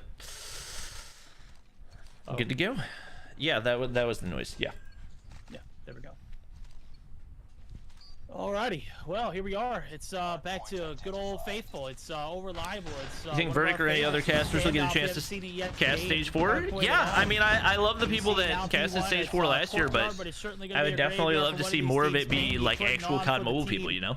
Finds a nasty 2-piece looking for maybe at least a better split between the two, because it's previously been like all, with the exception of me, it's been all PC and I mean, no CDO idea people. What's going on right there is going to be doused. Pangy is on a 4 streak and playing objective. Get you someone who can do both. Woo! He is, oh my gosh, he's going crazy. Gets the drone before. Kills going through big for the side of Cold Shower right now. The only one we've been able to find one is a Veteran, but you know, we're obviously on P1, not a big deal. But so far, pretty sizable lead coming through for Cold Shower, and you can see Veteran is rotating over next, and Jesus Can Save You takes down Peekaboo, shoots his body a little bit. Oh, this is getting to be a pretty spicy start already. Yep, Pengy is pinched over a broken wall right now. Jesus going to be able to take one down in Marin, so right now it's going to be a tough rotation, especially with UE already here on that second hard point. Trophy's down. Pred Missile going to give them some information as well right there, and Pengy now hopping out of the top side. It's going to be Veteran picking one up onto Pokemon, and the map control looking much better here on Standoff. Obviously, a lot of these teams more reps on Standoff than they probably have on Slums, just because Slums a little bit more of a new addition. But man, Pengy absolutely lasering everyone right now, and it has been very tough for Dramas to get anywhere on this map. You can see it now, the lockdown in Factory. All hands on deck, and surely enough, 3-player stack in the hill. They are probably doing exactly what we saw in Slums, even though it's a map they're familiar with. There's not a lot of perimeter control, not a lot of pushing out ping. He's going to be able to pick up the scrap tom. He is also streaking, so that's something you got to keep in mind if you're Dramas. And I mean, I'm sure you got plenty more on your plate other than Pangy streaking. Obviously, you're down by 95 points, but this is an instance where we've seen UE start strong, but can they reel it in and continue on? I mean, they have had struggles with consistency, and for the first 3 hills, I'm gonna be honest with you, bro, it doesn't look like those consistency issues are of any relevancy at this moment. It is gonna be them getting a break on P3 top blue. And Pangy, he's looking for that perimeter control. My guy is locking down the back alley, the Super Soaker at hand, H2O. There's nothing like a Cold Shower from the Purifier, right? And then he wraps it up with a Predator Missile. Solid approach, upper echelon. They're literally just bodying Dramas. It's not even close. Yeah, this don't even look like the same 2 teams that we saw compete on the Slums hardpoint earlier, right? I mean, this is a landslide lead for Cold Shower, and again, this is one of those things where sometimes I feel like overconfidence can get them into a little bit of a trouble. You know, we've seen them multiple times throw substantial leads where they have streaks racked up, they have operators racked up, so they gotta not underestimate their opponents here, and they gotta keep giving it their all the whole way through. Yeah, we've seen 100-point leads for them before, so we'll see if maybe they can keep it in their control this time. Pepe trying to find Parka in the top side, but not going to be able to do so. Parka going to be looking to reinforce if possible, but Pepe not missing a bullet. That's going to be UE finding the break once again, and maybe whether it's a warm-up, whether it's the chemistry starting to flow a little bit better, whatever it is, upper echelon is looking much tougher to beat in this one than they were in that first hard point. Pokemon doing everything he can. Purifier up top should be able to get that kill down below. Pre-fires the doorway as well as Pangy drops, but a little bit of wall bang out of Snipes going to be able to drop him, and that's going to leave the hard point wide open once again. Yeah, there it goes. Still up for grabs. Down 3-player stack to hill and P4. Get your bang for your buck. This is the biggest money hill on pretty much almost all of the maps in the competitive play. Maybe P3 and Garage Site, and the retake comes back through. It is going to be back in favor of Dramas, but good lord, they need more than just scrap time. You can't be, left to, survive on scraps from the table after everyone's, had, their fair share of turkey and ham and roast right now. It is upper echelon. They're going ham. The P1 rotation over as the reset comes through. 166 to 39. Bobby, good night, day. What are we looking at? Are we even seeing upper echelon from earlier? Or is this cold shower? I don't even know what to call them anymore because earlier it looked like a cold shower because I was just surprised to see that they made it this far in the search and destroy. I was so questioning what was going on, but I guess they're here to answer the questions, and maybe we're starting to see cold shower emerge and upper echelon dissolve. Hard scoped with the 10. Appreciate it. Can we get some donut hype in chat? It's definitely looking like a different team. This is what we expect. Like, we knew that this is a skilled team. They've had so many reps together. Like, they should have a certain amount of consistency. And obviously, you would love to be able to bring that in every single game, but sometimes it just takes a little bit of time, especially when you've been playing at, with all due respect, scrubs for the majority of your day. So they have definitely brought it here. 120-point lead, and it doesn't look like they're going to be giving it away anytime soon, but that has happened before. Goliath, go ahead, call that in, and that's going to be upper echelon looking to get this. If they can keep the Goliath healthy, more than likely should lead them up to about 245 and within pretty much zero margin for error for this Dramas team, who has done everything that they can but just has not really been able to put a dent in the momentum so far in game 4 for upper echelon. All right, well, this is definitely one that cold shower needed. We were questioning a little bit earlier, you know, is this going to be one of those times where they struggle to close the game out? And, well, right now it does not look to be the case. They've got a massive lead. They have streaks. They have their operators as well. And, you know, this is pretty much going to be a dang near impossible hill to break. Now, fortunate enough for them is there's not enough time for cold shower to win off this one, but Dramas, your opponents are 15 points away from picking up a victory here. And, well, now with it being down to only 9, and you've got almost 200 points to go, I don't think you can physically play flawless enough to make this comeback happen. No, I don't think it's possible. I mean, 9 points, you know, is what's separating UE from, or cold shower, rather. I can't call them UE anymore because we've seen UE sell leads like this, and we got to call them cold shower. Give them the respect. They wanted to be called something wonky. Well, guess what? You got it. Snipes. Wonky shots. Jumps out of the hill? Question mark? Yeah, go ahead and hop it, buddy. You only need a handful. It doesn't matter how many kills you get. Park able to take him down. He's pulled up an operator for himself, and 4 points now separating the two. The damage has been done, and the contest is in. Jesus. Going to be able to get the Predator. Pangy going to be able to hop the hill, but he's going to be boxed out. Marin, the last hope, the last dream. Is it going to be able to keep the realities of the nightmare out of the picture? I don't know. It's 15 seconds left in this point. They're not going to be able to close it out here, and you can see they're saddling up. Maybe send one demon to contest, see if they can get the job done. There's only one player, right? Go ahead, do it, Pangy. Pepe, they're not going to be able to get there in time. This is a lost effort. They do it! Pepe closing it out, and cold shower enters into a new era. So long, upper echelon. Those dreams of seeing a comeback with a 240 to 30 are out the window, and you know what? I still got to make a comment. You know, based off what we've seen so far, where do we see this, you know, cold shower team struggle at the most?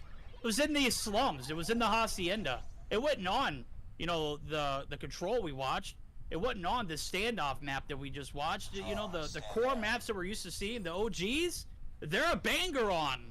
You put them in, you know, the deep end where they haven't, you know, had much success, like newer maps per se.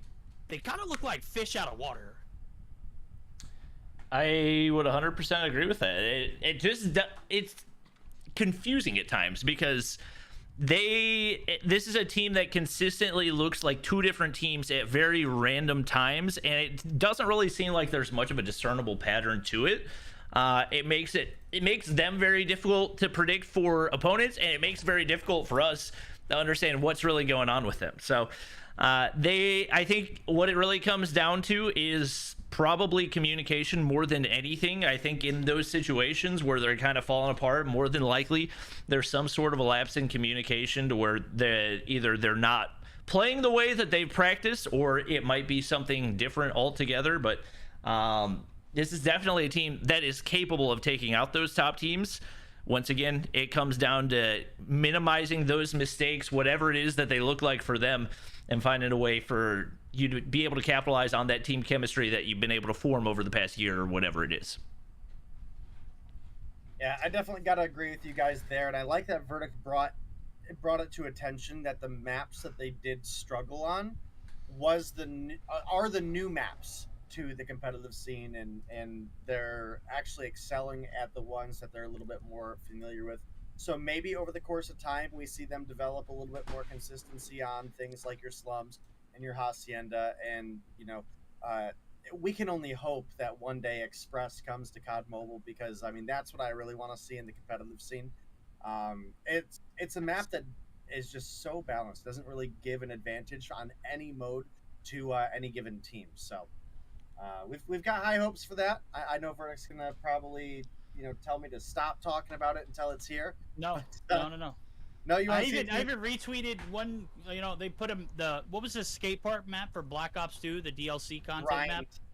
Grind. Yeah. They put a picture of that on Twitter and it's like, hey, COD Mobile win, and I'm like, no, not before Express, homie. You can't bring that map in without bringing Express in. Come on.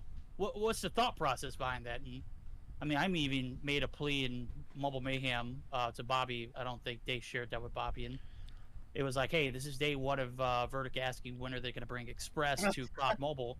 I mean, that's got to be like the last map we haven't seen from like the core of like all of the great Black Ops maps we've seen so far not being added. Is there a reason behind that? Or they, is that the ace in the sleeve? Is that like, it's the last great map that they haven't linked over yet?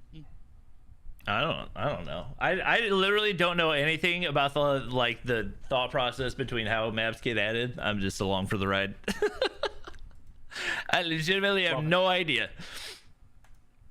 All right, well, our next match on hand, it does look like we're gonna have to wait a little bit, or might be able to go to lower bracket. Might be able to go to lower bracket. I'm looking at it. It doesn't look like the actual start times are until 3:30, but if these or 4:30. If these teams want to start early, we can. I'd be down to watch Meeseeks versus Amplified. Amplified, yeah. I think that'll be a good one. 100.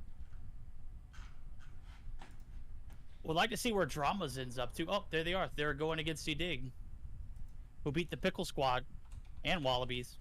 Oh, Wallababies. Pickle Squad? Yeah, man. A Pickle Rick. Yeah, I don't know. See if I can... Well, chat, we will finally get to see Tribe plays. They'll be going up against Undream, but obviously they have said that they would like to wait until 5 for that to happen, so that's going to be an hour from now. We're going to try to get the Meeseeks versus Amplified match. Meeseeks definitely a solid squad. You got AORAF on the team. You got Cryzo, Dicey. That's the most of the players. Oh, and Celestial, obviously, so... I think that'll definitely be a good one. More than likely, the team that wins that one, I would guess, probably going to lock in a spot for Stage 4. All right. Well, we'll see how it pans out. I'm agreeing with Bobby. I think that's the only decent matchup we have until that 5 p.m. slot opens up, when we get to see the Battle of Titans, the matchup everyone's been wanting to see. Tribe this, tribe that. Well, they're going to be going up against Undream, so there's not a shot we missed out. Chad asking, isn't self-destruction in Goliath a DQ? I don't think that it is. I know suiciding is different from destroying a Goliath, because that's the only way you can get out of a Goliath, so exactly. It wouldn't really make sense. Like, I don't think anybody would run... And people would probably still run Goliath, but it would put you at a massive disadvantage, because that's a built-in game function. It's not like you're nading yourself or RPGing yourself. Like, it's a button that they put on the screen so you can get out of it. So we've definitely seen that in Control, and I'm not entirely sure how it would be handled on the I guess CODM/game battle side of things. But like, essentially you can kill yourself instead of dying in Control, and it doesn't take a life away. Oh. So I don't know. Oh. Say what? Well, that's a totally different thing. Right. That's not going to be, I don't think it's against the rules. I don't know why it would be, because it's an actual game mechanic. So I would say right. no. It's not something you're doing to generate advantage. Yeah, exactly. Okay. All right. Well, this is definitely where we're starting to see the better matchups. We got NYSL Mayhem going up against Wicked. That's definitely gonna be a good one. And if we get an early end to Tribe versus UD, then we'll probably watch it. Cold Shower versus Trucker Gaming is gonna be a good one, as well as Trucker Gaming is explicit for those of you who are not aware. But yeah, only 8 teams remain in the winners bracket. The winner of each of these games will, just by winning, go ahead and secure a spot in stage 4. So these are the primetime matches right now.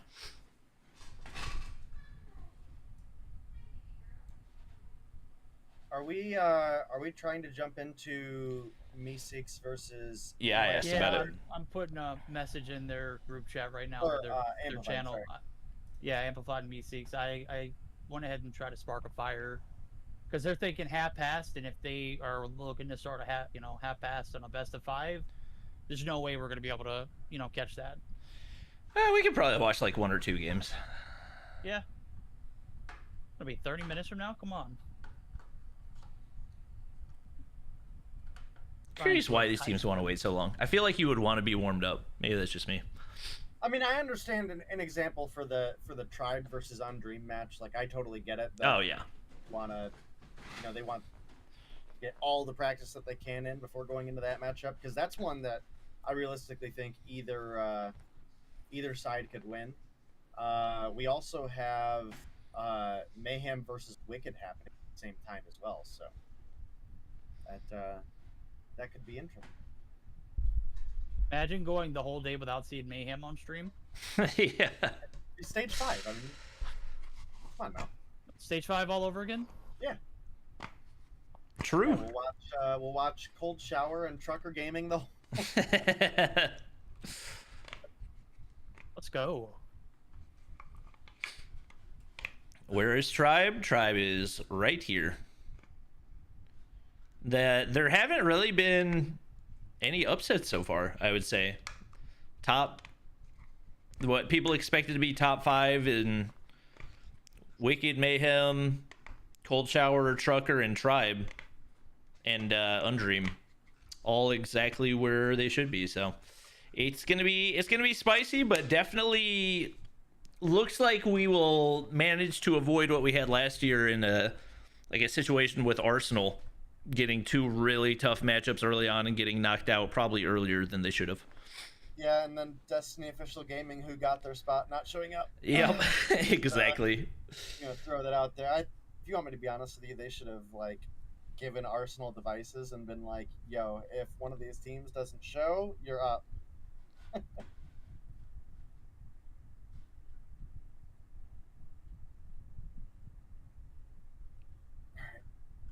I'm gonna take this opportunity while we got some downtime to hydrate and perhaps some bathroom break action, and I'll be back. So see you guys around.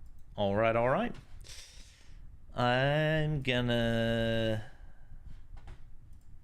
see if there's anybody to spectate. Maybe some scrims going on. Bada bing, bada boom. Vague's in a room, so maybe we could. It's getting spicy on Twitter, isn't it? Wait, what's happening? Ferg and Marshy tag teaming to take out that org that you guys ratioed earlier, or that you ratioed. Oh, is it going down again? Oh, yeah. They are not trying to save face. I mean, they're trying to save face, but they're doing exactly what they didn't want to do. Mm-hmm. Which is getting ratioed yet again.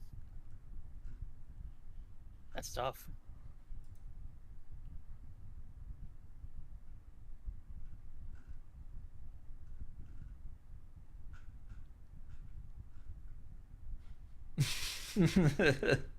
Oh my. Yeah, they tried to roll with the punches. They should have fought back. It would have gone much better. Yep. I mean, if you're looking to stir up some drama on Twitter, you found the right community to stir it up with.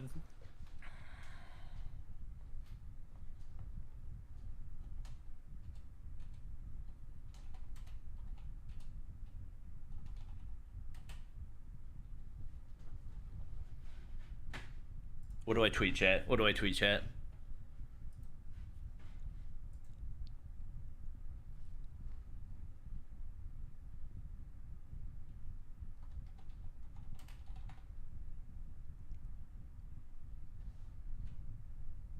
I need a good roast. All right, I'm thinking right now. I'm brainstorming.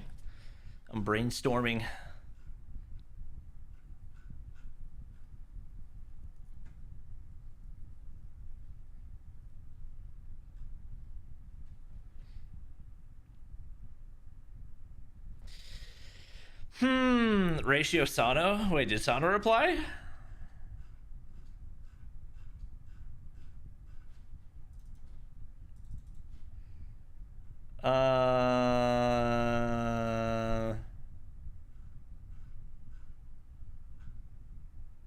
Yeah, freaking Miles, dude.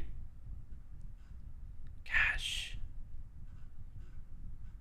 Freaking Miles.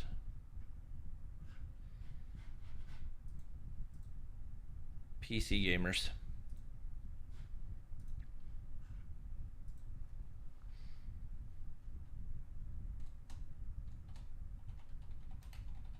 Imagine deleting a tweet.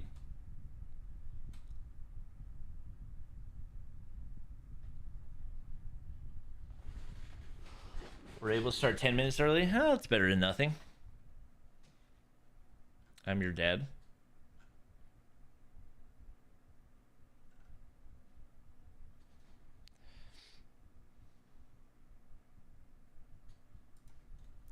Y'all really completed the outfit when you deleted. I can't. Why can't I think of a good ratio tweet right now? What is wrong? Mobile gaming is filled with iPad players. You can't really call it mobile gaming. These kids still exist? I didn't know people like you still existed. I thought we were past that at this point.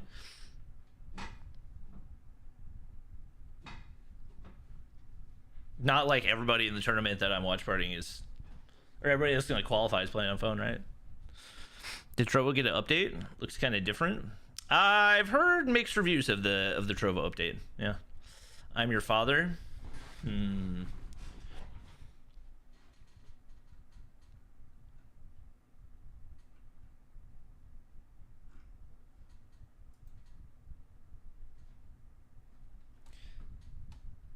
Somehow your memes are even worse.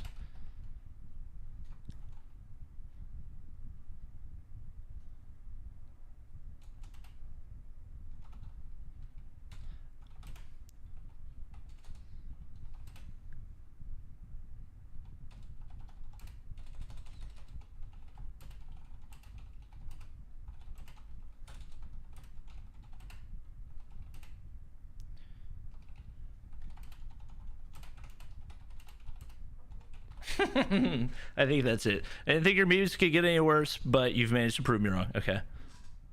Plus ratio, just so people like it. Okay. Plus ratio. Oh, I'm unmuted. All right. Everybody go ratio. Thank you. Gotcha. Hornets have signed a multi-year deal with Cody Martin. That's our big move for the offseason. Let's go, baby.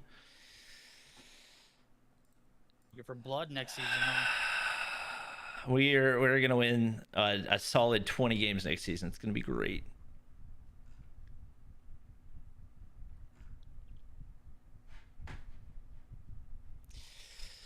Oh! Wait, this was on the post that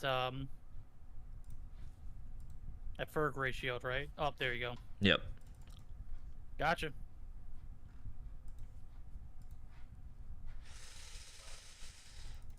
All right.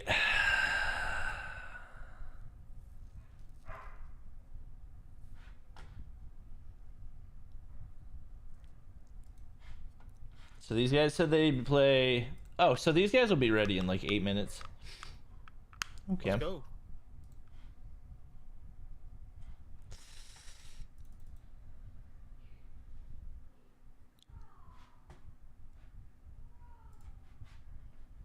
Let's see.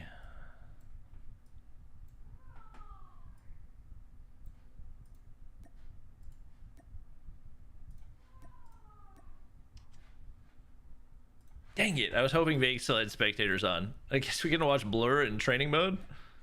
Dang it. I can't watch him in freaking spectating or training mode? Come on, dude.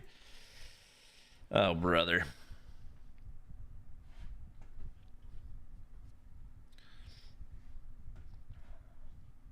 Well, on the bright side, whenever Tribe vs. Goofy Goober starts, I can resend notifications. So we got that going for us.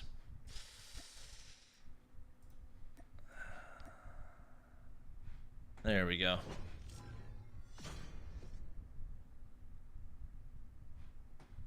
There we go. Take on the new Stranger Things episodes. I loved it. It was good. Make it bigger.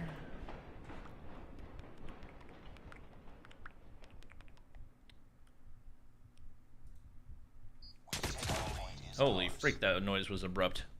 I'm hurt.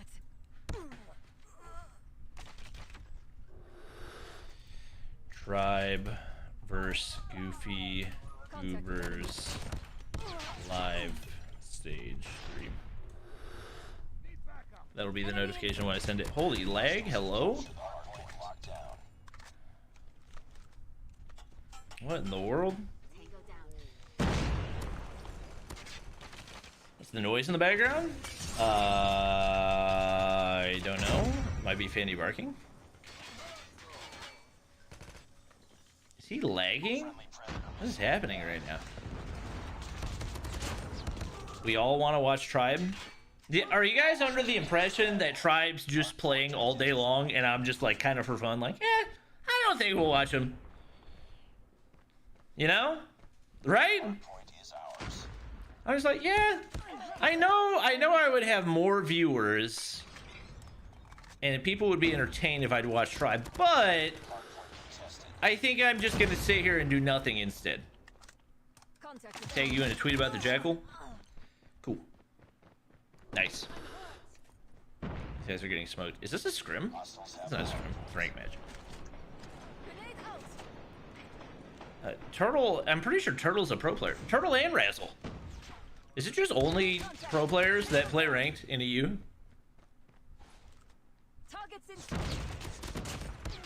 Right?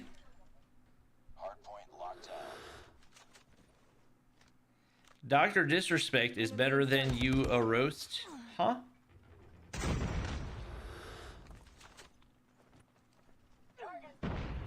Huh? What are you saying? Dude, hit your shots, man. Dude! Come on, what is this? Is it a Heartbeat band? Oh no, we'll have to DQ this guy. Right, chat? Guess we'll have to DQ him. Hostile hunter-killer drone inbound. That is truly unfortunate. Enemy contact. Beeman!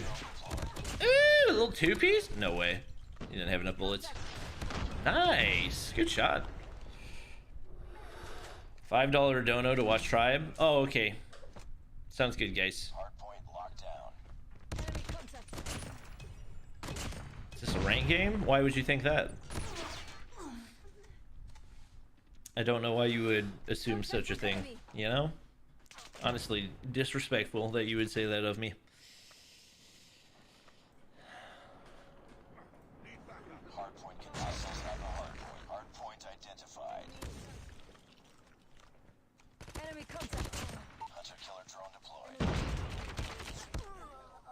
Hardpoint is ours. Contact with enemy. Isn't Turtle a ranked warrior? Maybe.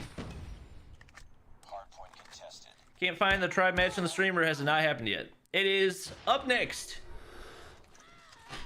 They have requested to wait. Hostiles have captured the hardpoint.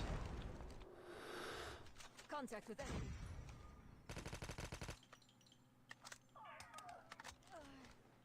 Contact. Hardpoint locked down. Hardpoint lost. Enemy in sight. Hardpoint is ours.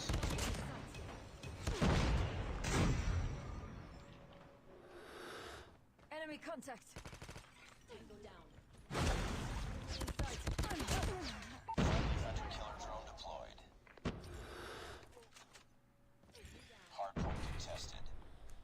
HBC, drop a nuke. HBC, drop a nuke. Enemy contact. Hostiles have captured the hard point. Dustin, do any games? Targets in sight. They're good. They're not going to be as good without Clove, though. Predator missile inbound. Target down. Enemy in sight. Nice. Enemy Nice. Where's Tribe? Guys. Hard point locked down. Guys. You're driving me insane right now. When we can watch All right, Tribe, boys. we will Oh, watch yeah? Tribe. I am here. Yes, sir. Are they ready? I just got back. I don't know. I was gonna ask you. Oh. Point contested. I think they'll be ready in... They said they could do 10 minutes early, so that would be like in 1 minute. enemy in sight. It'd be like right now, wouldn't it? In 1 minute. Well, that's like right now. Let's go. Let's get it. And we're doing what? Amplified versus Meeseeks? Yes. Correct. Targets in sight. Ah. Contact with enemy. Grenade. Enemy contact. Enemy. Hostiles have the hard point.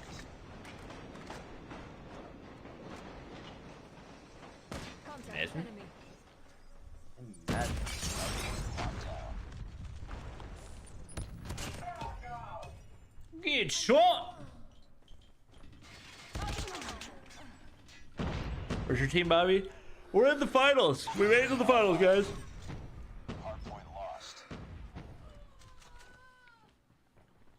Drink coffee with G Fuel? That sounds like a terrible idea. I might need coffee. Contact with enemy. I'm feeling a little tired. Hostile hunter killer drone inbound.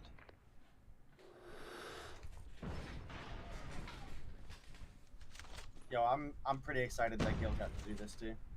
Targets in sight. You're just taking all the dubs. Tribe game not So streamed. we're a big Gil fan over here, for sure. If anybody's a big Gil fan, it's this sucker over here sitting. Enemy contact. Enemy in Literally plucked Gil out of nowhere. Hostiles have captured the hard point. Probably the best thing I've ever done in my life as far as stream goes.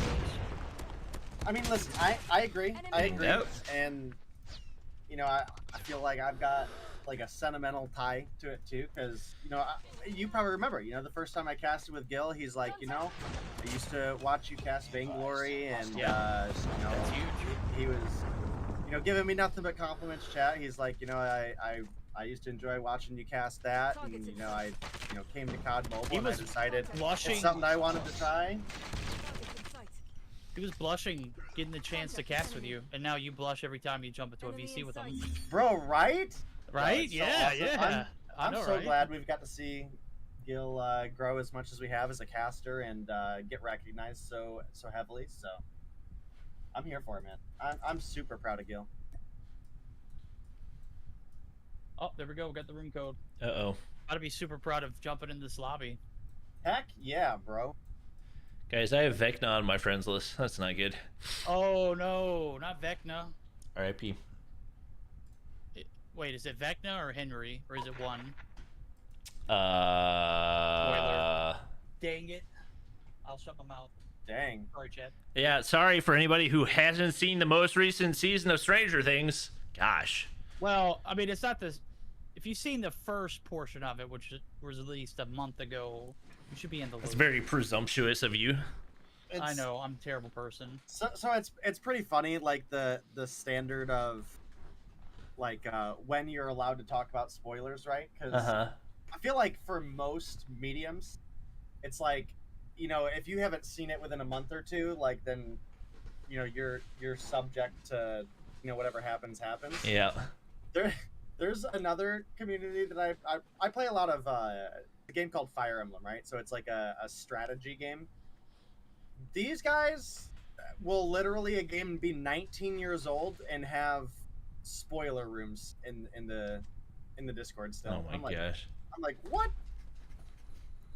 No spoilers, please. Like, what do you mean? If you haven't played the game from 2004, then I don't know what to tell you, dude.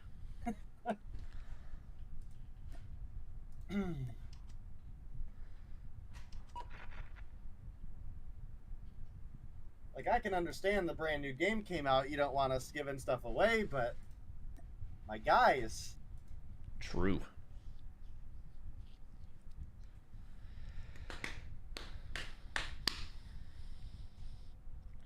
I remember when the new Spider-Man came out. That was the big one where like you couldn't talk about spoilers for.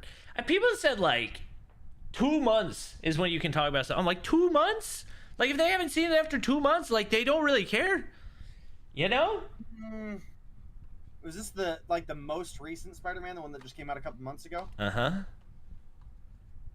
I was gonna say if it was the second one came out like when COVID started, so I could understand not going to the theater at the time, and yeah, the new one, I mean, theaters have been open. Look, for I like still over haven't a year, seen boy. I still haven't seen Endgame, and I What? don't want any spoilers either too. So can y'all? How have you not? What? I refuse to believe you. You're lying. No, I'm lying. Terrible liar. Horrible person. Okay, are they not getting extreme in Guild in this one? Let me.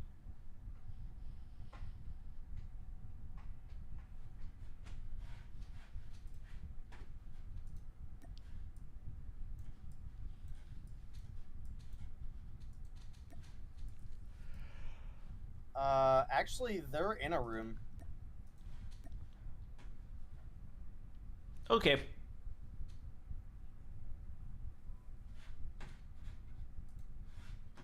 Chad, I'm not obsessed with my hair. I'm just trying to make it not look bad. Okay, yeah, so Guildmania and Extreme are doing, they're following dramas until the Tri-Beauty match. Gotcha. Oh, that's smart. I mean, that's a Latin team. Or not a Latin team, but a Spanish-speaking team, so...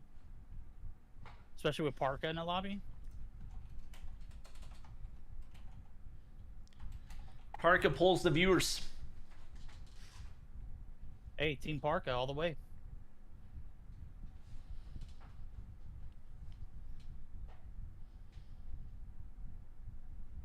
All right. All right, first time watching MSK today. Who's the player to watch? Raph. I'm interested to see how Kings performs here as well, but I would say probably Raph and Kryzo. You think that's a reasonable verdict?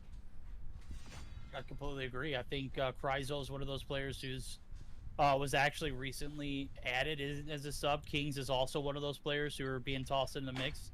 Haven't seen much from Dicey, but Raph is, I mean, he's impressed me in any form, shape, fashion.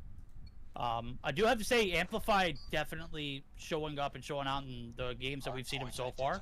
So this is going to be an interesting match for them. Somebody said if Ares doesn't drop 50 kills, then 10 gifted. All right, I feel like I have to watch Ares now. That's a pretty high expectation to set right there. Oh my gosh, Raph is coming out, guns blazing. That was a clean two-piece right there, and make it 3. That is a solid MSK control of the hard point. He's untouchable. 5 kills on the board, and Skill barely manages to take him out before he starts to stack those streaks. Oh my gosh, looking strong off the start. Yeah, it looks like an easy 10 gifted if Raph continues to just take down everybody. Man's a one-man wrecking crew is finally taken down for a second time, and you can see the point is going to be unoccupied. Right now it's a contest. Going to be up. It is going to be Amp's opportunity to jump on board, and right now they are not afraid to get wet right here on this P1 fountain side now. P2 rotations are being made, and you can see King's already bunkering down for that anchor, and certainly a great one indeed. They get 28 off of it. We see so far so good, but this match is still young, and you can already see it. It is definitely a similar skill gap than what we've seen all day long. Yeah, and King's actually rocking the RPD and not using the what is it, the cooling barrel. So gonna be limited on ammo, gonna have some longer reload time, so that's definitely a factor. But right now, I mean, he's got 3 on board, does hop up, and Ufer is able to find the final shot to take him down. And now you can see that we've got Ufer as well as COD are pushed up, trying to anchor those spawns. We've got Juice now here as well. Ares, I mean, he's 1/25 of the way to his goal. Make it 2 as he picks up kill number 3 and 4 there. Nice little two-piece for him, and the team is still maintaining some at least reasonably good control on the hill. I'd like to see one person more put their feet on it and actually get that time as opposed to everybody pushing up. But Aries taking down Skill off the heady there. Kill number 5 on board for him, but leading the lobby is Ayo Ralph, as Verdict would call him. 14 kills deep, only 6 deaths. Kings is going to town with the RPD. We've seen a couple big feeds for him so far, but it's Raph leading the way. He's now at 15, 3 hard points into this, sitting on a 2.5 KD. He's got a Purifier to get him some kills right here as well. Free Fire's around the corner. This man's sitting on full streaks and still looking to build. Is Kiara going to try to make her way in? I'm assuming it's a her, but I could be wrong. Right now, Meeseek's just looking absolutely phenomenal. Obviously, King's playing a big role in that as well. He's sitting on 12, and Aries going to be able to find 2. Map control looking good. Slaying looking phenomenal. RPD, not a weapon I expected to see, but King's making it look clean. Oh, making it look clean as well as the operator usage is absolutely on point. Rap just popping off. King's popping off some good flicks, some good rotations. They're going to get the early rotation over this P4 site, and right now the back fountain is going to be sacrificed. This might be a problem. Great Oofer, 7 kills on board, looking to hunker down. It is going to be Sierra right behind him. I think that's COD if Dave was, you know, making the assumptions earlier. It's King's right here in the corner, though. Even up close, that gun is a cannon. It cannot be stopped once it's going. It's just one of those guns that you can't inside of the point, outside of the point, perimeter control. It's very versatile. It's not SMG, it's not an AR, it's an LMG, and my guy is just toting it. Big guns coming through, 130 to 36, and Meeseeks, they are rocking and rolling here with a almost 100-point advantage. Oh, nice little 360 Annihilator shot out of Whisper there. Only going to find 1 before getting taken down as part of Aries' 3-piece, and well, right now, Aries does not at all look on the path to potentially pulling off 50 kills this game, but Rav definitely might have a possibility to do so if he keeps up the action here. Finds kill number 28 there, taking down a Legend Juice. And now crossing the 150-point mark for the side of Meeseeks is definitely looking solid for them. I will say this is maybe so far the one matchup we've seen that is a little bit unfortunate, because I feel like with the space that we have in the NA top 8 right now, I realistically think either of these two teams, you know, could realistically deserve a spot over someone who gets in. Obviously, we'll have to see as we actually get into that stage and see who it is that makes it. But, you know, this is the loser's bracket, guys. Loser of this one is going home empty-handed. Yep, it's I mean, Kings and Raph both have just looked completely unstoppable. Watching some of what's happening for the Amplified team, it does feel like communication has not been probably what it needs to be. There are a lot of situations where Kings was just hard holding that one angle in the backside of P4. It was pretty much completely like uncontested the whole way through. There was no slide peaks. They just kept running by and getting absolutely obliterated. So I don't know if this is a communication issue. I don't know if the skill gap is actually this big, but Meeseek's looking really, really strong right here in a wasted Purifier right there for Raph, but I believe he will get he will get a partial charge back on that one, and because he didn't fire a shot, should be good to go. Is once again teammates slaying out Oofer, the last one remaining on the hard point. He gets completely obliterated, and right now that is the case for anybody that goes up against Raph, as he's now on 35. My guy is cooking. My guy is frying, literally. I thought the MAC-10 got a nerf. My guy is looking like pre-MAC-10 nerf. Just absolutely running gun. I had to make a second guess. I was looking down at the green perk. I was like, please don't be quick fix. My guy is not rocking it. He was rechowing with 1 health on several gunfights. He had no business winning it right now. He is just zooming. Panama, not as small of a map as Summit, but he is whipping these corners. He is turning left and right. He is flicking, and you got Kings, who's got the big guns in the back. He is holding it down too. Aries finally starting to pick up the slack, but I mean, let's be real. There's no way he can compete with Kings and Ralph putting on a one-man and two-man wrecking crew, as they already got bids for P3, and right now it's 203 to 80. They're exactly sitting perfectly ready to close this one out. Now, I don't know if they're going to be able to do it on a P3, but they're certainly going to be able to close the gap a little bit more here on this rotation. And Raf's got the setup. He knows they're coming through, and that's another easy 2 kills, already surpassing the 40 kill mark, but he's not done. He's got a nice flank right here. That's another 2 to his name. Now on a 4 spree, Whisper back in the corner. He's gonna realize he's gonna be met with a purifier to the face. Doesn't even matter. Dicey picks up the kill, and now Raf just needs to hold down this corner. They can win it on this hard point. Now 43 on the board. Kings sitting at pretty much triple positive right now with the RPD as well. And I have been very pleasantly surprised by how strong this MSK team has looked. All right, well, MSK looking to take away the victory in the first match of this series, the hard point. You got Raf dang near approaching that 50 kill mark. He's 43 deep right now. They've only got 19 points to go, so we'll definitely be interested to gets a little bit outgunned there. Definitely a big kill coming through. I will say, you know, congratulations, Bobby, on your gifted subs, though. Oh yeah, because yeah. Aries didn't drop 50. I was like, wait, I get gifted, and then I remembered what I said earlier. I mean, Aries has definitely turned things around, and to Aries' credit, 32-7 is not a bad stat line, but the main issue has been Raf soaking up all the kills so far. 44 now. Dicey, not falling through the map. The game's just over, and that is going to be 250 to 92. Spicy way to start this series. I thought this was going to be a little closer than anticipated, but we get into the game and AR Ralph just looking like Wrecking Ralph out there. I mean, my guy is just running and gunning and not looking back. Kings, again, with the big guns, 34 on board, 44. If that game had progressed a little bit further, we would have definitely seen a potential 50 to 55 bomb. And not even, you know, marginally, you know, surprised by that after seeing how it started. But again, when you're able to close out the games, you're able to get those rotations early. You're able to, you know, put points on the board on each and every hill. That's just a walk and dub. 250 to 92 Amplify. They got the work cut out for them. But I think this is where things get interesting, because I've seen Amplify play in Search and Destroy. I think their skill is a little more exceptional in that regard. I'd be interested to see how this Search and Destroy ends, though.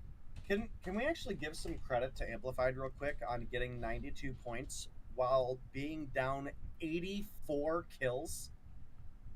I mean, we saw games that were not as kill heavy earlier that actually were much further apart win wise, right? So some solid rotations, some solid late hill breaks for the side of Amplified, but you definitely I meant 50 from all the games added up together. Right, sure you did. Definitely. Yeah, that's definitely what you meant. Some decent numbers earlier. Ended up putting up 9. That's not going to cut it in this level of competition. And then obviously Sierra or COD coming through with only 10. I mean, Raf had literally more kills than the top 2 frags combined of the side. Wait, is that COD as in codeine, or is that code from... Who? Where are you going? That's not. Is that code as in codeine, or is that code like? Is there a different code?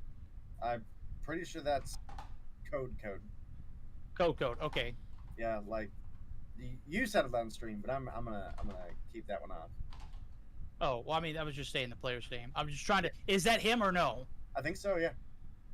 I don't know. I thought he usually played with Rehan. I've never seen him play outside. Playing with Rehan and playing with, you know, that gang of misfits. Bro, who's staying devious anymore? That's like so 2021. True. What even is a devious, you know? Well played. Oh, man. I'll finally shut my mouth. Just FYI, Cold Shower wants us to stream their match against Explicit after, if you guys are down. They want to do it like after the UD. After UD Tribe, sure. Yeah. Just checking. 2 bangers. Let's go. All right. Well, we're hopping in to game 2 here. This skill gap, I think, is bigger than I anticipated it was going to be. I think part of that due to the fact that we didn't get to see MSK play prior to the matches today, and I think maybe due to the fact that Amplified might have had some of the easier teams to go up against. So I've got a feeling that this is another one that goes heavily the way of MSK. Maybe a sniper can come in and make a big impact right here, but definitely anticipating that they're going to look to push the pace, and looking like they could very well be a team that ends up in stage 4 as well. Yeah, I've been fortunate enough to be able to cast some of their games throughout qualifiers, and obviously that's not the end of the road for them to get into the main season. They'll have to take down, I think they're playing off against Wicked and Amplified actually for 2 of those teams to get spots. I think Vandals have completely dropped out, so they've got a real chance of getting into stage 4 performance. They're looking like a solid. Think your Hornets could land KD? No, there's zero chance KD goes to the Hornets. Well. And they're definitely KD wants to win rings. He doesn't care about money. Well, he does care about money, but like he wants money and rings. Really have that kind of connection or a team that worked well together. But this lineup has been looking pretty solid, and right now it's Cryzo and Kings. They're left alone in a 2 versus 3. Kings has been known to use the Swordfish, and well, he's using it here, but does lose out on a gunfight close range with the CBR. And honestly, during qualifiers when he was using it, I just thought he was trolling, but maybe homie actually really likes the Swordfish. I saw that he was number 20 on the Swordfish leaderboard, so number 20 on the Swordfish leaderboard, and playing to the best of your ability in stage 3, trying to get a stage 4 spot when you're in the losers bracket. I mean, but nobody uses it. Nobody gets on the leaderboard of a gun they don't use, So maybe he's mastered his point. Like, it's one thing for if it's a random rank warrior, but if he's like a pro player and he's that comfortable with it, like he's got 2 kills on the board already and trying to pick up a couple more. I don't think I knew there was a dark matter Swordfish, but that thing looks very, very clean. He's in a 2v4. What you do is you just have your friend invite you to a Modern Warfare. No, I'm just kidding. Michelle with the ring tier membership, appreciate it. Bebe with the 200 elixir, I appreciate it. Thank you. That doesn't apply here. Right? Some don't have a chat. Bombs down in back-to-back rounds. Again, Meeseek's kind of getting exposed here in the surge. Hacienda is a very big map, and if if you're not playing collectively like we saw in the cold shower matchup, oh my, the flicks, the shots. If you don't play as collectively, it can definitely leave you wandering hopelessly. Right now, the hope is so alive. It's a 2v2. The shots, great. Ufer never stood a chance, but Legend able to play the head. He cries, so he's on the push. He's gonna swap the weapon in Legend. An absolute Legend. Juice clutching it up. He's got it. And that's 2 rounds in a row. Got to give it to Amplified. As I mentioned, the skill in Search and Destroy is showing up, and it's kind of putting a little bit of a barrier up. And they're able to hold off this Meeseeks team, a pack of killers, 2 rounds in a row. I got to commend them. The effort is there. That was very clutchable for Cryzo, and I think it was partially decision making, but also just bad luck in the timing of the peak right there. Because if you slide peek that corner with a Mag 10, guaranteed you win the gunfight. But wasn't able to make it happen. Does have a big flank going right now, and it doesn't look like there's anybody really watching for Amplified right now. Whisper is completely exposed. Juice on the other side, very much the same, and that's going to be Whisper. Whoa, I thought he was going to find a way to win that one right there. Skills on the flank, trying to find some shots onto Cryzo, but not going to be able to get the info, and now more timing could go their way. It does, as Cryzo wins another big one. Ufer, last man standing for Amplified, CBR in hand. He's going to see if maybe he can find a pick right here, as it looks like Cryzo and Aries going to look to play together. That's exactly what you want to see. You want to see the 2s being played well, and Cryzo and Aries, they know what is going on. They're down 2 rounds in a row. They've kind of gotten outplayed. That last round was a hit or miss one. Obviously, you get the luck of the draw, and you didn't get the luck of the draw. You flipped the corner and tried to push with, the weapon swap. It just didn't pan out. Ufer playing it cool, calm, and collective, though. He's going to be spotted by Cryzo. Shots are going to come in. 30 seconds on the clock, he's going to go ahead and hop the plant. As you can see, the gap's being covered. It is going to be Cryzo. Bobby, can you check my tweet mention of you? Looking for the direct 2001. Bomb's going to go down, and now it's. Can you tell me what your tag is? 1v2 clutch. Will Ufer be able to extend this to a 3-0? Is with about 30 seconds left, Dave. We've got a little bit of a spicy one on our hands. Yeah, we definitely do. We have a 2-round lead right now in favor of Amplified. We obviously saw Legend Juice come through and clutch up the end of a last round. You know, it was largely due to just some good COD timing for him. But this round is going to be Cryzo able to get the last kill. 3 kills on board for him. And the first round in favor, the first round that Meeseeks has been able to get to go into their favor. And Amplified are still going to lead 2-1. And, you know, honestly, Amplified off to a good start in the Search and Destroy here. After the sheer and utter dominance that was that hardpoint match, I was starting to wonder if they were even going to, you know, have an opportunity to win a round or two. And, well, they got 2 in a row right off the start. They've got plenty of opportunity to maybe send us to a game 3. Raph literally just stood there and munched on that exploding donut. Oh, my goodness. Didn't even try to move. Like, he had like 2 whole seconds after I saw the grenade come in, and he just stood there and took it. Well, that's going to give advantage to Amplified right here as bomb goes down over on the B site. 3v5 retake not going to be easy, and Dicey does not hear Juice to the side, so it's going to be all down to Cryzo and Ares. Right now, Cryzo trying to make the push through mid.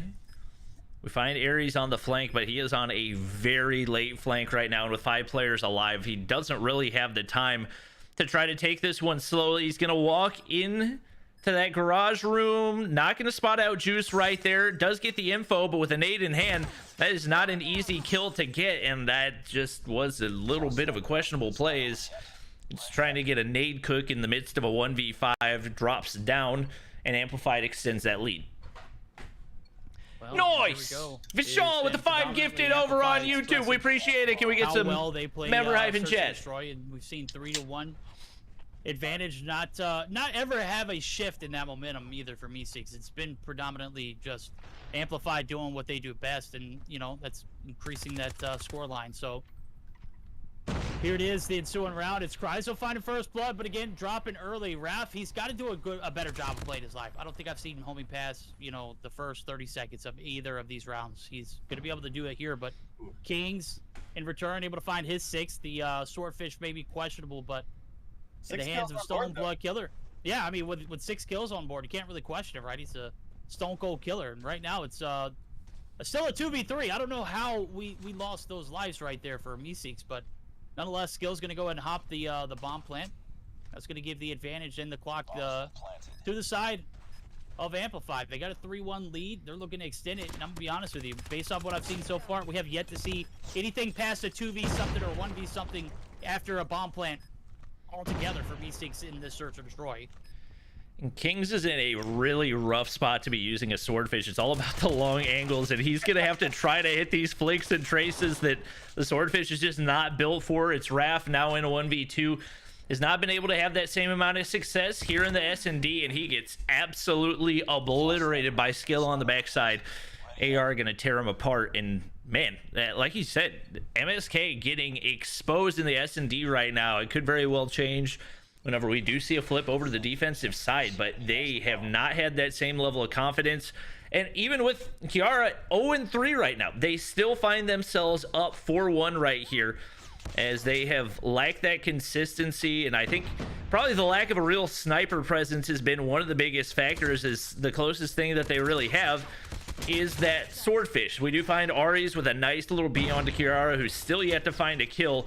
But these little poke damage gunfights are just not going to be a successful, consistent way of winning these rounds. Finally, Cryzo finds a flank right there, and with Skill only player remaining, it should finally be another round win for MSK. But the strategy has just definitely been lacking, and King's going to drop down with that Swordfish, hits the 1 burst to get the kill. You got to wonder if they could maybe add a sniper into this equation. Could it be a totally different game? Well, I mean, I don't know. You had a sniper in here. You looked at the sniping talent in Cold Shower, right? They had Jesus, who ended the game with, I mean, less than 5 kills. Kings has already got 7 on board. Keen with 6? Yeah. Well, I mean, it's still one less than what Kings has put on the table, and I mean, he's done a great job of playing his life with it. So you're looking at he's got a little bit of range with the scope, and I mean, I kind of like the effort. And right there is going to be able to find Whisper. I mean, he's doing what the role of a sniper is. He's getting the intel, he's getting the info, he's getting those long-range gunfights. May not be as snappy and as snazzy looking as the sniper talent, but you can't argue with the results. Right there, Juice, he's arguing. He's going to go ahead and put up his 10. My guy is double digits, and we are only 7 rounds deep now as we see. This is the flip.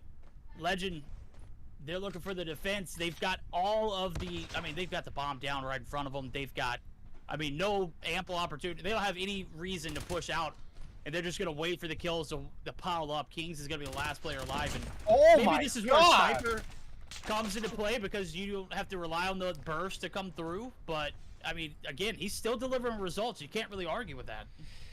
That was a crazy shot, but like you said, in those situations specifically, like, because he has a burst, it allows them to peek in situations where you normally can't with a sniper, and it just forces him to play in a much different way. And he knows he can't make a push through mid, because you try to take a max 10 gunfight through mid, you're gonna get absolutely obliterated. Doesn't have time to flank all the way around the map. There are definitely situations where he's been able to make good use of the swordfish, and I'm not even saying Kings needs to run a sniper, but I think if you do have that sniper in the equation, there's a lot of these angles that we're seeing amplified peak, that if there was a solid sniper on the battlefield, it just changes the way that you play. And I think that comes into play like whenever you're going up against a team like Cold Shower as well. Like, you know, Jesus Can Save You is on the opposite side, so you're not going to peak those same sniper angles that you normally would if you knew there wasn't that on the opposite side. So Amplified going to open things up once again. Kiara finally finding some kills. Whisper going to slide up onto Dicey as well to find the trade for Oofer. Man advantage. Amplified once again, and only 2 rounds away from closing this one out. King's not able to land those jump shots, and he's gonna find a way to lose that gunfight. Kiara, even with 2 kills on the board, shooting the body, and that's gonna leave that B site relatively open for the plant. And they are on defense, so not open for the plant. Yeah, I was gonna say, I hope there's not actually you say that's open for the plant. Not the opposite. Yes. All right. Well, could have a big A side rotation coming out of the side of Meeseeks here. Obviously, they're sitting down 3 rounds right now. So Amplified, the team that they brutally dumpstered in the hard point, is putting up more than a heck of a fight in the search and destroy here. And even knowing that the whole team is at B, why did we push that Chat. This is the same guy you told us was going to drop 50 kills in the hard point. Why is Bomb dropping all the way over there after your team got wiped out on B? Like, where's the A side rotation? Get the bomb planted. Get it to where there's 45 seconds that the enemy team has to rotate into you. You can play your angles. You can try to play for time and try to get the W. Why are we pushing into 1v4? I don't get it. Hey, I'm going to be honest with you. It's been the story of this V6 team on the Search and Destroy. I mean, you saw how collective and, I mean, the fragging came through in hard point, but I mean, exposed is probably an understatement. This is just, I mean, some of the not worst Search and Destroy plays we've seen. Okay, it's probably one of the worst Search and Destroy teams, or worst Search and Destroy performance we've seen after a performance like that in a hard point. I mean, this is just not well calculated pushes, not coordinated. A bunch of players looking for the kills, and obviously you got guns that, you know, the skill is there, but if it's not being used to its fullest, is it really being used at all? Well, that is going to be a 7-2 victory coming through for Amplified, and you know, it's hard to give Kings crap for using the swordfish. I think he put up, what, 9 kills there at the end of the game, but you know what the reality is if you're coming through good enough to put up 9 kills with the swordfish, you know, what are you doing for the team if you're running a CBR, if you're running a Kilo, if you're running an M13, you know, something that's a little bit more consistent across multiple ranges? Because that's one of the nice things that the CBR has, right? You have obviously that close to mid-range is absolutely phenomenal, but you also have some medium long range potential as well because of the accuracy. You look at the M13, it's kind of the exact opposite, right? You're more focused in the medium to long, and while it's not the best at close range, it still obviously has a pretty consistent kill speed in the close range. So I feel like there was better options that could have brought more versatility to his playstyle. Maybe he wins more of those close range gunfights without a burst weapon. Listen, Verdict, you know that I am like willing to die on the hill for the Itra burst. Okay, look, you don't have to tell me. You don't have to tell me. I already know where this statement is going. I mean, we're literally getting destroyed by some of the biggest TTV sweats, and here comes Day, who is literally running the crossbow and an Itra burst. Like, I don't know and understand that logic. If you played Warzone, if you've seen us play, I'm gonna go ahead and yeah, you have. Look, we were talking about Vanguard here. Well, I mean, that's completely irrelevant. Right now, it's, you know, just the questionable life decisions you made to get to this point. Okay? All and that's right. where we're really... There are plenty of questionable life decisions I made to get here, but that's not one of them. Listen, I don't need alcohol to make a bad decision in life, all right? But... Well played, well played. Well played. All right, well, I mean, it is Meeseeks getting exposed in the Search and Destroy. I mean, oh my goodness. night and day performances. And I love it. They're here for the action. They don't want to hold back. They want to go ahead and jump into it. They know we got a big banger on our hands after this series. So, love and appreciate the speediness of getting this in. Chop, chop, let's go. Control is going to be the deciding factor. Who's going to take the advantage now, as you can see. Focus here on the defense. You've got the, you know, the luck of the draw there for Meeseeks. Is it going to be a factor? As first round's opening up, they've got the advantage on this defending side. We'll see how they play it.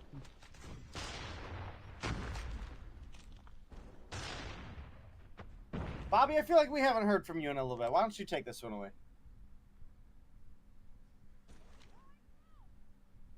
Fantastic. Great talk. All right, chat. Not sure what's going on there. I don't know if I'm disconnected or if maybe Bobby's having some issues, but Kings still rocking out with the Swordfish. Hopefully we still got Verdict here with us. Do you think this is something that he is just going to keep using even if they're in a losing scenario, possibly really need to bring one back together for the team? I mean, lived by the sword, died by the sword, right? I mean, he's gotten this far with it, and he's known for using the abnormal. He might actually, you know, rock the RPG or the RPD. I'm sorry, not the RPG. Obviously, we don't have an RPG in this game. It's SMRS, or it's what is the other one? The tracking one, the lock-on one. FHJ, yeah, it's one or the other. Right here, it's gonna be the break. No, it's not. Skill holding the fort down. They got a 2-life advantage. They got progress on both objectives. With 2 players in the trailer site, I don't see this actually turning around.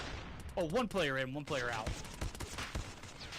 Well, they clean up the kill on the backside of trailer. They're taking down Dicey. That's Whisper coming through with the SKS use, and well, he was looking for some shots there, but couldn't quite find it. You have Ares coming through with kill. Chat, I don't think the tri match is going to play till this one's done. Trying to hold down this ramp side of things. Unfortunately for him, well, he's going to die to a Predator missile, and you know, didn't even have enemies anywhere near his sights, and he's actually extending very, very far out for the fact that his teammates have people slaying them on B right now. Here's the rotation. All right, Ares. All right, Ares. There we go. We're getting our head in the game here. Go ahead, take that progress off. Still can afford to play TDM, but you got to be really careful with it. Nice long-range spray out of Ares right there, and really patrolling that backside. Oh, the perfect nade out of Kiara. That could potentially open up the push. Raf's going to get the information on the players rotating right here, and with that in play, knows exactly the move he needs to make. Whisper backing up. He doesn't realize he's got a player behind him. Kiara there for the trade. It's going to be 4v4 right here, and with 54 seconds left, neither team should really be all that concerned about the point. You got to play your life and get your trades right here. 1 life advantage for Amplified. Concussion lands, but no peaks. No peaks coming through for MSK. Raf's going to drop right there.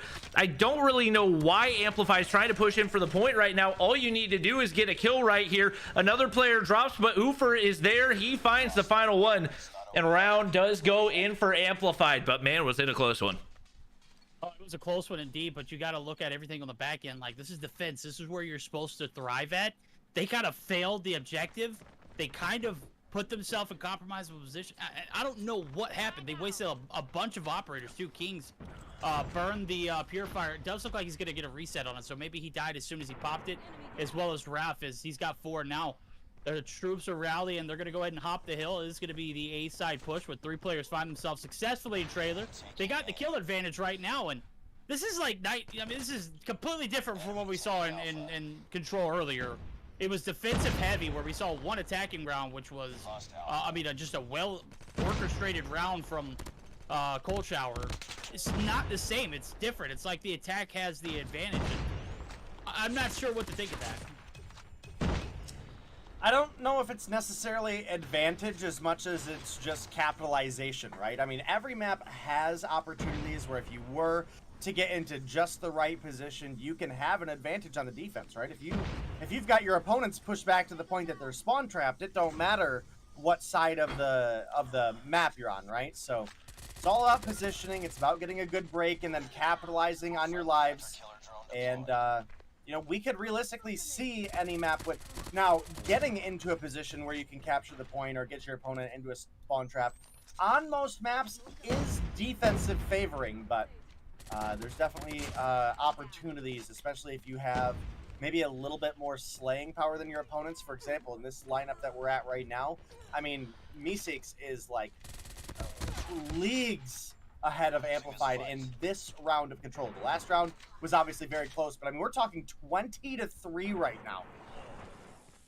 And honestly, with the way that this is going, I feel like it should have been a lot more lopsided the way of Meeseeks. I feel like they should have been dominating in that first round, because on defense, like, if it's all about the gun skill and the map control, it seems like they have the advantage. I think a lot of this, like you guys talked about, is it strong side or is it offense or defense that has the advantage? I think we're at the point right now where so many of these teams are so new to Control that they're not experienced enough to know how to play it well enough for there to be an offensive and defensive advantage, and a lot of it is just based on how they play the momentum and the timing of the operators and score streaks that they're able to get. So I think probably as we get closer to stage 5, we will start to see more of a, is this map offensive or defensive sided?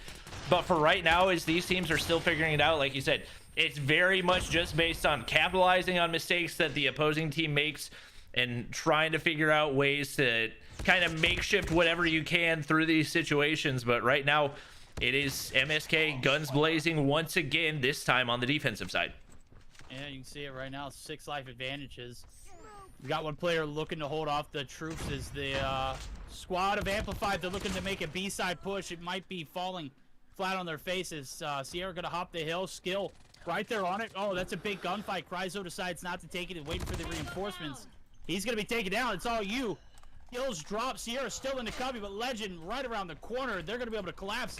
This might be the progress redeemed, but it's still a 9 life advantage in favor of Meeseeks. So regardless of what kind of progress you put here, Kings, you didn't do a great job of playing your life, and even if you do manage to extend this game, it's at what cost? Well, gotta remember, this is do or die for both of these teams. This is the loser's bracket. It is double elimination, so whoever wins has an opportunity to stick around in the competition. And whoever loses, this is the end of the road. And right now, it is strongly looking in favor of Meeseeks, whether it's offense, whether it's defense.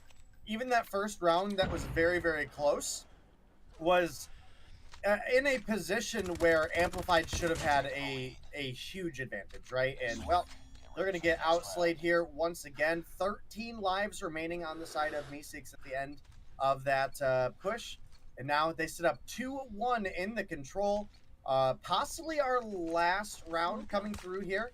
Obviously, we're going to have a game 4. But taking an advantage going into a hard point, that Meeseeks won the first hard point so one-sidedly. Amplified got to turn it up. Otherwise, I'm pretty much at the point that I'm counting them out. Yeah, right now it's gonna be Meeseeks stacking the point on A, and they are pretty much completely uncontested. Kings, it seems like he wants to be the king of the off meta right now, pulling out the RUS. Obviously, we saw Inferno do it in EU, but it was in a very different scenario in Search and Destroy, where a lot of it's just about catching enemies off angles, trying to take long-range gunfights with the RUS is not going to be an easy thing. Gets completely obliterated by Kiara right there. So they get A control, but they do not have really any type of a life advantage. They get a couple right there. Right now, they can basically afford to play TDM. Some of those operators coming into play. Whispers on the backside, but Kryzo doesn't even slide the corner with that Annihilator in hand. He's going to get taken off.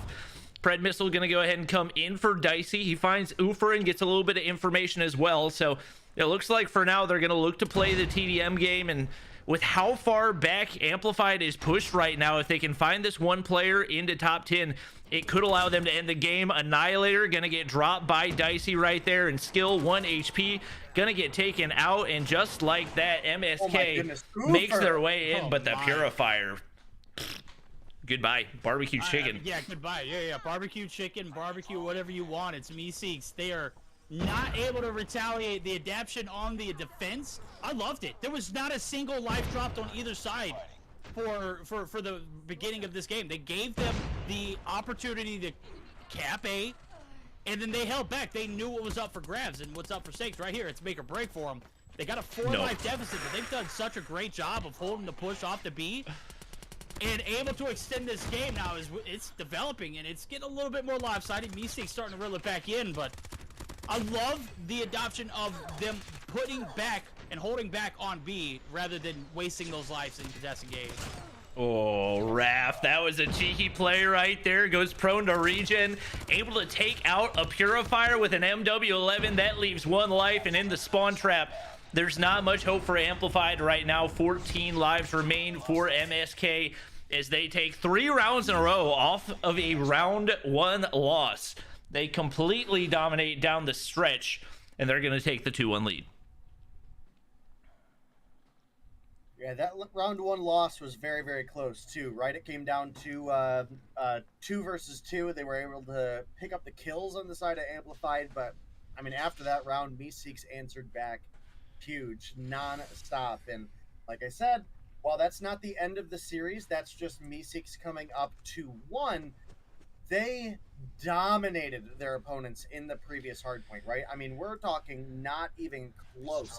They had an 84 kill advantage, let alone they had over a 150 point advantage in the scoreline as well.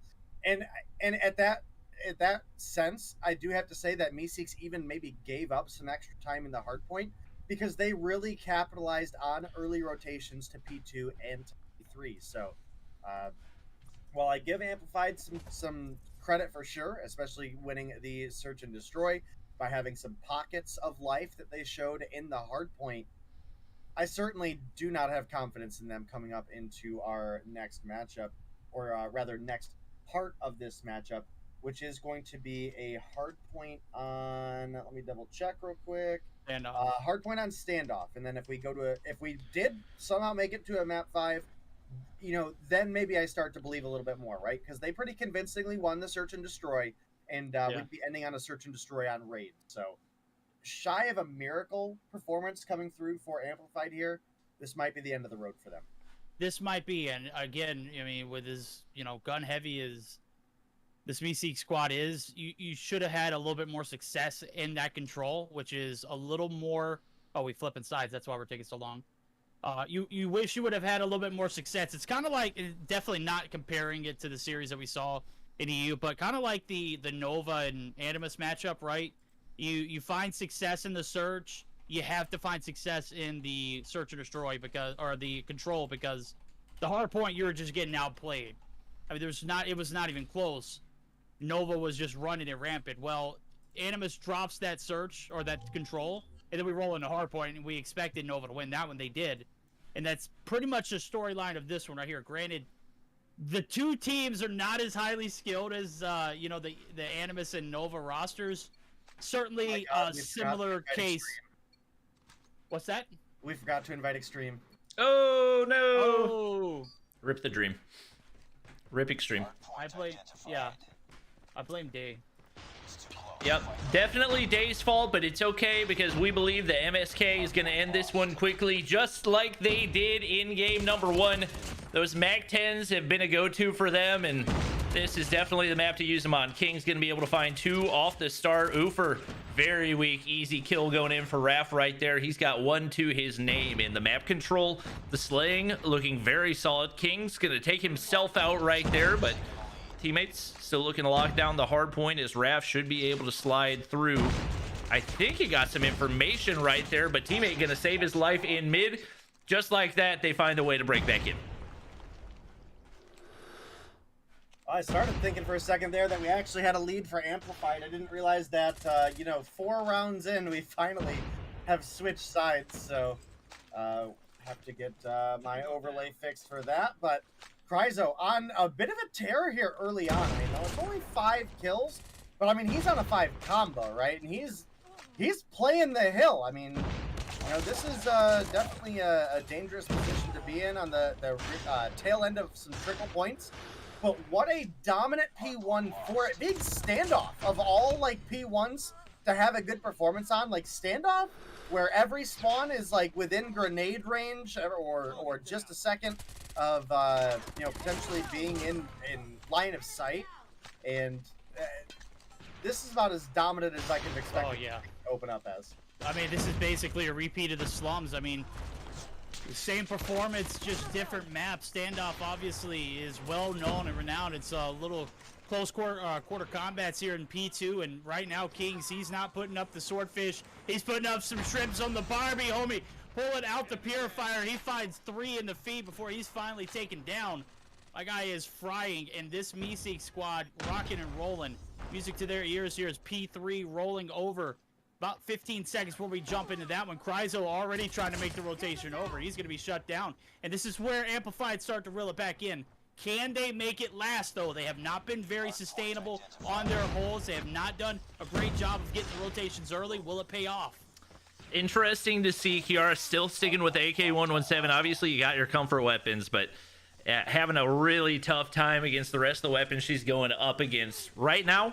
Trying to keep MSK out of this hard point push. They've not been able to get any map control clear, but with Raph finding 2, Dicey finding another, softens up the defense, and now Kryzo pulling out the Annihilator. Dicey with a Sparrow, and it's going to get broken only 20 seconds into that hard point. You also got to pay attention to the fact that King's full streaks to work with a Goliath and a cluster whenever he wants it. Kryzo going to call in the Pred as well. It is streaks on streaks on streaks right now for MSK. This is looking very much like a repeat of game number 1. They faltered a little bit in the search and destroy, but in the respawns, they have dominated in just about every way possible. We see Kryzo sitting on 15-4 right now. He's not even been one of the players that's typically popped off in this matchup, but they've just had different players find different ways to come up in a big way, and he's going to find kill number 17, looking to break on in, finds number 18 as well, and waiting on the reinforcements, but spawns are not going to go their way. That's going to give, at least for the time being, the advantage to Amplified. It is indeed. Now there's a big money hill, and what way to turn this game around other than to have something like a purifier on this P4 hold. It is going to be the Great Oofer holding down the objective. They fend off the push, and the troops, the rally is there. Amplified's not giving up. There it goes. They got purifiers of their own, but it's a 2v2 in the point. Spawns are compromised. There is Ares. He's going to find 1. He's going to find 2. Juice on the outskirts is going to be able to take down 1, but Raph able to clean it up. And that is going to be the break with 40 seconds in. Still, plenty of time to maximize here and extend this lead a little further and take the hopes and the dreams, but I'm taking a look at it, and I'm not sure what the call is on this one. I have to take a look at it. Is overclocked allowed here in champs or no? I think so. I'm not positive, but maybe not. Take a look at it. I mean, I haven't seen it as of yet. Most people don't use it just because it's not really that good, in my opinion anyway, relative to some of the other options. I'm not 100% positive, though. I think Bobby may be having some internet issues. What you think? Possibly, yeah. Oh, am I? Does my mic sound weird? Well, it's just cutting in and out. Yeah. Okay, I'll disconnect and reconnect.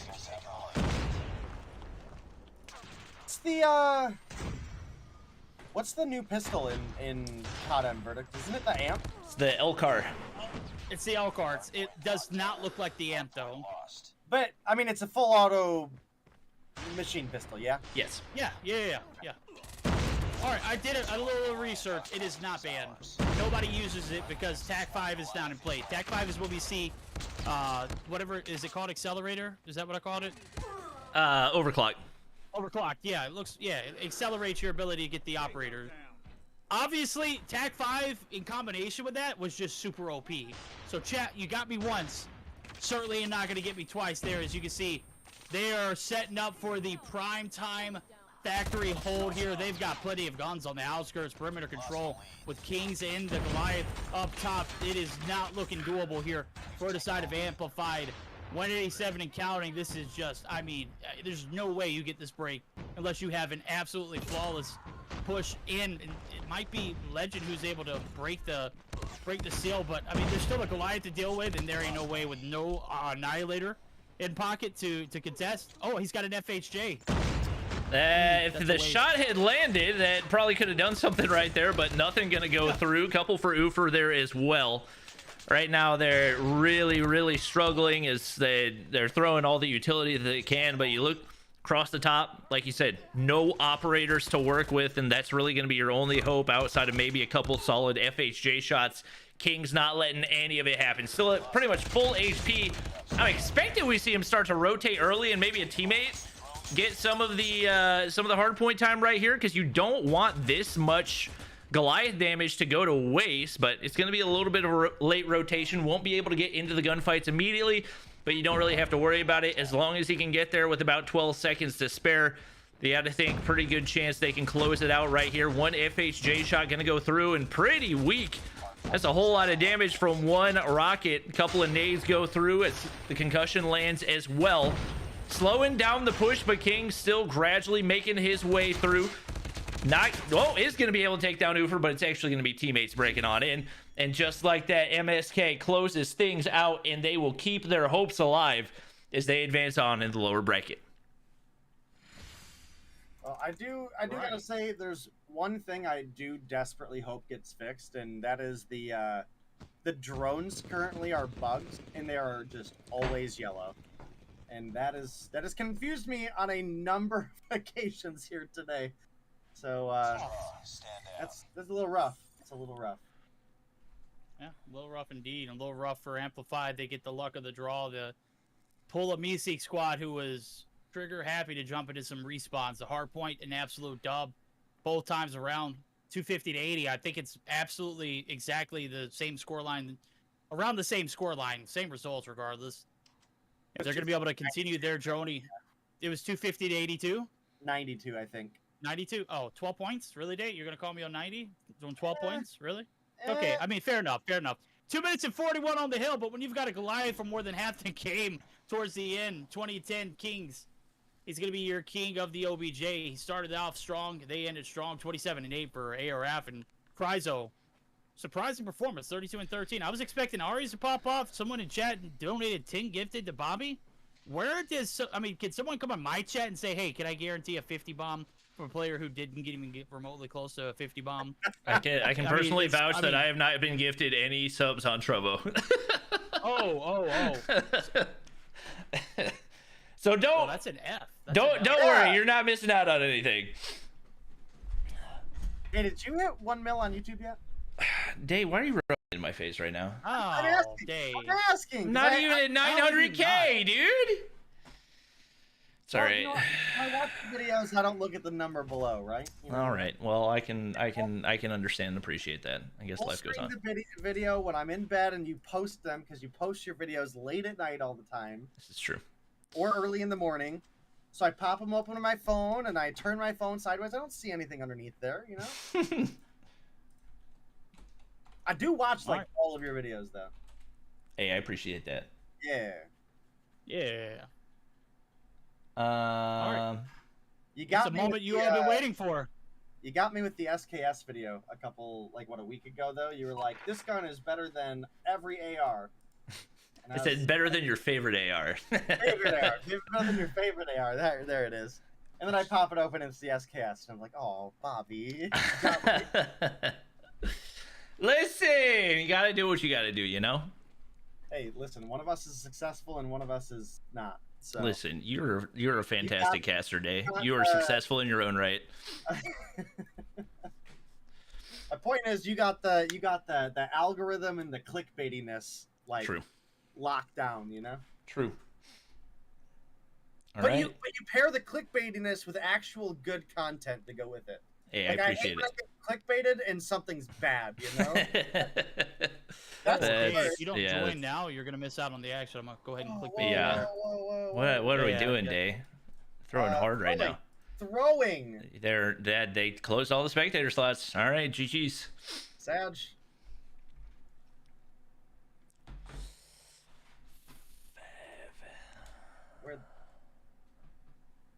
There we go. We got your spot. I messaged my guy and he made something shake. I messaged my guy too.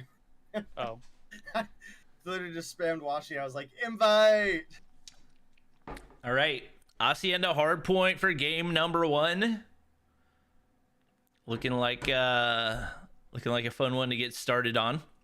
I don't think we've seen Hacienda hardpoint since last weekend, so always a fun one to watch, especially when we're starting to get a little bit more familiar with some of the new maps, and especially for how these pro players play it.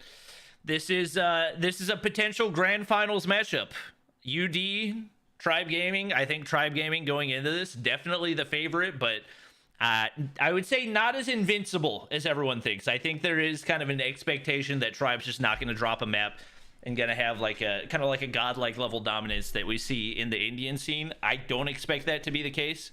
I expect at least a game 4 out of this. Could be very, very wrong, but definitely a lot of talent on this UD team. I would agree with that. I would absolutely agree with that. I think a lot of times, because Tribe has been so known for winning pretty regularly, I think a lot of people look at the NA scene and they just say, okay, you know what, Tribe, they're here to win, etc. And that's not always the case. We see Tribe drop series here and there, but with various other teams, right? With your Zygnuses, with your Mayhems, with your Goofy Goobers / UDs. So I fully think that Tribe is a team that should be taken about as serious as they come by any team. But I think a lot of people had the same stigma about Nova in Europe, right? A lot of people got so used to seeing Nova just win and win and win and win. And then we came down and, granted they may have won. It wasn't a clean shot, right? So definitely got to take every bit of it with a grain of salt.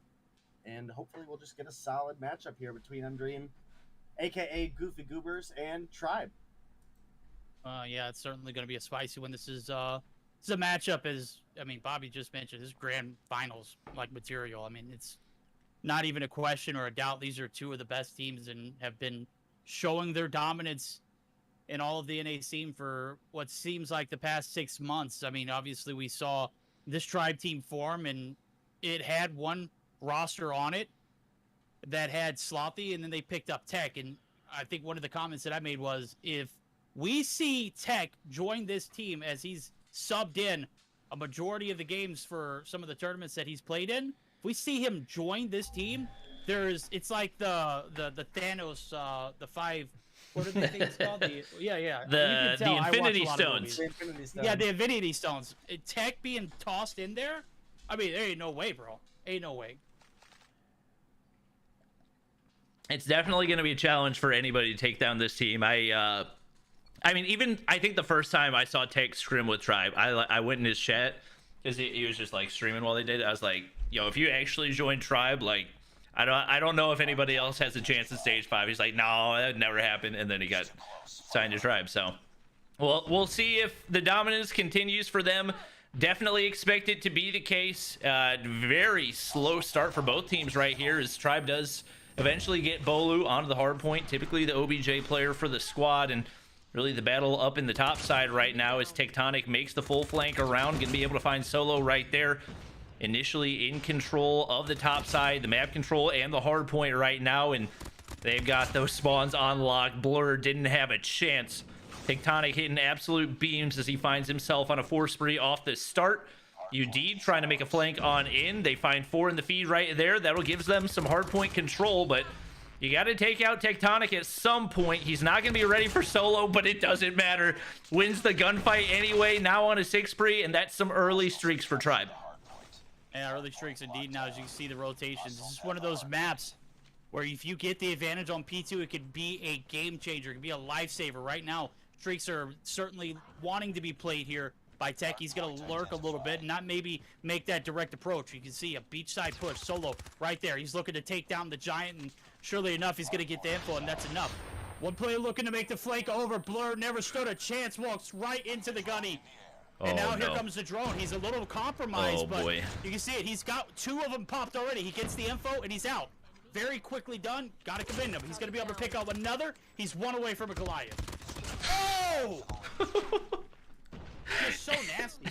Yeah, he had no business winning that gunfight, but there is a reason he is widely considered the best player in North American history and potentially the best player in COD Mobile history, as no matter what roster he's on, he just finds a way to do it over and over again, tries to shoot the hunter killer, and I think he actually manages to destroy it, but does die to the vehicle explosion in the process. UD, despite how well Tech has played so far, they have locked down these hard points, and that's something I have largely ignored just because I was so enamored by how well he has played so far.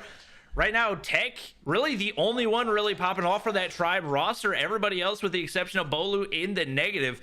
He's got to get a little bit more help out of the teammates, as UD has looked extremely solid and well-rounded off the start here. Yeah, definitely been a solid performance out of UD, and I think this is a great start, but, you know, they've got to carry this energy all the way through the series, because, again, I think a lot of people just have this stigma that Tribe is an unbeatable team in North America, and there haven't been a lot of opportunities where Tribe have been shown up, right? I mean, they're the most consistent team in North America for sure. They've got the talent of the top, and you know, again, consistency is just where they've shined the most.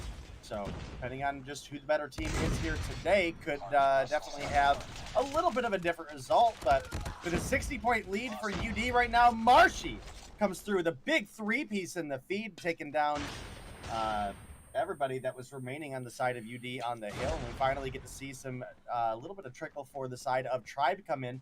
It's not enough to tie things up, but it is at least enough to make it where they're only just barely being doubled up. A single hard point hold. But a single hard point hold, unless you're UD from, you know, that second rotation, there's not been a flawless one since. Right now, they're going to get the upper hand on the rotation, but it's going to be Envy left alone. He's going to be dropped, and this is, again, we had this discussion last week.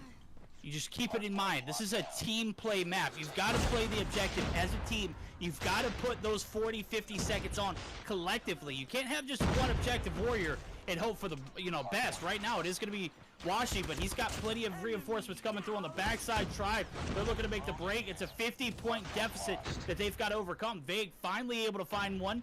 They're going to be able to get a little bit of, you know, a little bit of rest easy, but as soon as he turns around, he's gunned down. And this is just a well-played map so far from UD, minus the fact that Tech streaked out earlier. I haven't really seen much of Tribe ever since. Right now, the biggest missing piece for Tribe is Jez coming into this. I think a lot of people would have considered him one of the top, if not the top player in North America.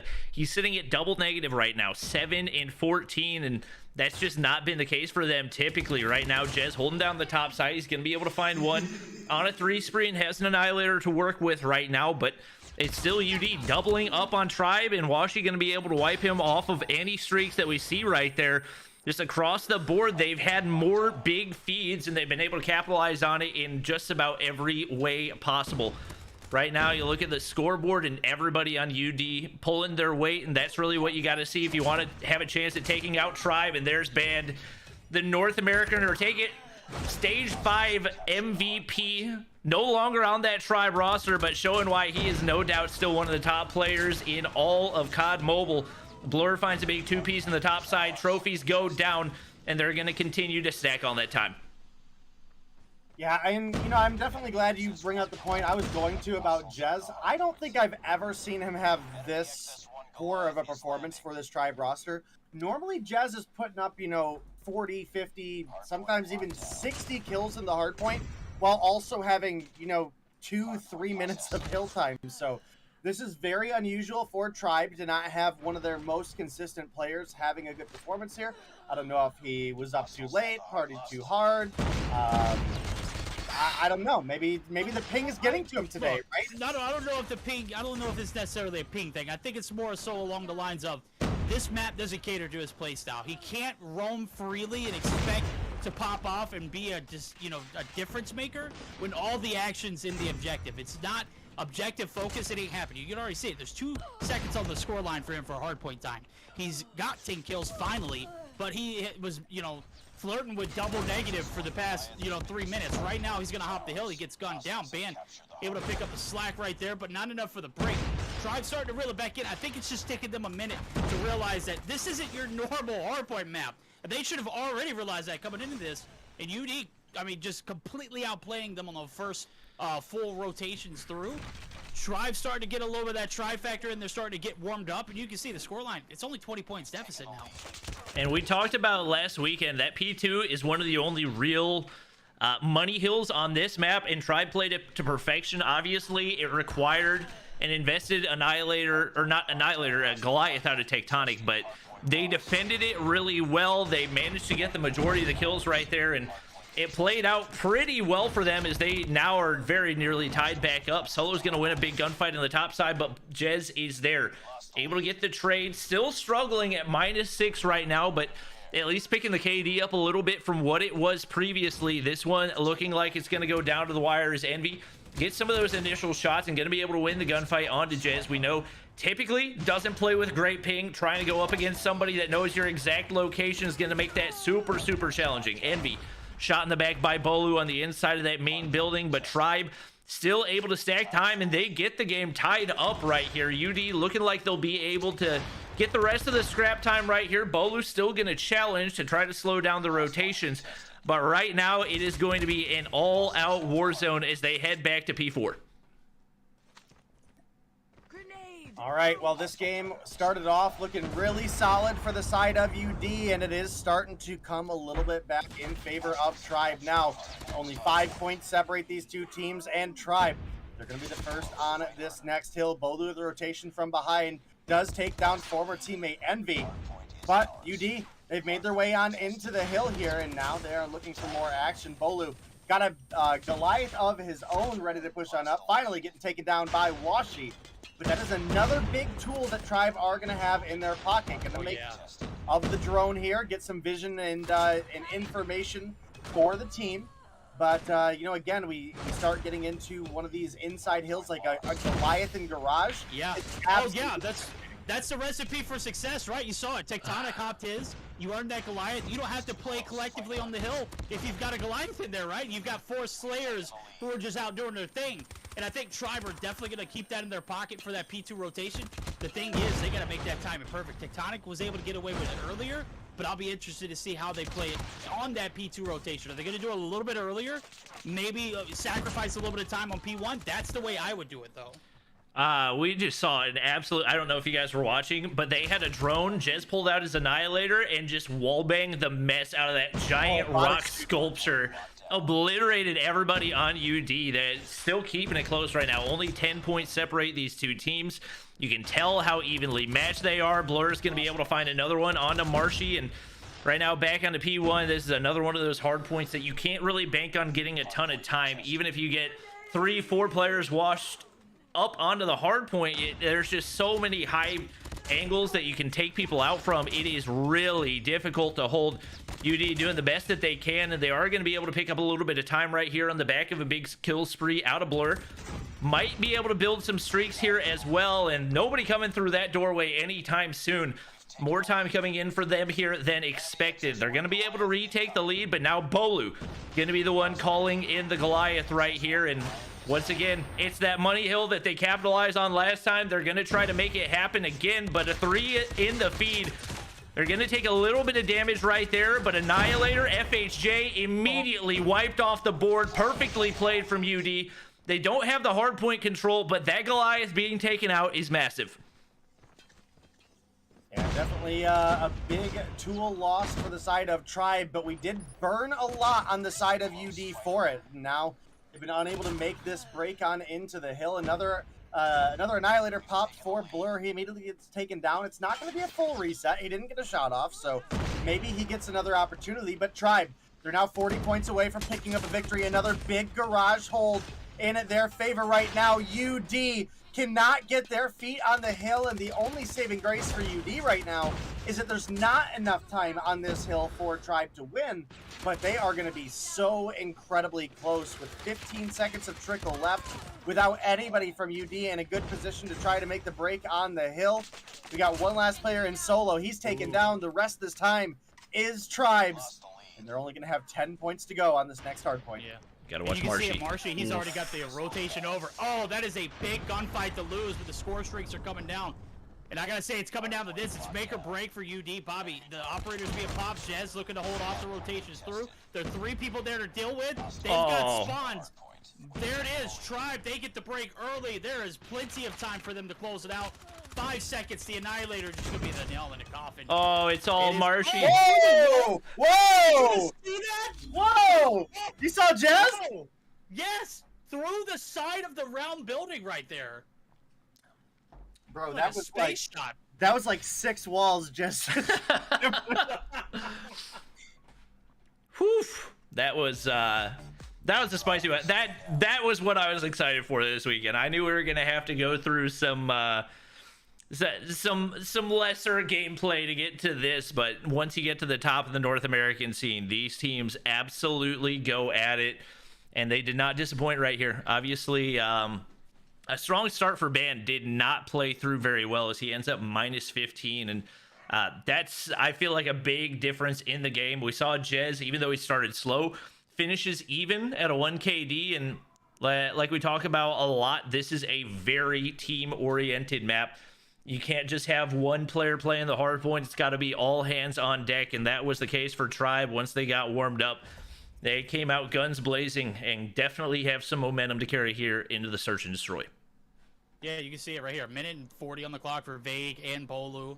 1:30 for Marshy. Might as well be 1:30 for Tech as well. Jez, kind of like the only player that I expect to go, under that minute marker, but I also expected him to drop at least 40 kills here. He didn't do that. Underperforming.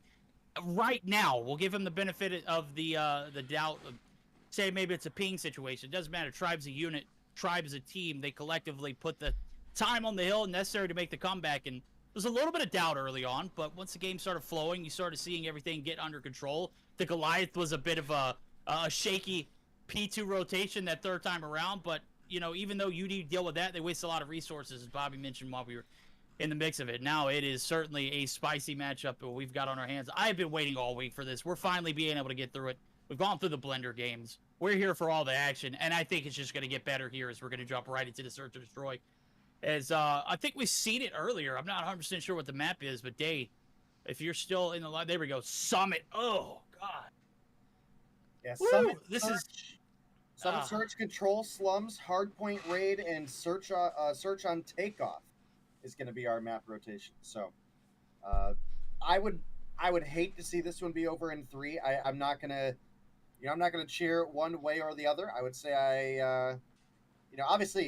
obviously one of our good friends, Verdict Tech, is on Tribe. So there's obviously a bit inside of me that's like, I hope, that Tribe, pull through for this one because our buddies there. But when it comes down to it, I just want to see a good game between these two teams. Like, I know that these two teams are ones that are competing back and forth for the top. It has largely, lately at least, been in favor of Tribe. It was a little bit earlier in the new kind of Tribe roster being together that we saw them be a little bit more flaky on, there were a couple Sundays that they weren't able to perform as well as we expected early on. And again, sometimes that, boils down to the, hey, just because something is good on paper doesn't mean you can just throw it together and it's going to work. You've got to put time into it. You've got to make sure it's going to synergize well. And Tribe are at that position now with this lineup specifically. I've got nothing against Slothy, but, he was definitely not the strongest fifth man for the side of Tribe. Now they've got Tech here, and, this has been a solid roster ever since. On Dream, they've had a little bit more of a shaky path, right? Again, they came together early on and had some really strong performances, but then that's where things started to get a little bit weird for them, right? They had some pretty heavy roster changes where, you know, they were experimenting with a lot of different players, and, you know, it took a while even just to get Washi back in on the team. Well, it's spicy start right here. Tectonic, absolute beam onto Band right there. That's going to be 2-man advantage. One wiped off the board, but Tectonic there to find another, and nearly takes out Envy in the process as well. He's 1 HP, 1v3 right here, and able to get away with his life, but they know his location. Shots behind, probably going to put some pressure on right here, and Bolu going to be able to get the plant down onto A, gets the information as well, and without a sniper in hand, more than likely, that's going to seal the deal for Envy. Trying to make his way back onto the bomb site, going up against his old team, but not going to find any information right here. And once again, a lot of times when we see a 1v whatever situation, we'll see teams try to make this long flank, but there's not a whole lot of time to do it. He's able to take out Vague, but he's still got 2 to deal with, and with only 16 seconds, he has to be absolutely perfect, and he's not going to be able to make it happen. Bolu, Mag 10 shots from below. Tribe closes out round 1. Yeah, spicy one indeed. Now Tech opens up with 2 before he gets dropped, and yeah, after that it was a blur. It was just you know, 2 players drop it instantly, and you know, after that Envy was the last player alive, and he tried to make the best of a poor situation. Unfortunately, that poor situation was 3 sweaty Tribe players in his path to deny it. Certainly enough, it is going to be Tribe starting off with the advantage on a map like Summit. This is a big one now. The attacking round, it is going to be the nade shot coming through. Envy able to find one as well. Jez picking up the sniper and showing off. It is going to be the first blood for him, but it's 1 for 2s now as the push in is going to be settled down now as Tectonic and Jez are going to be the last ones alive. The corner's rounded. Oh! Budget Tech? Absolutely not. As Blur gets dropped. Tectonic, the man, the myth, the legend himself, is going to be dealt with, though, as the Hopper putting some shots on Tectonic now as Jez is the last threat. No chance Envy loses that one, and that's going to be a great answer back round for UD as well, they started off with a huge advantage in the hard point, lose a little bit of momentum. I think it's Tribe starting to heat up. Right now, they are trying to cool off this Tribe team before they start getting rolling with the momentum here in the search as well. It's going to be Bolu carrying the bomb right here, and that concussion is going to hit a whole lot of players. Tribe trying to get away, but the nades come over. Envy and Solo find a couple right there. Band finds another, and now the momentum's starting to swing the opposite direction. Tech, Jez trying to clutch up right here. Solo's got the information, but 1 HP, he's not going to peek. Band finds a 2-piece right there, shuts down that round quickly, and UD starting to look a lot stronger. We know there's a lot of sniper talent here, but not necessarily a sniper heavy map. We know that typically Washi's going to be one of those sniper players as well as Blur, and both of those doing that, but it's been mostly the SMGs carrying through. Is that both of those players yet to find a kill. Blur going to get a hit marker onto Tectonic right there, does get the major assists, get some information as well as Tribe now way pushed back into spawn. Another one of those Blur angles for the nade to try to see if he can find somebody push back. But right now, Tribe just hoping they can find a pick right here. We'll see if maybe we got a sniper in play, but with Jez getting dropped, there's not much chance of that happening. Right now, complete map control for UD as Tribe is absolutely in a desperate position, at least for this round. Yeah, looking at a 3 versus 5. Bolu's able to find Envy. Now gets the turn, is looking for Solo, but Solo with the R9 finding a nice shot at range. You now got Vague looking for a gunfight, but Solo, a nasty hop up and then dropped down for the final kill. This is something that he was a little spotty with the past couple weeks, if I remember correctly, Verdict, where we were like, yeah, I don't know, the R9 maybe not working out, but clearly he's been putting the work in to practice with it. It's gotten better week to week, and he is frying right now. We're 4 rounds in, 8 kills. 8 kills. There's not a question of doubt. I mean, Solo, he has been one of those players who have versatile in all sense. Blur opening up with his first blood. Very quickly able to hit the nade shot and the follow-up. Oh my God! Mastermind.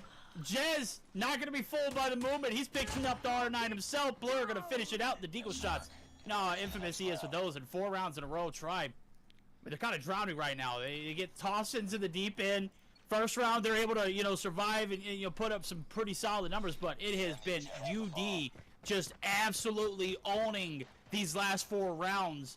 And again, this is a map that I feel like is very defensive, like heavy. We'll see if it that momentum gets over when we flip sides. But Bandit Solo. Oh my! Solo, what the heck are you on, bro? This is just not fair. Yeah, he's on 13 right now. Vake's gonna be the only player remaining, and Blur hits the snipe. That's one of the faster momentum swings I've ever seen. And with that, I feel like I gotta watch Solo the rest of the way through. They are gonna flip sides, so that'll change his approach a little bit, but he has been completely untouchable through this one. 13-3 right now. He hasn't even allowed Washi to get killed. It's not even like Washi's getting slayed out. He's only died one time, but he just can't find anybody right now. Concussion goes through, and that's another free kill for Solo. They have no counter to this R9, and he is absolutely running rampant on this Summit map. Well, if you're going to play a shotgun on a map, Summit can definitely be one that you can capitalize heavily on. Another one is standoff, so, you know, maybe if we see some standoff play later, we might see him pull it out there as well. Big kills come through. Band going to take down Jez, and now it's only 2 players left alive. It's Tech and Marshy, and they are not in a position to realistically play twos, especially with this bomb plate coming out on B right now. You've got Solo up behind Marshy right now, looking for the shots to connect. Gets a hit marker, but is unable to get the kill. Now he's got to be careful. Marshy's looking to play as long of an angle as he can, but pushing from behind. Here's Band. That's how you play with the teamwork there, and Tech is able to take down Solo, finally putting a little bit of a end to the reign of terror, but it's a 1v3 with 20 seconds left to go. And look at the position that UD's in right now. I mean, they've got multiple angles covered. There's just no way Tech, you know, even as good as he is going to be able to come through with 3 kills in the defuse on this bomb right now. No, it's not happening. Blur is going to round the corner. That's going to be another round.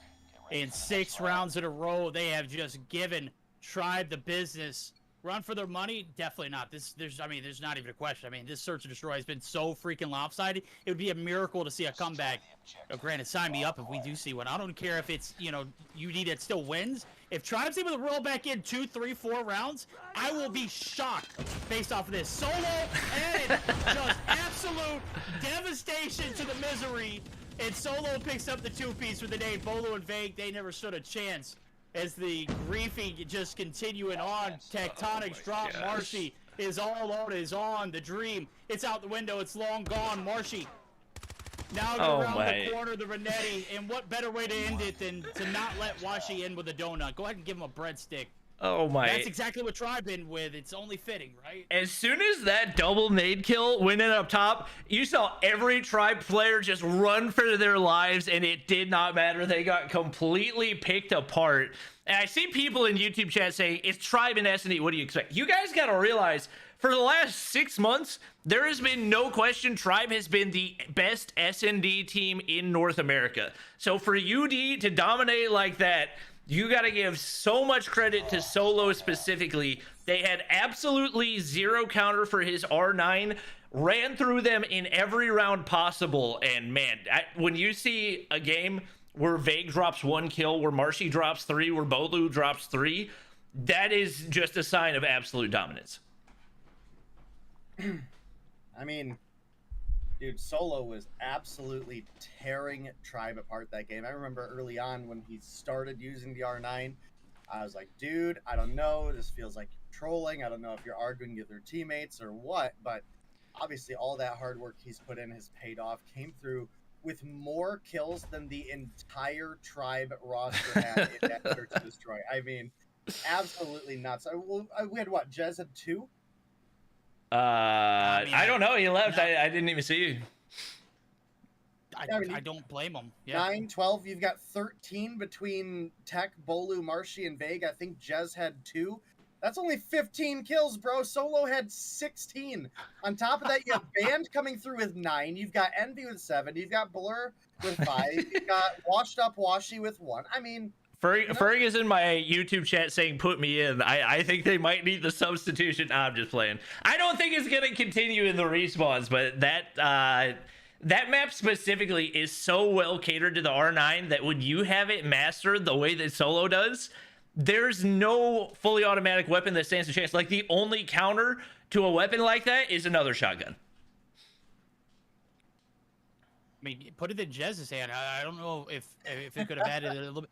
But let's be realistic about it. Like, yo, PPSH Jez just hit differently. I don't care who you are. I agree. At that particular time when no one used the PPSH, in his hands, it looked like the meta, and he fooled a lot of us. I even bought the lucky draw because of that. You did. I remember that. I was like, look, I'm gonna be like Jez because PPSH Jez just different. Well, guess what? The R9 Hopper solo is one of a kind. It's unique. I don't think. I'm reading in chat account sharing. That's Grizz. That's not solo. No, I never seen Grizz do that. Grizz is good with it, but I never seen Grizz do that. I've seen him do it in hard points, and I've seen him do it in raid hard points. You would think that it wouldn't be that much value on a hard point on a map that big. I've seen him drop 35 plus in hard point raid. And the teams be tier 1. He's certainly a talent, but I don't think I've ever seen him perform that well in Search and Destroy. That was something else.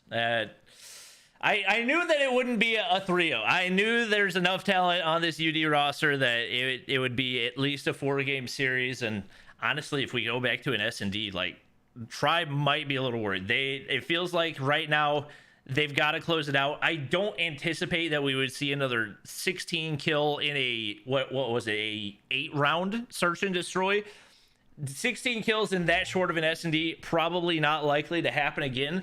But that's a tough weapon to counter, and especially depending on what map we end up on. Tribe's gotta find a way to counter it because they really didn't find a way to make it happen the entire way through that one. So I don't know if it was more the offensive dominance of UD or lack of ability to counter, but it'll be interesting in the rest of the S&Ds. We are already hopping into the control right here, and Tribe is full sending it over to the A site right here. Lots of utility go out. No surprise to see Blur pulling out that SKS off the start right there, and Bolu looking to make his way up. It is very well fortified by this UD team, and Envy going to be able to take out Bolu.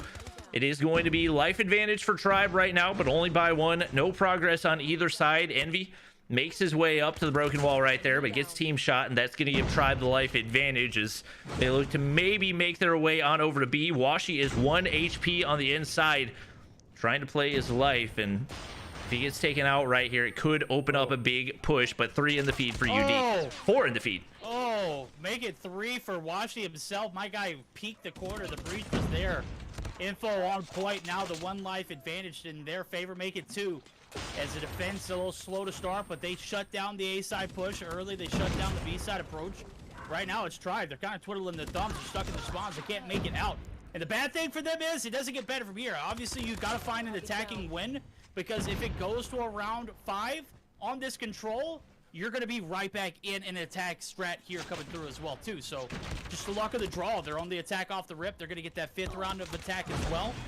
And right now, this might be UD's lucky fortune now. As you can see, it's 18-13 in lives, only 10 seconds left. It's now or never. Tribe. Washi holding off the forces as much as he can. Here comes Band. He's got his sliver of health himself. No, he is full. And he finds 2 in the feed. Jez able to take him down. No traction there. 2 seconds. Finally, the contest is in. Tribe, the last push. It's now or never, homies. And Blur just absolutely abusing that SKS. The walls made of paper mache, and he's tearing them apart. Makes his way on in, tape down 1. Bolu's just proning. He just wants to stay alive, but Solo says, not today. There is no time for Tribe. And that's going to be UD taking round 1. Like you said, there is no tiebreaker whenever it comes to COD mobile control. That's something we might see added later on. But right now, it looks like UD would prefer to be on the defensive side, and that's what they're going to have if we go to a round 5. Yeah, and I think it is important enough to make note of, while this might be the new domination on Hackney, or the new domination on Crossfire, as far as how one-sided it can be, that was a convincing defensive win for Slums. Typically, you lose out on B and you get your hold on A because the angles, the proximity to the spawn, etc. But no, they full shut out the B cap as well. So that was a solid round coming for UD. And, well, the defensive advantage is definitely coming through strong here for the side of Tribe as well. They've got a 10 life advantage, even if we do get the B cap for the side of UD here. Trying to make this comeback happen is, I mean, a thought and a prayer to say the least. And well, a couple big kills do start coming through. We've got Solo brought out the Annihilator, takes a shot, gets tech, and then gets taken down. So not a huge trade there, but now we've got 4 players of UD in on the hill. We might actually get a B tick here. They're trying to see what they can do. Washi able to stop Vague in the process, and they're getting a couple of lives, but they've got to get back a lot if they're going to get the win here. Challenges over the head glitch, and that's not a good idea. There's 3 Tribe players waiting, like we mentioned. If you get B, you still got to deal with the life disadvantage, and A is not easy to capture. Solo's going to take down 2 in the process. Tectonic is there, able to wipe away any push over toward that A side, and it looks like, at least for now, UD is going to get some more time, but still at the 10 life disadvantage. Marshy's going to find 2 before being taken down. And right now, if Tribe wants to play TDM, they can do it to their heart's desire, right? Both UD players trying to find some wall bangs, trying to find some information, but Tribe is pushed way back, and all they've got to do is relay that info to their teammates. Jez gonna spot one coming through. Tech from the opposite side, and these tiny little doorways, just tough to make your way through, especially against the defense like we're seeing out of Tribe. 2 players finally gonna make their way on up the A site, but immediately wiped away by Marshy. He is ready at 12 and 8, leading the way for this Tribe roster. And even though we saw UD look good on the defensive side, Tribe has looked better. Unfortunately for Tribe, this really going to come down to round 5 more than likely.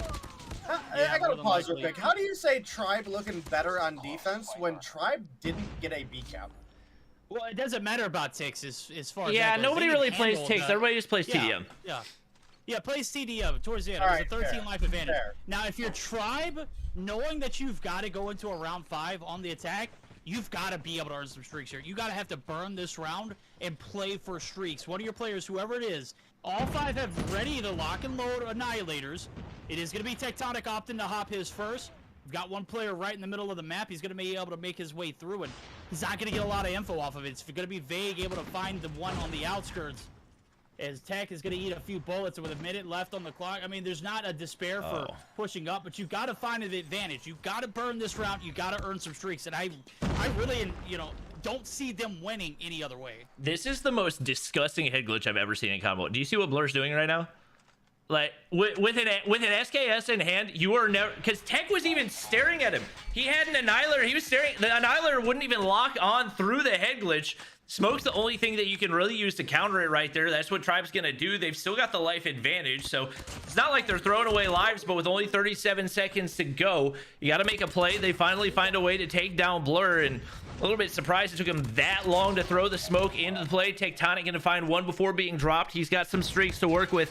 They got to find a way to win an offensive round somewhere, and it seems like this is going to be their best chance. We'll see how much they want to invest on it, as right now, Tribe full sending it over to the B site. All right, well, we do get some progress cleared off by the side of UD, but those 2 ticks are in on B. Only 1 more for Tribe to go to get that extension, and, well, they can't be full reset here, so time is dwindling away. They do have... Actually, now that Washi just came through the 3-piece, never mind, there's not a player advantage for the side of Tribe. And instead, that's UD completely flipping it around. We had a 3 life advantage for Tribe. It's now 2 in just a matter of seconds that are in favor of UD. Marshy picks up a big kill mid. Vague, it's a nice little wall bang onto Washi as well. Marshy putting the hurt on a couple players, and it looks like this B cap is probably going to come through. That's going to extend our time. It's 11-11. Banned with a big double literal frag grenade, and now there's only a minute left on the clock. Oh, Jez beams. Oh, baby. Oh my God, Blur! This is it. It's now or never. This is an attack round. You need it. Obviously, you don't want to make or break on a round 5 scenario. Well, the attack, it's here. They extend the game. They've got 7 players to deal with as far as life counts. 6. Now, as you see Jez back at the feet, but here comes the Annihilators for both Washi, and it does look like Envy's going to burn his. They're going to find 2 in the feed. 5 lives remaining. This could be a swing round in favor of Tribe if they're able to play this TDM to the fullest. Solo wins a massive gunfight, and the momentum now This thing's starting to slow down. 36 left on the clock. You can see Tribe, they're starting to count their kills. They're trying to make the right call, and they are holding mid. All 5 players right there. Washi has been flawless. My guy is money on the point. He's going to be able to take down Tech. And here comes the push from Tribe. They're trying to get the map control, but you got to clear the hills. It's a 5-4. Make it a 5-2. Blur able to pick up one. Marshy able to pick up another. It's only 1 life remaining. And Tribe might be able to do the unthinkable. Blur right on the outskirts. The Purifier's pop. He's going to round the corner. Marshy able to clutch it up for the boys. And Tribe, they reeled it in on an attack round. I said they needed it. I was thinking it was going to be round 5, but they jumped the guns there. They might be able to close it out here on this next defending round. That was a huge investment out of Tribe, but it paid off big time. And really, it forced an investment out of UD as well. It forced them to use a lot of their operators. You can see only 1 charged up for them right now. So it's not even like they find themselves at a big disadvantage heading into this round. And that could be exactly what they needed. UD has not shown any signs of life on the offensive side. And now they got to try to pull off the exact same thing that we saw out of Tribe. Envy plays that head glitch perfectly. And he's going to be able to take down Tectonic. And it looks like UD's going to be able to get some map control right there. Bolu's pushed back, but off the head glitch wins the gunfight anyway. That's going to give a 1 life advantage to Tribe right now. And it looks like they're going to be able to get control of this B site, take away any progress that we saw. Shots from the CBR coming on through, and that's going to even up the lives. A little bit of progress coming through is Washi all by himself over on the B site. Envy trying to get some information. It looks like Tribe just going to go ahead and move on over to A, only leaving 1 player here to defend. Bolu's going to get completely eliminated, and Envy is going to get traded off of that, but it looks like they're giving up this progress relatively easily. They do have a 1 life advantage, but we've seen before that doesn't necessarily mean a ton. As I say that, of course, Tribe finds 3 in the feed right there, and that's going to make it tough for the push to come back into B. Yeah, Band was in on the hill and ended up laying down on a grenade, basically, and then I think he threw a grenade that bounced back and killed him there a moment ago. So kind of been a rough couple past 30 or 40 seconds or so for Band. He has been absolutely in a blender, and in fact, the whole team has. We were looking at 26-26 not too long ago. It's now 24 to 6. I mean, oh my goodness. Oh, Vague is on a tear. Bro got a literal collab with the Annihilator and just did not miss. He is going to miss that Predator, which is tough, but Tectonic is going to be able to pick up the slack there. Band starting to finally click, but it's too late. 3 lives left. They're stuck in their spawn. They have yet to make any progress on A, and guess what? They have 2 lives remaining. This is all but over. You can see it in the feed. 2 to 20. Ain't no way. This is a dream, a miracle. This is not happening. Slums is certainly lopsided. Marshy is going to go ahead and cut it while it's fresh. It's 3-1. Big round for Tribe to ensue after a very, very close call and a very aggressive attacking round. I mean, let's be real. You invest a lot and it didn't pay off. We might be looking at a round 5. Cerberusky with the 72 Raiders. I appreciate it, my guy. Just so you some raid hype in chat. Calculated on that attacking round. And that gamble just certainly paid off for them. Yeah, that was exactly what they needed to do. They found a chink in the armor. They capitalized on it. Said everything that they could, and they got the win. We knew to feel comfortable, they needed to have control of all the respawns. We're getting ready to hop into a hard point, and even though the first hard point was close, it was still definitely in Tribe's control for the majority of the game outside those first few seconds. So anticipating that we need to see... everybody's got to bring everything to the table for UD. We saw a couple players pretty significantly bottom frag. I think especially Band, I think, went close to double negative, which is not something that we typically see out of him. He's definitely got to bring his A game coming into this one. Had a good performance in the S&D, but going into this next hard point, it is going to be an absolute war zone if you want to try to push a game 5 in a search and destroy. It's going to be raid, and that's one that we know Tribe feels very, very comfortable on. Now, I will say, probably more long-range oriented players on UD, so there is a chance that the advantage could swing slightly their way as far as gun skill goes, but as far as strategy, there are a few that do it as well as Tribe. All right, well, the you guys can see, we are going to be at a 2-1 advantage for the side of Tribe in this best of 5. So we've got to see UD come through the win here in this hard point. The last hard point, it was on Hacienda, and it was close. It was 250 to 202. So there's definitely an opportunity where we could see for a hard point raid, a map that these teams are a little bit more familiar with overall, especially with Champs not having a map ban, right? We're forced to have this in the rotation at times, which I think is actually quite fine, right? You know, getting Hacienda and Slums in here instead of them just being banned all season long. So it's kind of a fresh map for everybody still, for the most part. If you get into Hardpoint Raid, this is one that these two teams should know inside and out. It has been an absolutely key map to know, map and mode combination to know for the past several years of the COD competitive scene. If we do get through the Hardpoint, you gotta start to be a little bit worried if you're Tribe, right? Because the first Hardpoint was close. I mean, it was really, really close. The Search and Destroy was not. I mean, UD absolutely blew Tribe out of the water. And if we get to that game 5, it's a Search and Destroy and takeoff. Well, to be completely, I mean, frank though, you got to look at it. It's a different map than what we saw in Summit. True.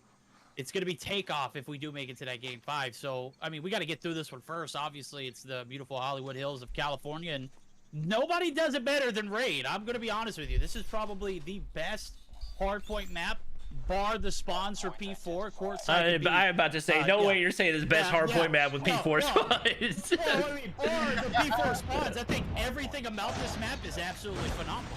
I would agree. I would say probably not the best hardpoint map. I would give that one to Standoff, but definitely if you take the P4 spawns out of it, I would agree with that one. So as expected, long range weapons dominating at least off the start. Tribe getting a little bit of that initial time. Vague, Jez finding a few. I believe chat pointed out Vague has top fragged every one of the respawns so far, and he's got a 4 spree going for him off the start right here. Blur's gonna drop, and there's not a whole lot of bullets missed in that spray. It is a whole lot of Tribe in the feed right now. No surprise. Tectonic slaying out at the same time as well. That Pred missile actually going to go to waste right there, so probably could have gotten a little bit of better value, but at the very least, going to get the information. Band looking to push Red Room right now, but he's got a Tectonic and a Vague to go through if he wants to make it happen. He's going to be able to take out Tech, and that spree's going to end, but Vague gets the information. That's going to relay it. Notice he's going back to the mid-map, and that is 48 seconds to 0 on P1. That is not an easy thing to do, and no surprise, Tribe has brought that same momentum here on this raid map. I would say out of all the maps in the game, this is like the one that a 45-second hold on P1 is not out of the question whatsoever, right?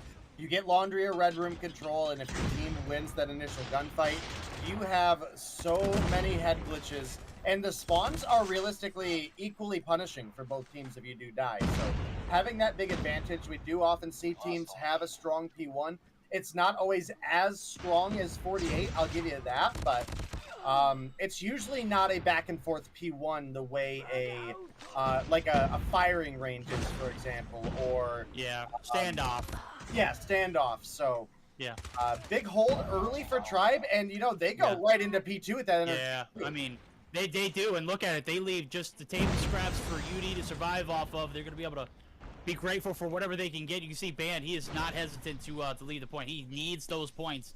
80 to 13, and Tribe, they are knocking on a early P3 door, and guess what? They're going to have the advantage there. The operator's coming out to full effect.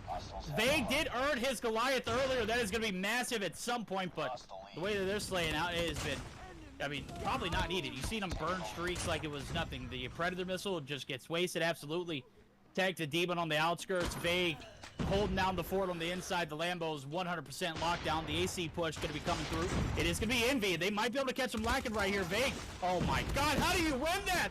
Just an absolute demon. How do you get the turnaround and the flick? Just so good. And Tribe, yet again, man in the hill.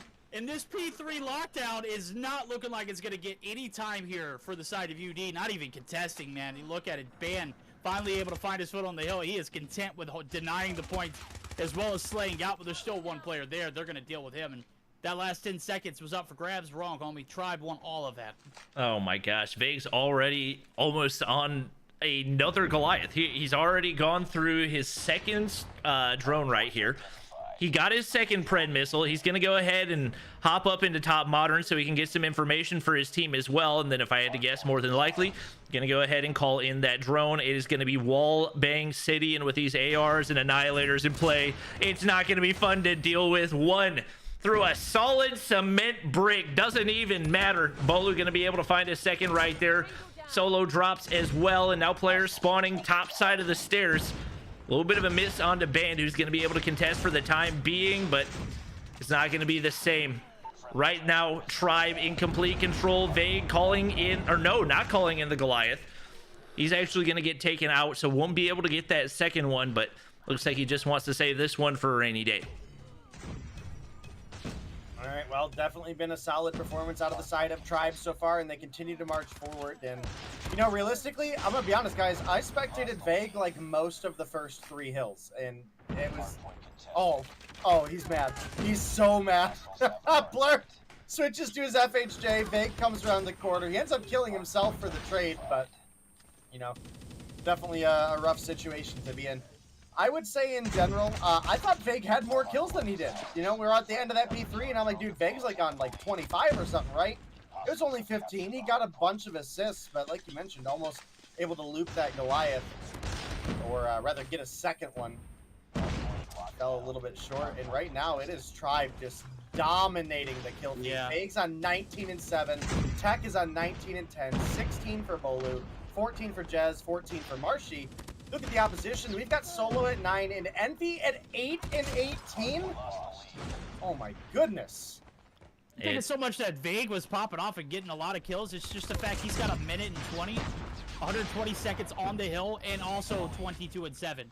He's won almost every gunfight, bar that what I just saw. Solo might have got the gift of the caster curse, and now they're trying to double up. They're trying to get the rotations over to New and Band. He is certainly taking a gunfight he had no business doing. As the smoke comes through, it is going to be Bolu up top holding down the laundry push, and my guy's sitting on 20 himself, making 21. He is not going to bust here. It is going to be the big hold here for the ringside push. 155-72. UD have done a great job of making their way back onto the point and keeping this one relatively close. And right now, Bolu is untradeable, just bobbing and weaving everywhere that he can in that top laundry area. Tribe trying to extend that lead out to 100 right now. Bolu's on a 6 spree and looking to build. He's got an Annihilator to work with, so we'll see if he can maybe stack himself a couple streaks right here. Solo's up top, but the concussion gonna land. Won't be able to land the first shot.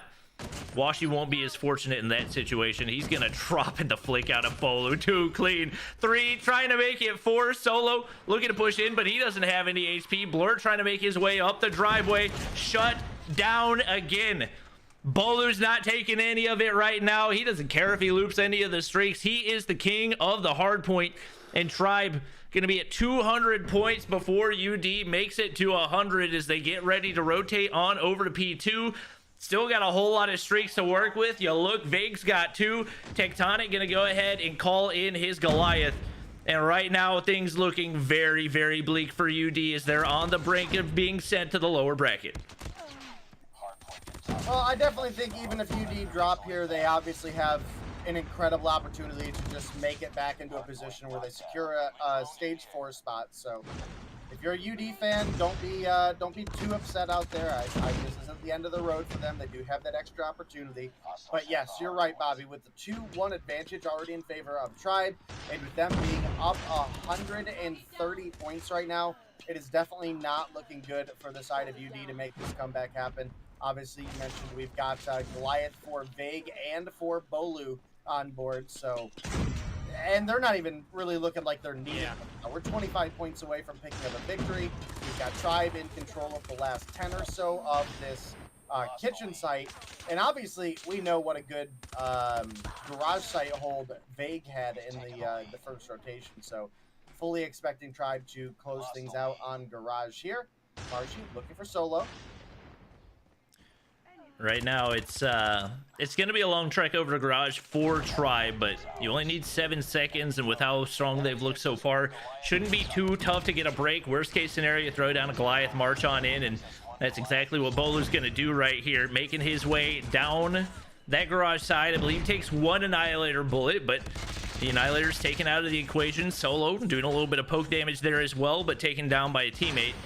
Concussion still coming through, and UD doing everything they possibly can to stop this Goliath push. Bolu down to half HP, but if you got guns to contest, it's not going to work. And if you got a Vague with an Annihilator, it's even worse. They break their way on in. One person left to defend. It's Solo, and it's not going to be able to hold up against a big, fat, mechanical Goliath. Tribe clears out the hard point. Washi does everything he can. Able to get the wipe, but 249, 0 margin for error. They might be able to lock down the rest of this one, but with Tech on the early rotation, I don't see it continuing that rest of the way through. That's going to be the only player there to contest, and Tribe Gaming going to be able to move on and lock in a spot for stage 4. I mean, it was never a question of if they were going to lock it in. It was just a question of, will they be able to take down UD? Well, after seeing the Search or Destroy, I'm going to be honest with you. It was kind of like, hey, you've got to win this control, because if you go to another one, I'm kind of reluctant. UD, they show up and show out, Solo in particular, for that summit. But, man, it was a story of Tribe in both the hard points and the dominating attack round win on that Slums. And I've got to say, if anybody deserves it or anybody has earned it, they have certainly put their name in the ring as being another stage 5 winner. Well, they got to start somewhere, and what better way to do it than a 3-1 win over UD, and a very dominant one indeed. I mean, we talked about the Hacienda being close, but 250 to 124, they still had another Goliath in their pocket. I don't know where they do it that good. And Vague leading the pack with 38. I don't think I've ever seen Mans pop off that hard. And then also at the bottom side, Jez kind of like not necessarily the same Jez we're, used to seeing. Maybe a little bit of a ping situation, but I don't know. I mean, I'm kind of like, he's been mid. No. You see, we had Vague blatantly and publicly saying that he was the best player in the world. And then that just wasn't the case, right? You've got Tech and Jez in existence, all right? Jez was like, okay, Vague, I'm gonna step back here in stage 3, and you got to be the one to come through and carry the team. And well, Vague stepped up to the plate. 38 kills with 2.5 minutes on the board. Those are the numbers we normally see out of Jez. Now, I had someone in chat earlier say that, well, Jez isn't an objective player, so he's not going to have a lot of hill time. We just watched a whole Mobile Mayhem season where homie dropped 40 plus kills every single game and averaged 2 minutes and 15 seconds on the hill across the season. I mean, I don't want to hear it that he doesn't play the objective. That's just not a reality. Fair enough. FYI, NYSL took down Wicked 3-1. Nice. We were kind of expecting, so they got a guaranteed slot at stage 4. That is correct. They've got a pretty much a guaranteed slot at the winter semis as well too. As I was taking a look at the bracket, it didn't look really. You don't think that they're gonna struggle against DSTNA? The unbelievable slaying power of Santiago COD, Emilio, Chase, Jokeboo, Miles, and X Fatality. I think they can. I think the upset's going to happen. I believe. Let's see. Let's look at the condensed bracket. Yeah, I'd say that should probably be a shoo-in. We are going to watch the Cold Shower versus Trucker Gaming matchup. I think that's going to be the last one today. Cold Shower is former ARP. Trucker Gaming is former Explicit. So should definitely be another good one, and that will lock in the final spot for stage 4, at least as far as what's able to be obtained today. Is that match currently ongoing? Which one? No. They waited for us. Trucker? Yeah. Really? Oh, yeah. What? Yo, we got to give them a shout out. Just not Rehan. Okay, I just gave him a shout out by saying his name, but. If you guys leave the match, or if you want to request, I got the I'm out already. Gotcha. All right, all right. I got you, Riddick. I got you. Whew. You're gonna change your name to I'm not Rihan? No, look in the Cold versus Truckers matchup chat. Yo, everyone except Rihan, thank you for waiting for the. That's funny. That is funny. That's funny. That's funny. Oh boy. Yo, today's been a dub. I mean, we had to get through the, the tall grass first. Obviously, we go through the thick of it and see some blowouts. But that matchup with Tribe and UD, just absolutely on point. I mean, I would go as far as to say that was the best match of the day. Oh, no question. I mean, was there really any kind of contesting? I mean, the Me6 games were pretty close, but it wasn't Tribe and close is a interesting word to describe Me6 versus Amplified.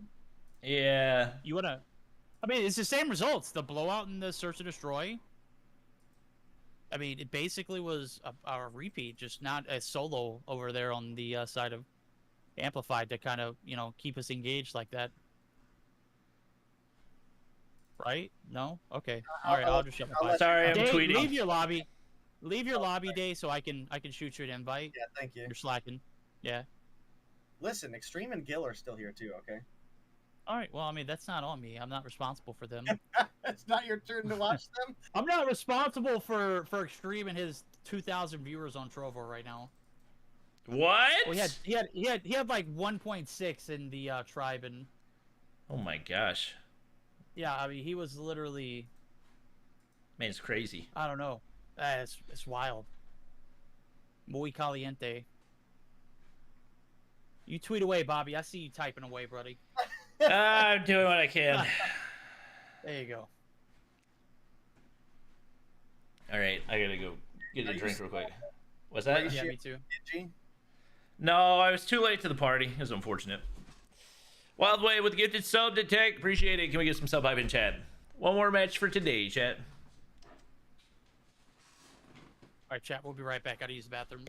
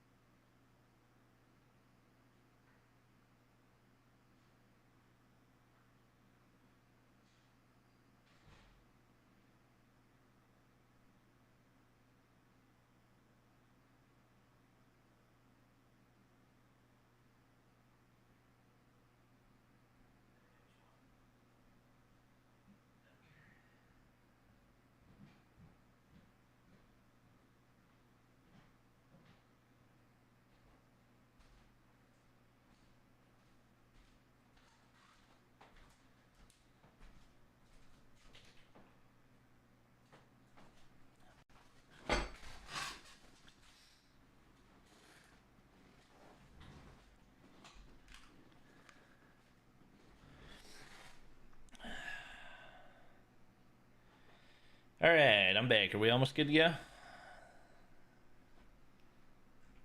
I'm back as well. Looks like we're just missing one player. All right. Oh, well, there we go. Word.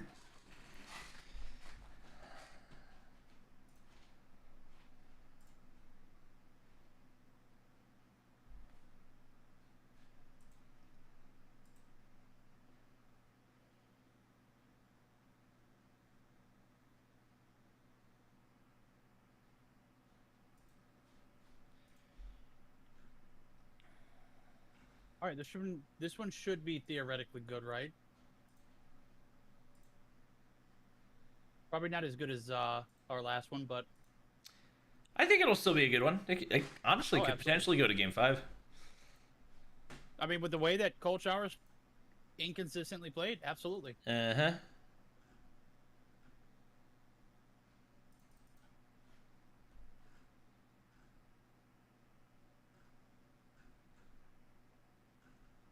We got a little bit of a Cliff Bar in us. We're good to go. Hold us off till dinner.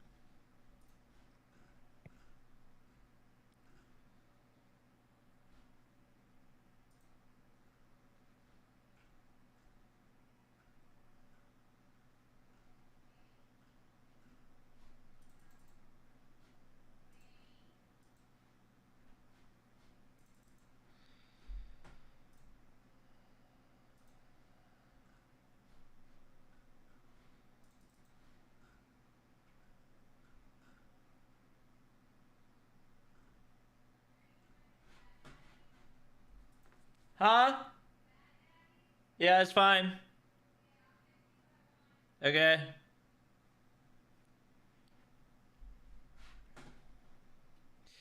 Well, chat, thanks for watching. Sorry, I'm a little bit tired. It's been a long day.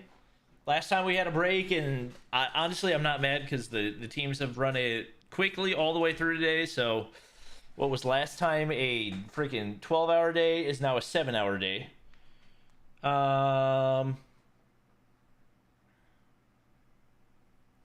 All right. And we'll be back at it tomorrow. Obviously, it's final Sunday. It'll be a good one.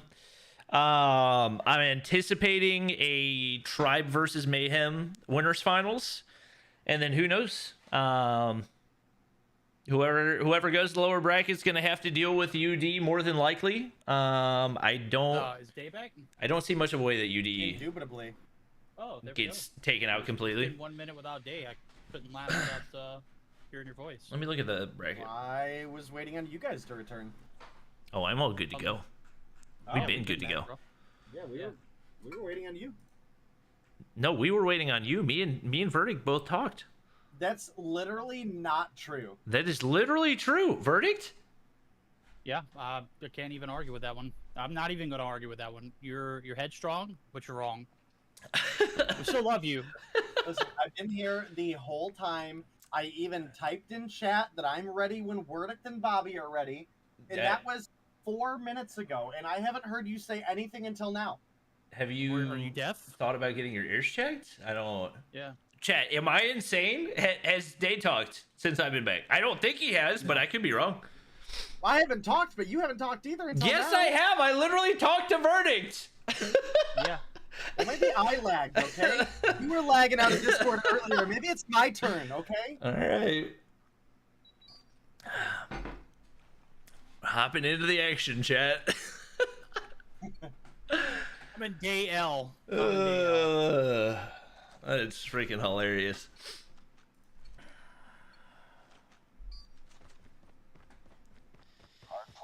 Chad, I'm not 28, I'm 27. Shut up. We're all old, Bobby, okay? We're all old. It's true.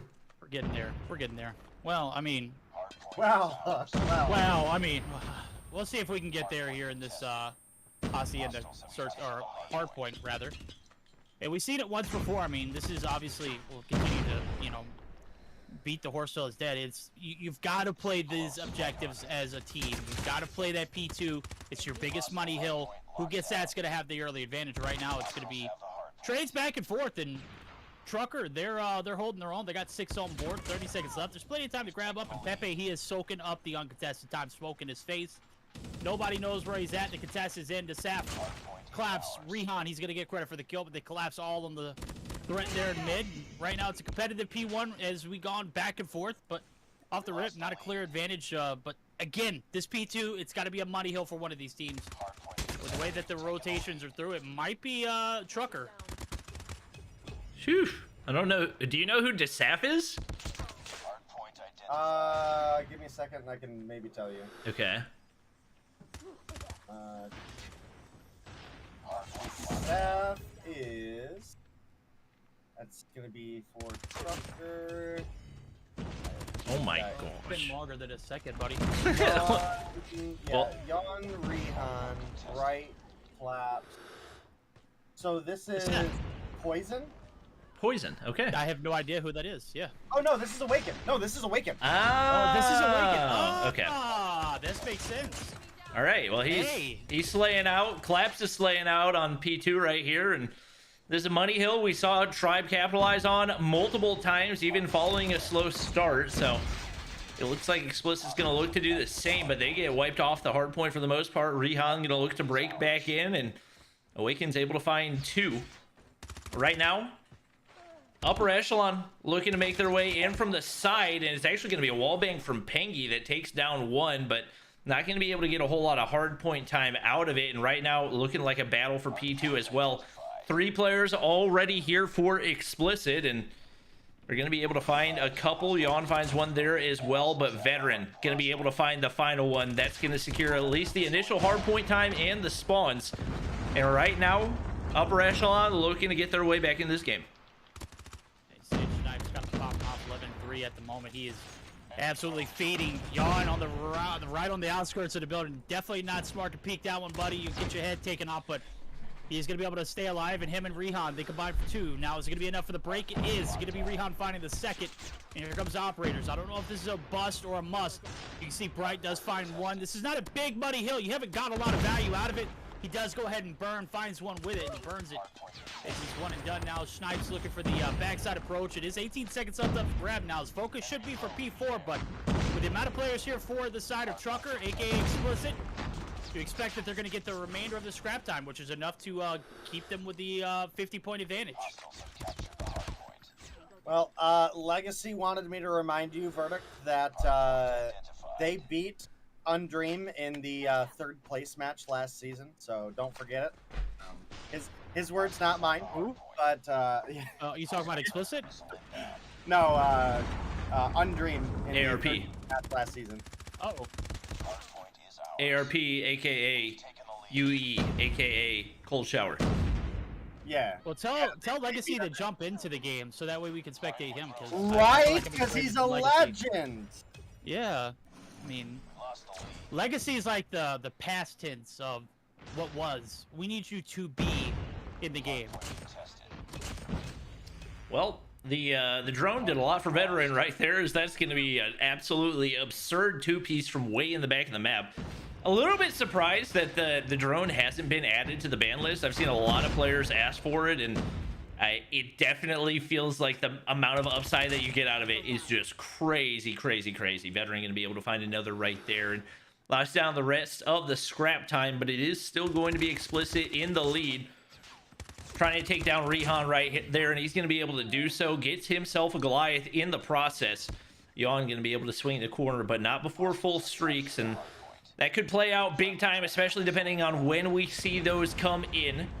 Right now, Jesus can save you, trying to create some room for his teammate to hold down this hard point, but that is going to be a complete wasted Annihilator and not going to be able to get any progress back on it after taking that first shot as well. Rehan perusing the outside of the map, and Explicit back on the hard point, gonna spot out Snipes there as well. And right now they remain in control of this one, as map control looks pretty solid. Right now, UE having a tough time getting these players taken out. And even with a little bit of that time going in, the lead still in a manageable position. All right, well, 40 or so points separate these two teams right now. A comeback needs to happen for the side of Cold Shower. I personally would have expected them to have the advantage early on in this matchup, and that has not been the case. We do have a Goliath, however, coming in, and that is going to be in a great position to quickly get it inside of the garage to get some of that extra value, right? You're now protected from a lot of grenade angles. You're protected from cluster strikes, predator missiles, a lot of different operators. So this is absolutely huge for the side of Cold Shower trying to make the comeback happen. I think we had this discussion earlier. It is going to be taken down, but I mean, I think Cold Shower struggles on some of these, you know, not so nostalgic maps, so the ones that are recently added. I think we made note of that, and I kind of expected him to take a little bit, not necessarily of a beating, but definitely a much better approach than, you know, I anticipated. Right here, it's still competitive. It's only a 61-point advantage. Make it 60 now as the break comes back through. They're going to be able to close the gap, but it is going to be the Goliath that was burned in calls for it. And we saw it in the Tribe and a Dream matchup. Obviously, you want a lot of bang for your buck. P2 is where you're going to find the value. And again, they're going to get the retake with plenty of time. And this is, again, a very, very close Hacienda map where I didn't expect upper echelon or Cold Shower to perform in, because not only were, you know, they not performing on maps that weren't nostalgic, but they also had been struggling with their communication and a lot on the team maps, and this is a prime example of them kind of adapting in real time. Right now, it's I mean, it's been basically a 40-point gap ever since those first couple of hard points. Right now, Veteran's going to pull out the Annihilator, trying to maximize this time. A little bit of a cheeky spot for Jesus can save you up on the top side, and I don't think he's going to get spotted out yet there either. Finally taken down, and his teammate Schneip's still going to be on the hill. That lead dwindling a tiny bit, and Rehan's actually going to get a cluster strike that he's got to work with. More than likely, if I had to guess, probably going to come in on P4. That's definitely one of those extremely exposed hard points that is very, very dependent on having all hands on deck. If you can get one side completely covered for a substantial amount of time, you can get some really solid map control. So we'll see when that comes in. But pretty much every one of these hard points continues to be very back and forth, regardless of the score streaks and operators invested. Right now, it's Veteran pushed out early for Explicit, but rather, he's not on Explicit anymore. He's on upper echelon. He's going to get shut down. Bright looking to make the solo push on in, but immediately shut down, and there it comes. The cluster strike on in. We'll see how much value Rehan can get out of that one. All right, well, Yawn also pushing up with an Annihilator. Going to find Snipes to the corner of the wall there. Gets the information that he needs to turn around, and well, he's got players pushing him on the other side as well. Ends up finding 2 on the Annihilator before getting taken down. That's at least decent value. It's, you know, way better than a 1-for-1 trade, because typically the 1-for-1 you could have at least got with a gun. You know, the CBR, especially as strong as it is in the meta right now. So making some priority use there. And now we're only 30 points separating these teams. It's been a big comeback, or attempt at a comeback for the side of Cold Shower. And, you know, I honestly didn't expect Trucker Gaming or Trucker Esports or Explicit to have as strong as of a performance as they've had out. Typically, it's Cold Shower / UE that start the hard point off really, really strong and then lose a little bit of that momentum. So the fact that they're trying to make the comeback happen and are actually making it look fairly doable is big for Cold Shower, but they need to find some more of these gunfights. They need to find some more of these rotations, because they're getting rid of the drop a game here against a team that I think they should easily be ahead of. Yeah. Oh, yeah, and you've got to think, too, you've got a Search and Destroy ahead of us, and this Explicit team is known for how well they played Search and Destroy. As a matter of fact, they've gone toe-to-toe with some of the best and given them a run for their money. So you've got a team who's kind of like on the cusp of wanting to do great in Cold Shower, but also just underperforming massively in maps like Hacienda, like maps like Slums, you know, for example. And right here, this is a perfect example. 23-point lead. It's dwindled now as the hills hop. Pengy, he's going to invest it all. It's double or nothing for the Purifier, the Super Soaker. He's got the early rotation. One player to deal with is Bright, making the look the breach on the outskirts, but he walks right into it and could never have done it. Now, I will say the collapse, it could happen. Jesus gets the God tier, spawns on the backside, but your hope on the inside is out, and now it's a scramble. Who's going to get there first? It is going to be Yawn. The infantry is coming through, though, as Cold Shower, they're buckling up for a big P2 hill. They've got Veteran on the point. He's taken down. There's one last hope. It's Pepe. And now all of the forces are going to be able to rejuvenate. Explicit, they had a lead then. I don't think they're going to be able to keep that lead after this P2 performance from Cold Shower. Oh, this is looking like a money hill right now for UE, and Jesus can save you on that backside. Stacking up the kills, Annihilator in hand, not going to be able to find the final shot onto Bright. Going to be able to make his way inside, but that 40-point lead has completely evaporated. Right now, UE is going to take the lead, and it's all going to be on, probably all going to be on the battle for P3. We see everybody already rotated out for Explicit. That's going to be free scrap time for UE right here. We'll see how well the push comes through, and Saf's in position. He's able to find one. Maybe pushed a little bit too early. Felt like a little bit of impatience right there. Teammate's still going to be on the hard point, and Bright's going to go ahead and pull out that Annihilator, so they continue to maintain this control. Missed shot onto Pengi, 2 missed shots. That's going to be costly. Snipe's going to the top side, and that Annihilator is gone. Clap's going to call in one of his own. He knows they're pushing him from that backside, but the Annihilator shots are just not landing. Missed opportunity after missed opportunity for this Explicit squad. This might be a full break going in for UE, but as I say, the triple in the feed. Still picking up the time. Pengi hops in, but he's going to get taken down as well. Explicit back in the lead, but just barely. Well, it does look like they get taken off the hill, and they have to recontest here. There's just enough time. You can't sleep on that infamous 0-second point tick. And right now, it's not looking like anybody from Trucker is going to be able to touch. That's going to be the comeback happening for Cold Shower. Took them a while to get going, but once they came through, they shut down the opposition. I think at one point it was like a 70-point recovery that they brought back and ended up closing the game out about a 15 or 14-point lead for themselves. That's going to put them up 1-0 in the series in this best of 5. And that's a little bit more the outcome I had expected. Now, obviously, I'm not trying to talk down on Truckers, but I didn't think they had the talent to match up with the likes of Cold Shower for sure. So I'm unsure. What a bold claim. That's interesting. I'm not sure I'd agree with that one. I with them adding Awaken back, or Awaken into the roster, I felt like the talent was kind of, competitive. I wouldn't say that it is comparative to Cold Shower, but with the way that they've been playing lately, it's hit or miss for them. I mean, they show up and show out. We do have 3 Stage 5 runner-ups on the side of Cold Shower. And on the side of Truckers, you've got multiple members from scattered different teams, right? The likes of Yawn, Rehan, Claps, and Bright at least. Obviously, we had Awaken go to Stage 5 last year. But the rest of this team has all been on teams that are always struggling towards the bottom of the North American leaderboards, right? So the fact that they're here together and had this strong of a performance against a bunch of players that were runner-ups at Stage 5, that's not the performance I expected out of Truckers. And again, that's not to diss them. It's more of a compliment that I think they had a much better performance than I had originally thought they could bring to the table. And somebody, Zia, actually in chat, made a very good point. The difference in that game was literally just missed Annihilator shots for Explicit. I watched, I don't even know how many it was. It must have been at least 4 missed Annihilator shots and 3 wasted Annihilators completely.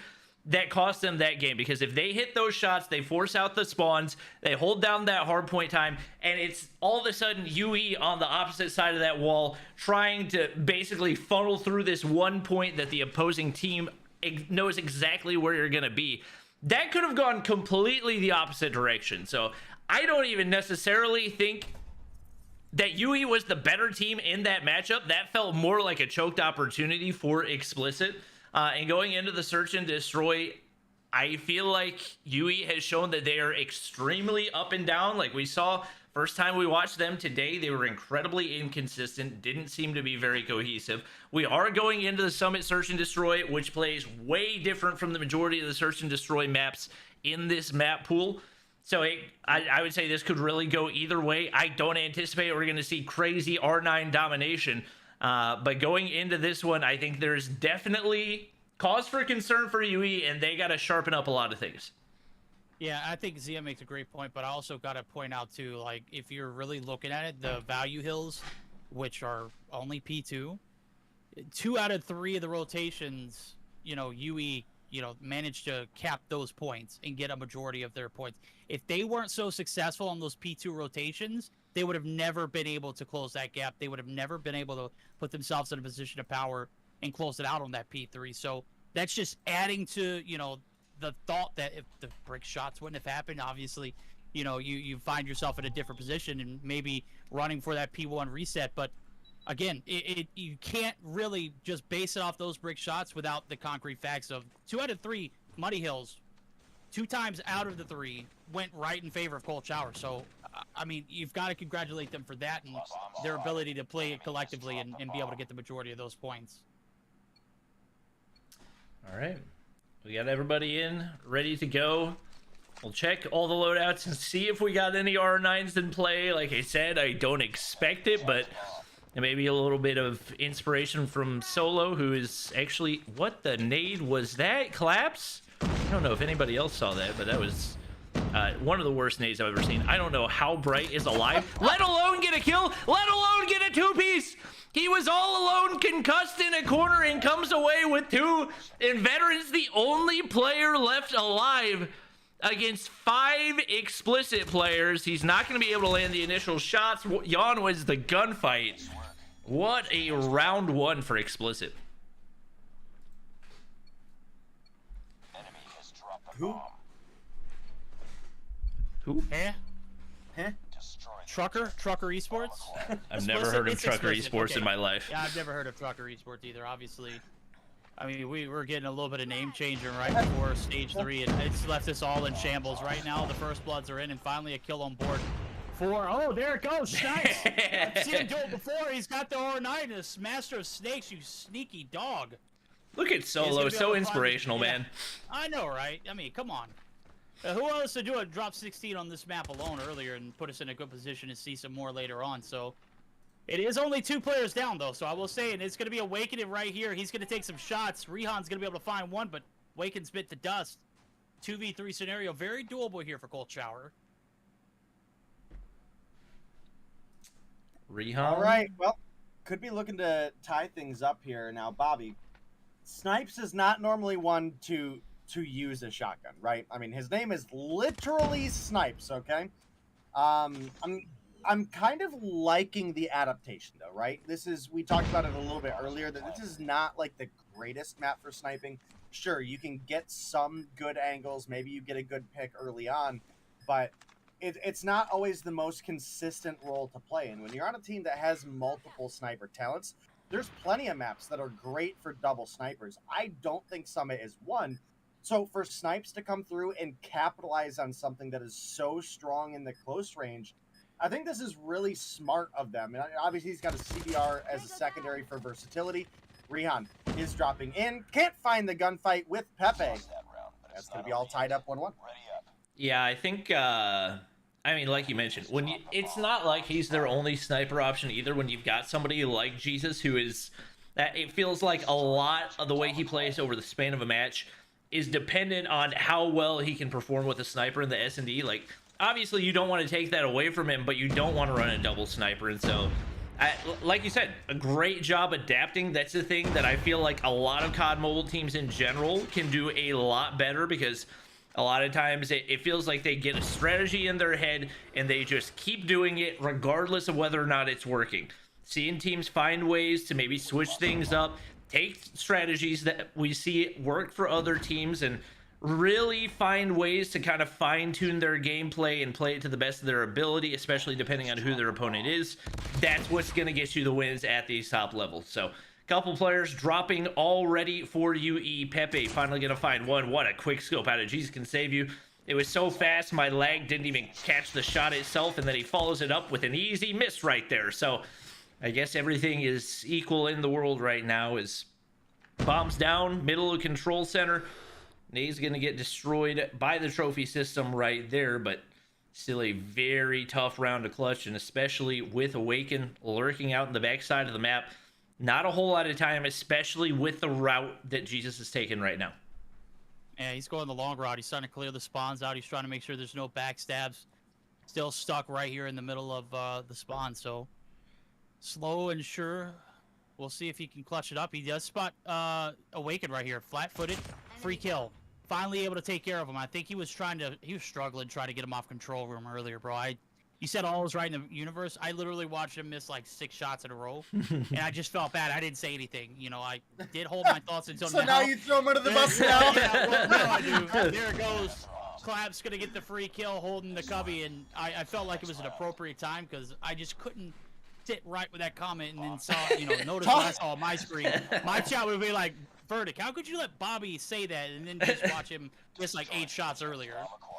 Man, talk about kicking him while he's down, bro. He's in a 1v3. He finds an opening pick, and you're like, yeah, by the way, he missed like 8 shots in a row earlier on someone flat-footed. Oh, my God. The savageness. Oh, I love it, though. I absolutely love it. Well, first blood does come through for the side of Trucker Esports here. And, well, this is definitely turning out to be a little bit more solid of a series than I had thought. I mean, I definitely would have thought this one over 3-0, 3-1 maybe.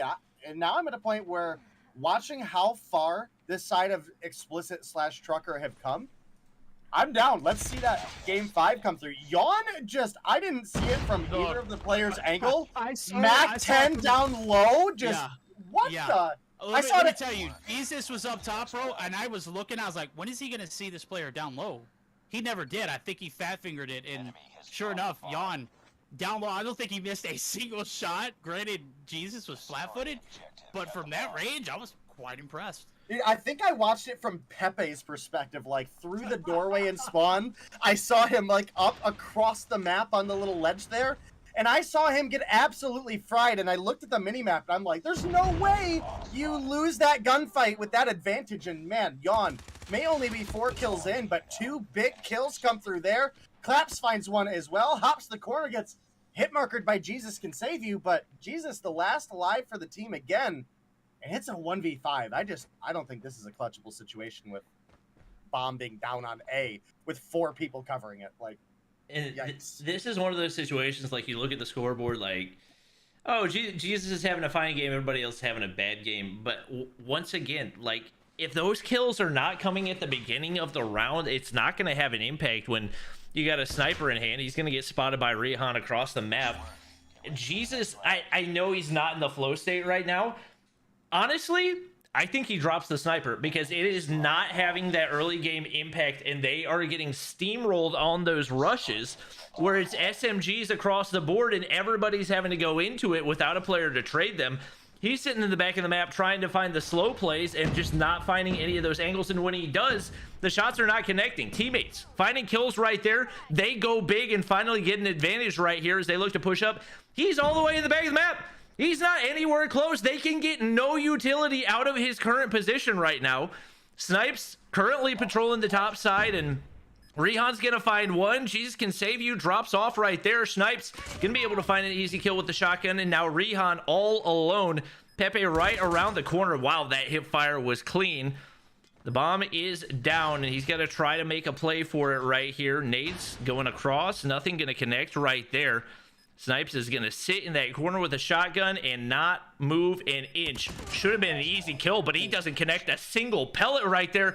And now it's on Rehan to try to clutch up right here. It's extremely doable. He's going to go for the defuse. Does he have the timing right? Pengi should round the corner. Barely in time. Rehan nearly did the impossible, but Pengi just barely saves the round.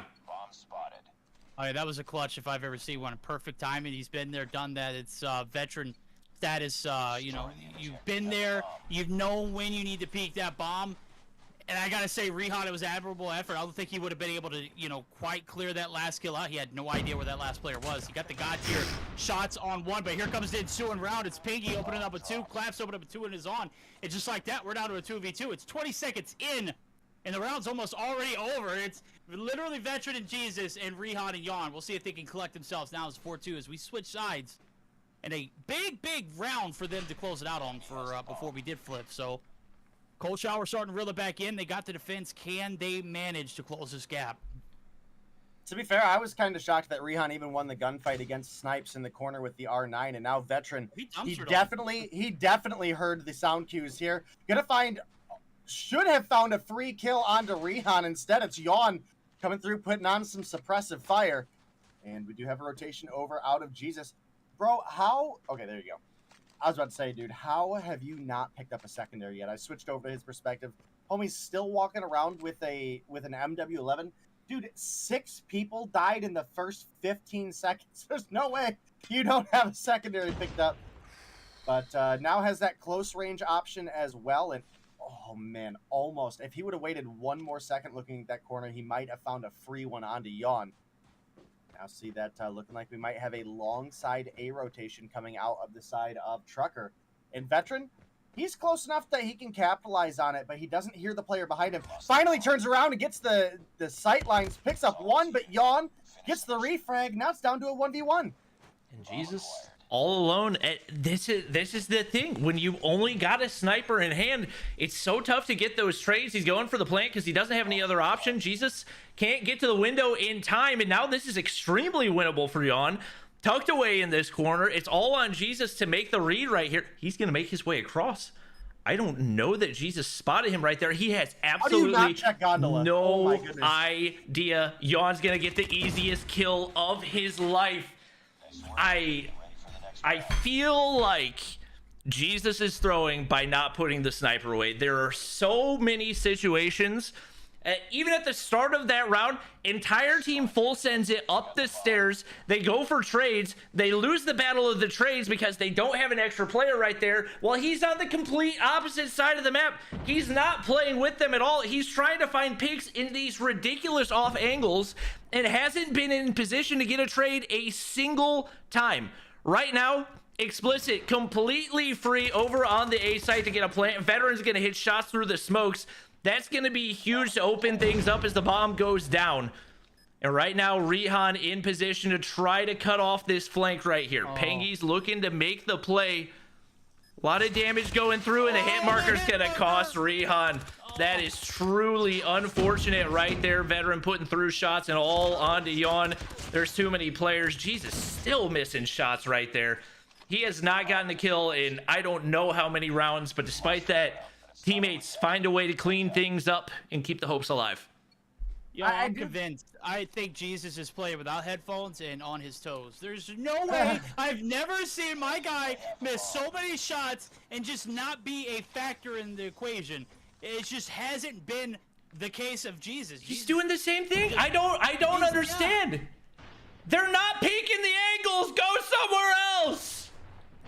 Yeah, it certainly seems like a missed call. And, you know, if you want me to be honest with you, it feels like the game sense is, this is normally a strong team for game sense, right? And it just feels like they're a little bit lackluster here. There's been specific times where if you would have just taken a split second to think about the bomb planted angle, you would know the direction that the enemy is going to be camping, right? Based on what is an easily accessible peak.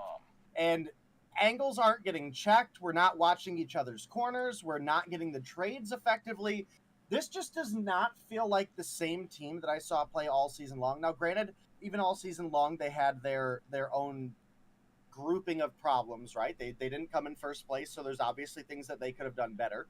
But it just feels so like such rudimentary issues that we're seeing out of this team right now. They're only down 2 rounds. They can absolutely make it happen, but Bright going to catch a shadow. Knows Pepe's pushing, gets a little bit of pre-fire, but doesn't get a kill. Oh, Pengy pushing behind. That's a huge play out of Pengy. I didn't even see him making that rotation. I spectated him. I was like, yeah, he's going to make something happen. He's got to. Certainly all the focus on that front side. Well, guess what? It's all Bright now as he wins the one. Takes down Pengy, so it's a 3v1 scenario, and Bright, well, he's got a hope and a dream. Nope, he's got Pepe in his face. The gap is being bridged, and we are that much closer to Cold Shower coming through with a little bit of comeback season in this Search and Destroy on Summit. Obviously, we flip sides, and we, you know, I've talked about it, and we'll continue to talk about it because, in my opinion, I feel like it's, you know, very relevant. This map is very defensive-oriented. Your opponents literally don't have to go too far. We see the ego challenges at the top side of the control, but your opponents don't really have to go that far to make sure that the bombs are covered. It's Bright going to be able to find the first blood, but Veteran just being a demon he is able to find and extend his life. He's got one. Pepe looking for the reinforcements. He's going to be able to get the trades. Awaken versus a big one, but collapse on the trades. Back and forth we go. Jesus, is he heating up? Ladies and gentlemen, he gets the two-piece. Well, Rehan was a little flat-footed right there. Did you just slam your desk? Finally! Oh my gosh, he had a shot. He had 2 of them. He had 2 of them. It's about dang time. I mean, I understand the logic too. Like in basketball, you're a 3-point shooter. You're missing your shots. Just keep shooting. Eventually, you'll hit your shots. I still don't love the play that he's making, but they're making it work right now, and that's what matters. So, right now, Explicit very desperately in need of a stop right here. Or rather a plant, I suppose. Rehan's going to find 2 to open things up, and that's going to leave the A site wide open. So they're going to be able to get it down right here. Jesus trying to find the angle. Sniper in hand once again. It's Awaken on the flank, and right now Jesus seems to have no idea, at least that he's on the backside of that wall. That's going to make an audio cue, and that should be an easy kill, but maybe didn't hear it right there. Maybe didn't have the same audio that we did. Bombs down. They got to make a play, and they don't have a whole lot of time to do it. Collapse is going to take down Pepe, and now it's a 1v3. He's not going to be able to get the quick scope onto Rehan. And now it's Explicit 1 round away from closing things out. Yeah, like I said earlier, he's playing without headphones and on his toes. It is 100%. Finally, he was able to get those 2 earlier. But, I mean, just completely not the same player that we're used to spectating in times like this where you need a performance to ensure a stage 4 spot. We're not getting top tier Jesus. I say that he's got 7 right now. Okay, but most of them, with the exception of the 2 to close out the 1 round, most of them have not been high impact kills. Yeah, you're right. And he could have killed him with. He could have killed those 2 players with any gun in his hand. Exactly. Right? I mean, he caught 2 people flat-footed in the back. So and then he gets 2 with the pistol. So there you go. I'm right on board with Bobby that I think Jesus should probably, switch to something, even an SKS, right? Something just a little bit more versatility and still can cover those long-range angles would be absolutely ideal. Maybe even just a kilo, a little bit of a easier, more consistent weapon can win some of the closer gunfights a little bit easier. So I'm right there. I think Bobby had a really big call. I think it's a little bit of a miss for the side of Cold Shower. And at this level of competition, when you're competing for not only the stage 4 spot coming up, but in turn also competing for that stage 5. I think this is a judgment call that I would like to see be picked up a little bit quicker. Bright's going to take down Veteran. Oh, well, okay. Jesus finally hit like an actual snipe, and then misses the easy one. Well, it looks like the bomb's going to go down. We'll see if he can clutch the 1v1 right here. CBR in hand. Bright's going to peek the corner. Oh, he won that! How? Oh, man, that's rough. Is that a A in chat for Bright for clutching, or is that an F in chat for Jesus for repeating? I don't know. That was a pretty nasty spray to hit from low ground with a Mag 10. That was pretty filthy. I can't lie. Yeah, that definitely doesn't feel like the same Jesus we had playing in the last season. I mean, even where Upper Echelon had their struggles, when it came to Search and Destroy, Jesus was typically carrying pretty much every search game that they had with double-digit kills quite regularly, putting, 12, 15. I think we even saw him put up 21 in a game. So, coming through with 6 in the last Search and Destroy we saw, and, he did end with 10, but I mean, it's normally like 15 snipes he's landing, not 1 snipe and then 2 kills that, he could have walked up behind and pistol whipped somebody. So I don't know. That was a really sloppy performance, in my opinion, from the side of Cold Shower. Bobby, I think you're absolutely on point that we saw too much of just the same angle, and it felt entirely like Explicit just had it predicted through scrims or the last season of play or whatever it is. They clearly know, hey, Jesus peeks this angle, he lands his shots. Let's not go here and just roll over the rest of the team. and they were able to capitalize on that front over and over and over again. And we never got an answer back out of the side of Cold Shower. Yeah, well, I mean, you got to start questioning at some point. You know, he gets 10, but those kills, I want to say at least 80% of them were not like impactful kills, as Bobby mentioned earlier. At some point, you got to reevaluate the game, and you got to adjust, you got to adapt. I mean, I think that's what is key to being a pro player. You just cannot be caught doing the same things repetitively over and over and over again and expecting different results, especially not on a map like Summit. I mean, Summit's a, let's be real, it's a blender of a map. It's not your typical sniping map to begin with, and you commit to it. I applaud him for the commitment, but at some point you've got to adapt. Yep. And that was just not a point where he adapted in the game at all.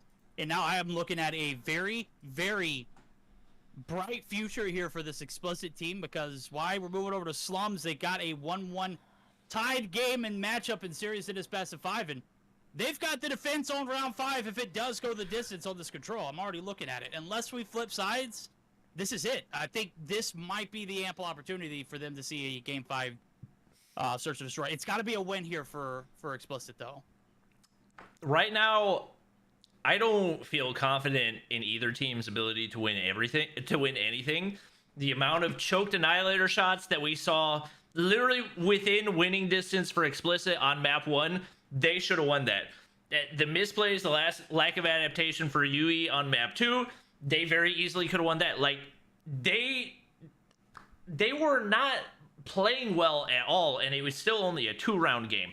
So both of these teams on either map that they lost very well could have won it. I think a lot of it is going to come down to the clutch factor. I think a lot of it's going to come down to adaptation.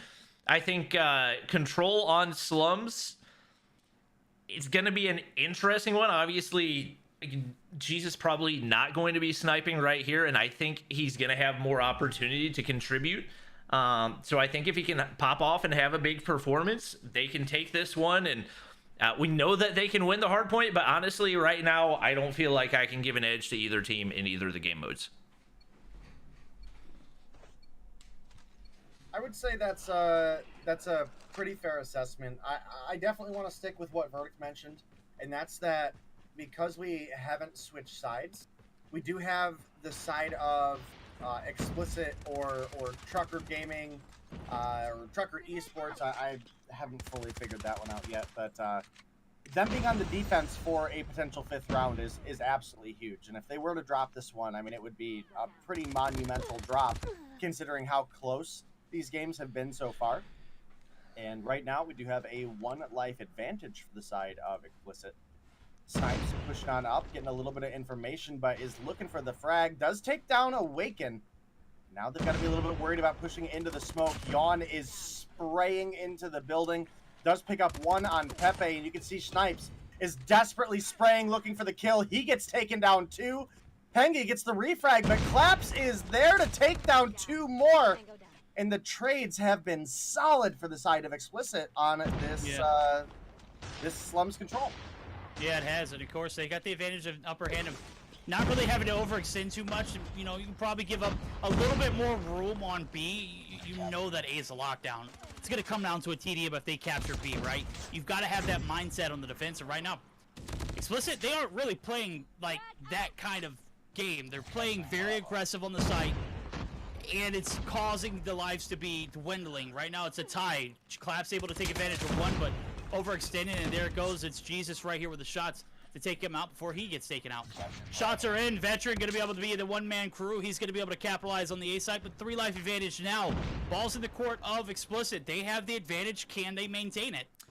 And I think, like, looking at that life advantage, this does not feel comfortable for Explicit, because for both of the maps where we were watching Tribe versus UD, most of the time the defensive team was pretty much dominating. Now they are pretty much shutting things down. I think they'll be able to close this one out, but there probably is going to be some concern whether or not whenever the Annihilators, the operators start to come into play, there might be an opportunity for UE to come through and maybe make something happen. I don't think they find a way to win this round. They're pretty bad in a spawn trap right now, and especially with only 3 lives remaining. Jesus gonna drop right there. Collapse on a 5 spree right here, which they got to be careful of, because if he starts to get streaks, which he's not going to, Snipes shuts him down right there. 2 lives. I don't think it's gonna carry them through, but right now you definitely got to be aware of some of those later rounds when you can build the momentum a little bit, use those operators, use those score streaks, might be able to get an offensive round. Say something too. They did that in the 4v5. Awaken was literally in his spawn for like a minute into the with a minute left to go in the game. He finally reconnects, and I think it's only momentary. Okay, there we go. Completely AFK. Well, then that changed the game completely. I did not notice that at all. Well, I mean, I didn't notice it until like once they captured the B site. But that's definitely something to keep close. So right now it is going to be the life advantage. No, it's not. It's going to be trades galore. As you can see, Pepe and team, they are hopping the hill, preventing this explicit team from getting any kind of traction. Here comes push. It is going to be shut down. Rehan able to get the refrag. It is going to be collapsed, but you can see he's already pushed up. He's looking for the kill advantages, and he's looking to hold off the defense on this side. Oh my God! Pepe hits it. The truck, the environmental, blows it up, gets the info he needs, and I gotta say, Rehan could have been a game changer right there, but that was just so devastating to watch firsthand. I can't lie, that was a clean gunfight for Jesus. I think he hit like a double slide spray right there. I don't even know how to explain it, but big shot. And that's the thing, like, this guy can absolutely slay with an SMG when it comes to those situations like we saw in the S&D. It's not like he doesn't know how to use other weapons. It's all about the adaptation. So curious if we get another S&D, if he's not feeling the sniper, if we see that change. We do see some progress going in right here for explicit. They're gonna get shut down, but I believe 2 full ticks going on through and a little bit more progress as well. Snipes got the wallbang. I don't know if you can see tags through that or what, but he seemed to have a perfect read through that wall right there. Full B progress gonna go through, and not that big of a life gap. Only 1 life separating the 2 teams. This is definitely a winnable situation right now if you're explicit. Definitely is. All tied up 10-10. You've got Claps pushing up towards spawn. He's got an Annihilator in hand, getting on the point. Rough time for that Annihilator right now as he's pushing Secret. Bro. That's one thing you've got to be paying attention to, right? Like, that's a common angle that the defense is going to be holding, is that doorway. And you push that doorway with like a half second on your Annihilator, you kind of deserve to die for that. I mean, that was an ego chow if I've ever seen one. And that was not smart. Yep. Not smart is one word, and you know the lives picked up 10 minutes ago. Left. A. Progress on A. There shouldn't even be progress on A. You should be going for that TDM style match, and it's Rehan finding 2. Welcome. Starting to reel it back in at 6-4 now. Still doable. 40 seconds on the clock. A little bit more now, as you can see the push to the mid. Rehan looking for the info. It's Pepe right on the outskirts of that P3 area, and the squad, they are here. They're baiting. It's Pingy. He's looking to get the team to push up aggressively. They're not going to fall for it. 30 seconds on the clock. Not a single kill in the past 20 seconds. Look how calm this one is. It is a standstill. Trades in. Yon drops Pepe. Pepe drops Rehan. And now it is going to be the life advantage starting to slowly slip. Bright has found his way into enemy territories. Can he maximize? Veteran is all alone at this front push right here. It's going to be on the back players. Jesus wins a big gunfight right there. Doesn't even get the kill, but puts in the majority of the damage. And right now, UE finds a way to play TDM, gets the round win, but not comfortable at all, and required a huge investment. We saw a lot of operators come out, and we saw score streaks go into play as well. Those are completely wiped off the board, and we're basically back to a round 1 scenario. And right now, they're gonna actually make a push over toward the A side. We've not seen either team get control of A right now, but Rehan gonna slide through, taken down, and Jesus finds a double kill right there. That's gonna be big to open up that right side control. Explicit spawning in the back of the map, and players from UE gonna go ahead and hop on the hard point. Jesus not gonna be able to win that gunfight against Rehan. Mac 10 shoots just too fast. Bright gonna slide this corner. He's taken down. Pepe weak enough that Rehan's able to capitalize, and right now a pretty decent chunk of progress for UE, but for the most part B has not been the issue. It's just the question, can you win the TDM or can you get A control? And so far neither team has been able to do either. All right, well, top frag for the lobby right now is going to be Rehan with 17 on board. Then you've got Claps at 16 himself. Awaken has actually had a really solid round this time around. I think he won not only one, but 2 gunfights that he should not have won on B, and then turned it around and popped off with 2 extra Annihilator kills for the team as well. So good trades coming there. Pepe is able to get a refrag. It's a 1 life advantage. Ooh, but Snipes pop in the corner with the Annihilator. He's going to take an extra one down, now trying to get that streak up. It's another situation where you've got to be ready to play your operator's life, and it runs out. Ends up getting taken down from the side, and the B cap finally comes through, and now it's up to A, or rather that TDM playstyle here.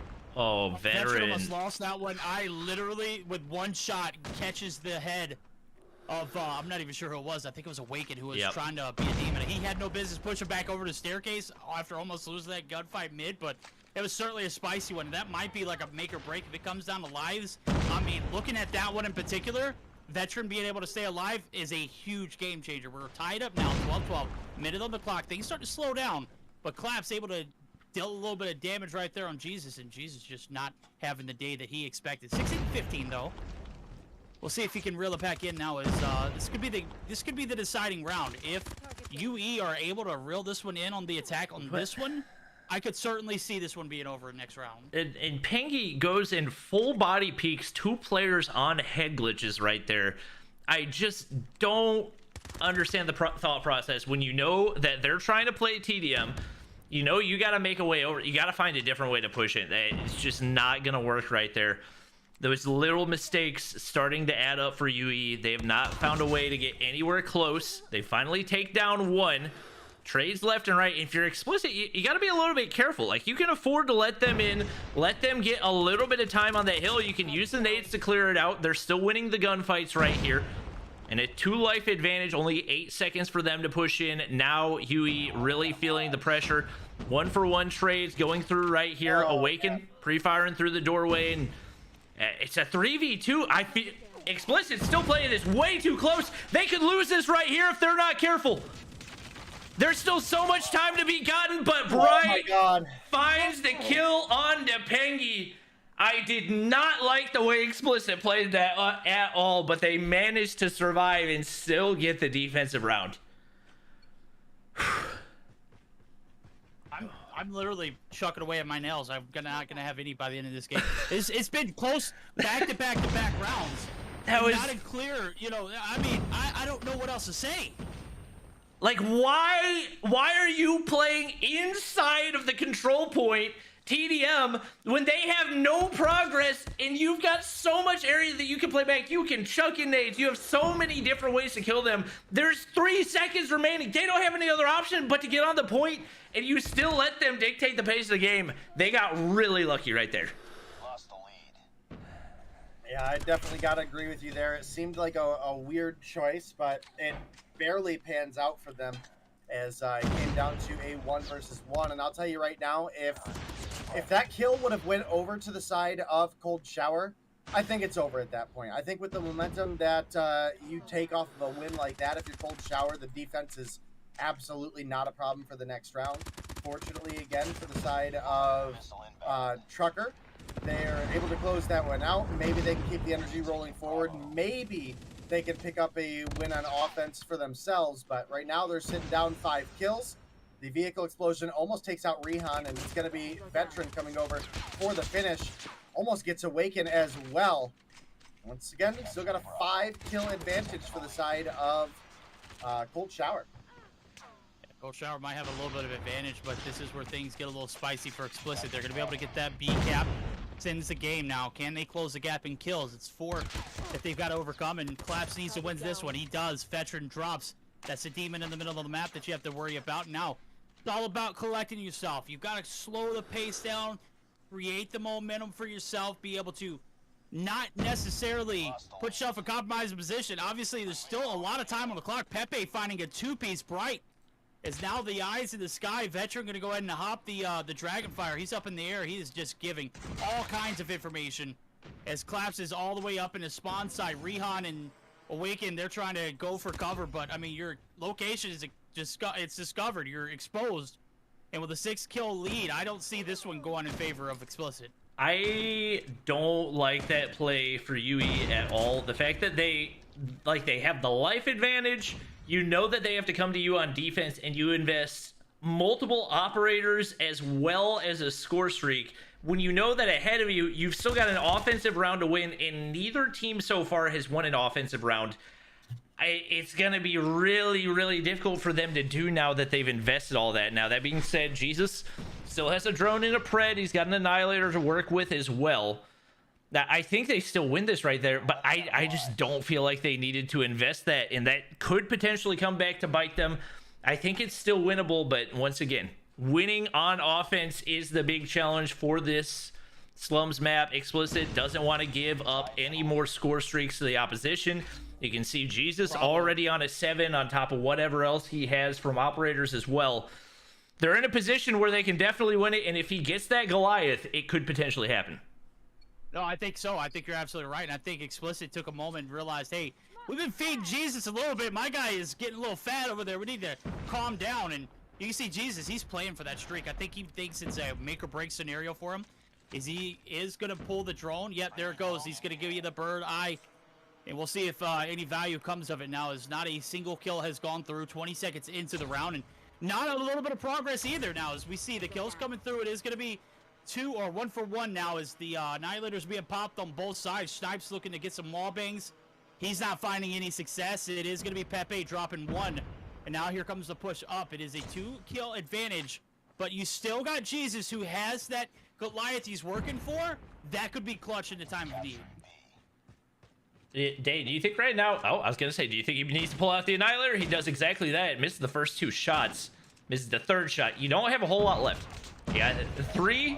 Finally finds Awaken right there. Rounds the corner, and that's the Goliath. That's what they needed. They get a big chunk of progress here onto B as well. Dave, do you feel like maybe an offensive round win is within reach? I think it's definitely within reach. And of these 2 teams, kind of the comment I was making earlier where I thought, you know, Cold Shower, in my opinion, is just a stronger team. When I look at a Slums control, if either of these teams is going to win a offensive round, it's going to be Cold Shower, right? It's going to take a lot because it's a very stacked map and mode combo, but it's definitely possible. But right now, Claps is possibly working on a Goliath of his own. I think, you know, I don't want to necessarily call it a misplay, because obviously you've got to burn the Goliath here, but time is running out, and it is looking like we are going to have Trucker Esports coming through, quite possibly at least, with a victory here in the Slums control.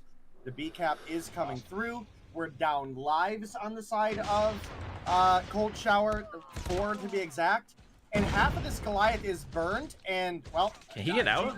Learning he can't. Okay. He can't rotate through yet, so. Hey, the thing, you got a pred. Why not pred it? There it is. All right. I was curious if anybody was going to make the play. It's going to be Claps that does it right there, and he's going to call in a Goliath of his own. I think Explosive sealed it. I think that UE took too long to call in, or rather to play for it. You left Jesus sitting in spawn for what, a minute and a half to actually get those drone pings, and it got you the information, but just way too long. Now you got a Goliath on the inside of the hard point you got to deal with, and not a single operator to do anything about it. Only 16 seconds, and it was a good idea out of UE, but just did not capitalize on it. Claps played for his streaks, and that Goliath on the inside of the control point is not going to get touched a single time, as it is going to be Explicit now taking the lead 2-1.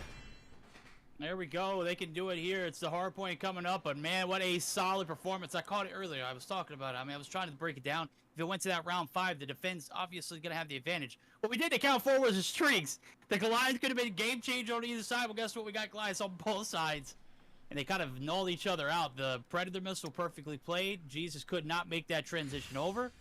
A lot of time burnt in the beginning of that round where, you know, upper echelon, Cold Shower, whatever we were going to call them, just did not make any transition to that site and get the caps earlier. We're kind of playing a little slow and a little hesitant. And, you know, you got to be Johnny on the spot. You got to be able to react and take the ball out of their court and put it in yours. They never really did that, and that was the difference in that control alone. Now is 3-2 win. 37 on board for claps. My guy was literally clapping. And I've got to say, that was probably one of the better control games we've seen today, other than that tribe one where I just don't know how you pull out a attack round. I think that's where, you know, Cold could have done a little better on. Maybe they could have made a better attempt at closing an attack round early instead of getting it to this point. But one kill earlier, I mean, that was a game changer, right? I mean, yeah, it was. Kill is what this. Win your ones. Yeah, this entire control came down to that one play, and it was largely misplay by the side of Explicit. I think Bobby hit the nail right on the head calling that out. The way that they played, the angles pushed so far up was just, you're putting yourself in the kill zone, right? If you put yourself into that objective, you stack the objective, you're subject to grenades, flashes, wall bangs, etc., right?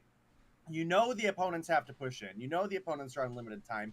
So it's the smart plays that can make or break a team, and it almost broke Truckers that game. So Cold Shower, they're not out of it. They did win the last hard point, but it was not convincing, right? I mean, they had to make a big comeback happen, and it was, what, a 250 to 236?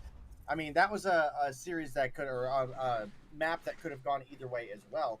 So as we do gear up for the next match, we are going to have a hard point on Raid. So this goes back into, this is one of the maps that players should absolutely be comfortable on. This has been in the competitive rotation forever. So we should see the best of the best out of both these teams. And it's up to Cold Shower to just hang on in there to try to get to another search and destroy that they shouldn't feel comfortable having to be in that position in the first place. Yeah, it's I mean, and to a certain degree, it's unfortunate for UE because they kind of got the short end of the stick. They got the defensive side only 2 times as opposed to Explicit 3. I think if it's flipped, like, obviously UE wins that, but you can't really play on ifs in this situation. It's all about who comes away with the win. I think the S&D was definitely winnable for UE, and they couldn't make it happen. I think the hard point was winnable for Explicit. They couldn't make it happen. On this one, I totally feel like it's a hard point. I feel like it's a toss-up. I feel like UE is the type of team that when their back's up against the wall, that's when they really step it up. So I think they're going to win this and push it to an S&D. But once we get to the S&D, I don't know what to tell you. What I will say is I checked Discord, and it looks like we are going to be taking a 10-minute breaks for the players to charge their phones. So I did see one in particular. So we do have a little bit of time before we jump into it. And, you know, with that being said, I think I want to take a look at an angle where I was looking at, there was a contest on the slums control. I think I have time. I'm going to grab my food I chat. gotta bounce out of lobby. Never. I'll look back at it afterwards. But at one point, there was nobody in the objective for the defending team, but they were managing the contest. And I was looking at Snipes. He was wall banging. Obviously, there was a drone that was up in the air at some point that gave away a little bit of information. He was wall banging into the point onto that A site. And I was interested to see, is that like a glitched area? Because it looked like he was contesting while on the outskirts. Can you rewind and clip it? Well, I don't know. I didn't catch it from the very beginning. I didn't see it where, but I would have to go back and rewatch the actual gameplay and watch it from his perspective. But when they went to their first round of the defense, I was looking at Snipes, and I mean, it was just a miracle that he was getting the wall bangs to hit. And then on top of that, it looked like there was somebody contesting in the point, but there was nobody there. Maybe something I overlooked, but just from from my bot eyes, it looked like nobody was there, and he was contesting from that angle. It's like the little door that's catty cornered where the wall is, and I don't know if that, again, I don't know what I saw, but I'd have to go back and rewatch it incomplete.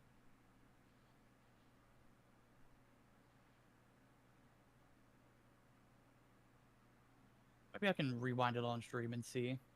I mean, just while we kill time.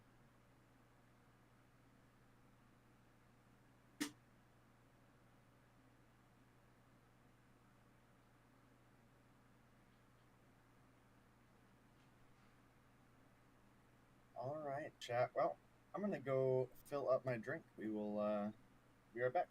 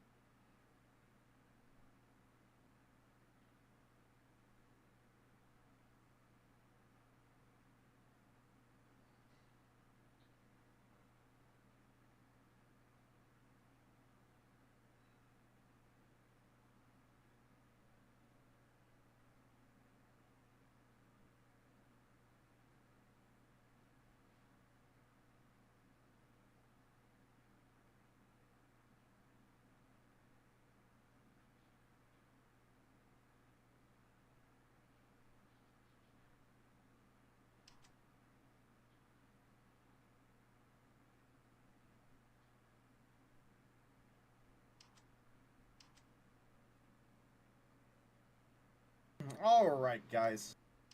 Looking like we're getting players to reconnect to the lobby right now. Hopefully Verdict and Bobby are back as well.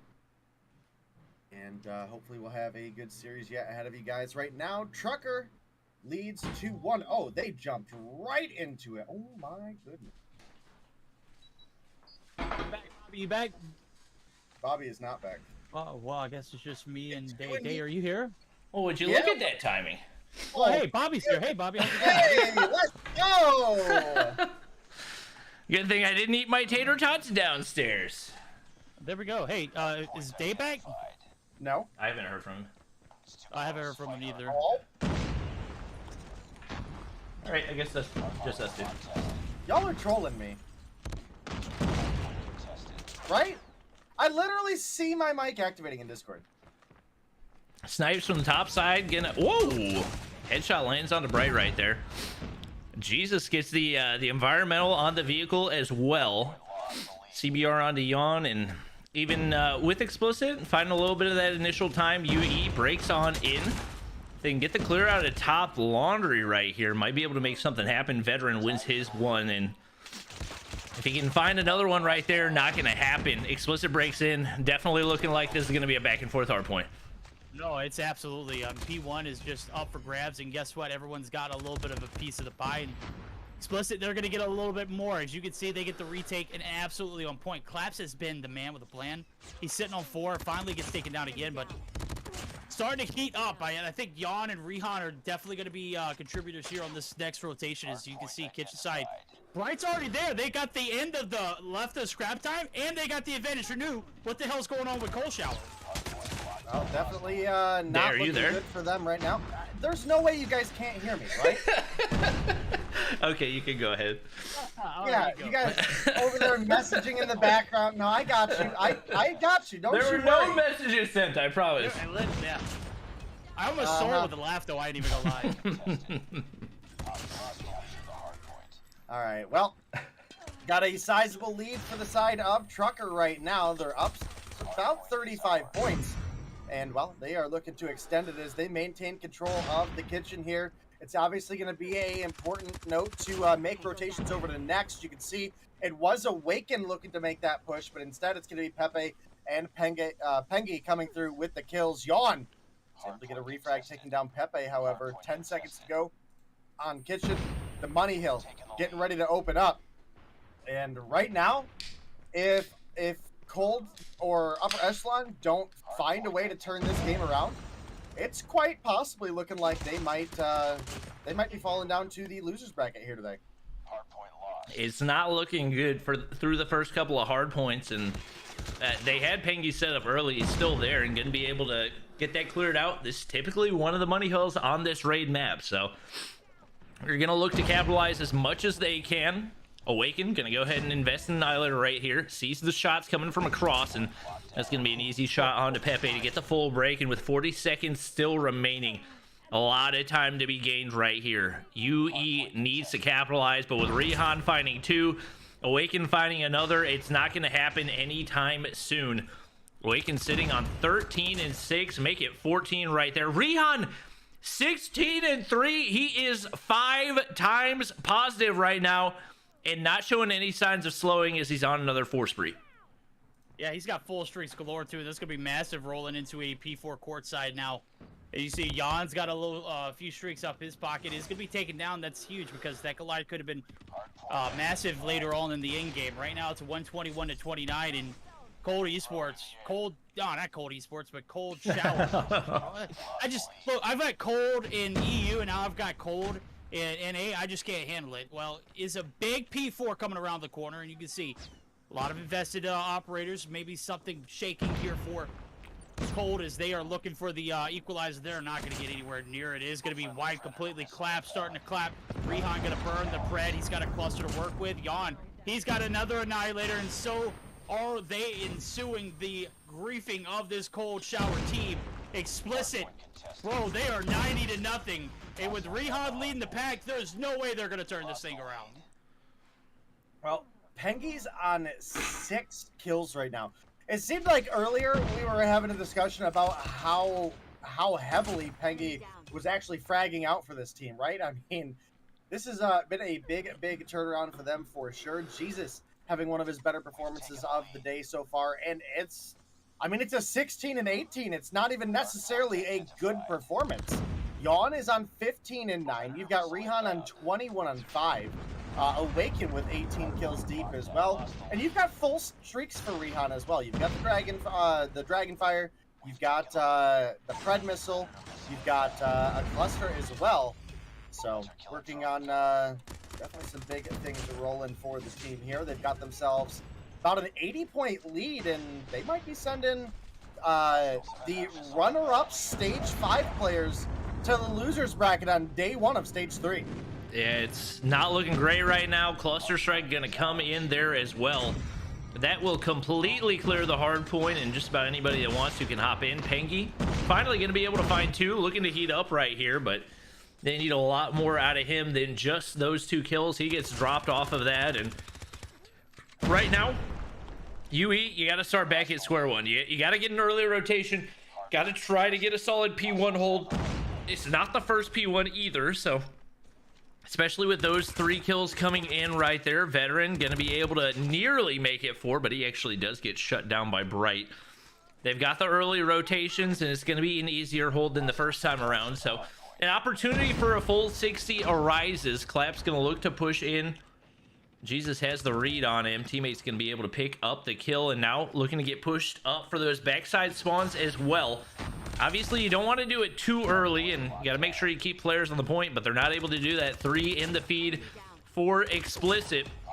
Immediately traded out for 3. Immediately traded out for 3 on the other side. There is absolutely no pattern to this matchup, but Explicit's back on the hard point, and that's the only thing that counts.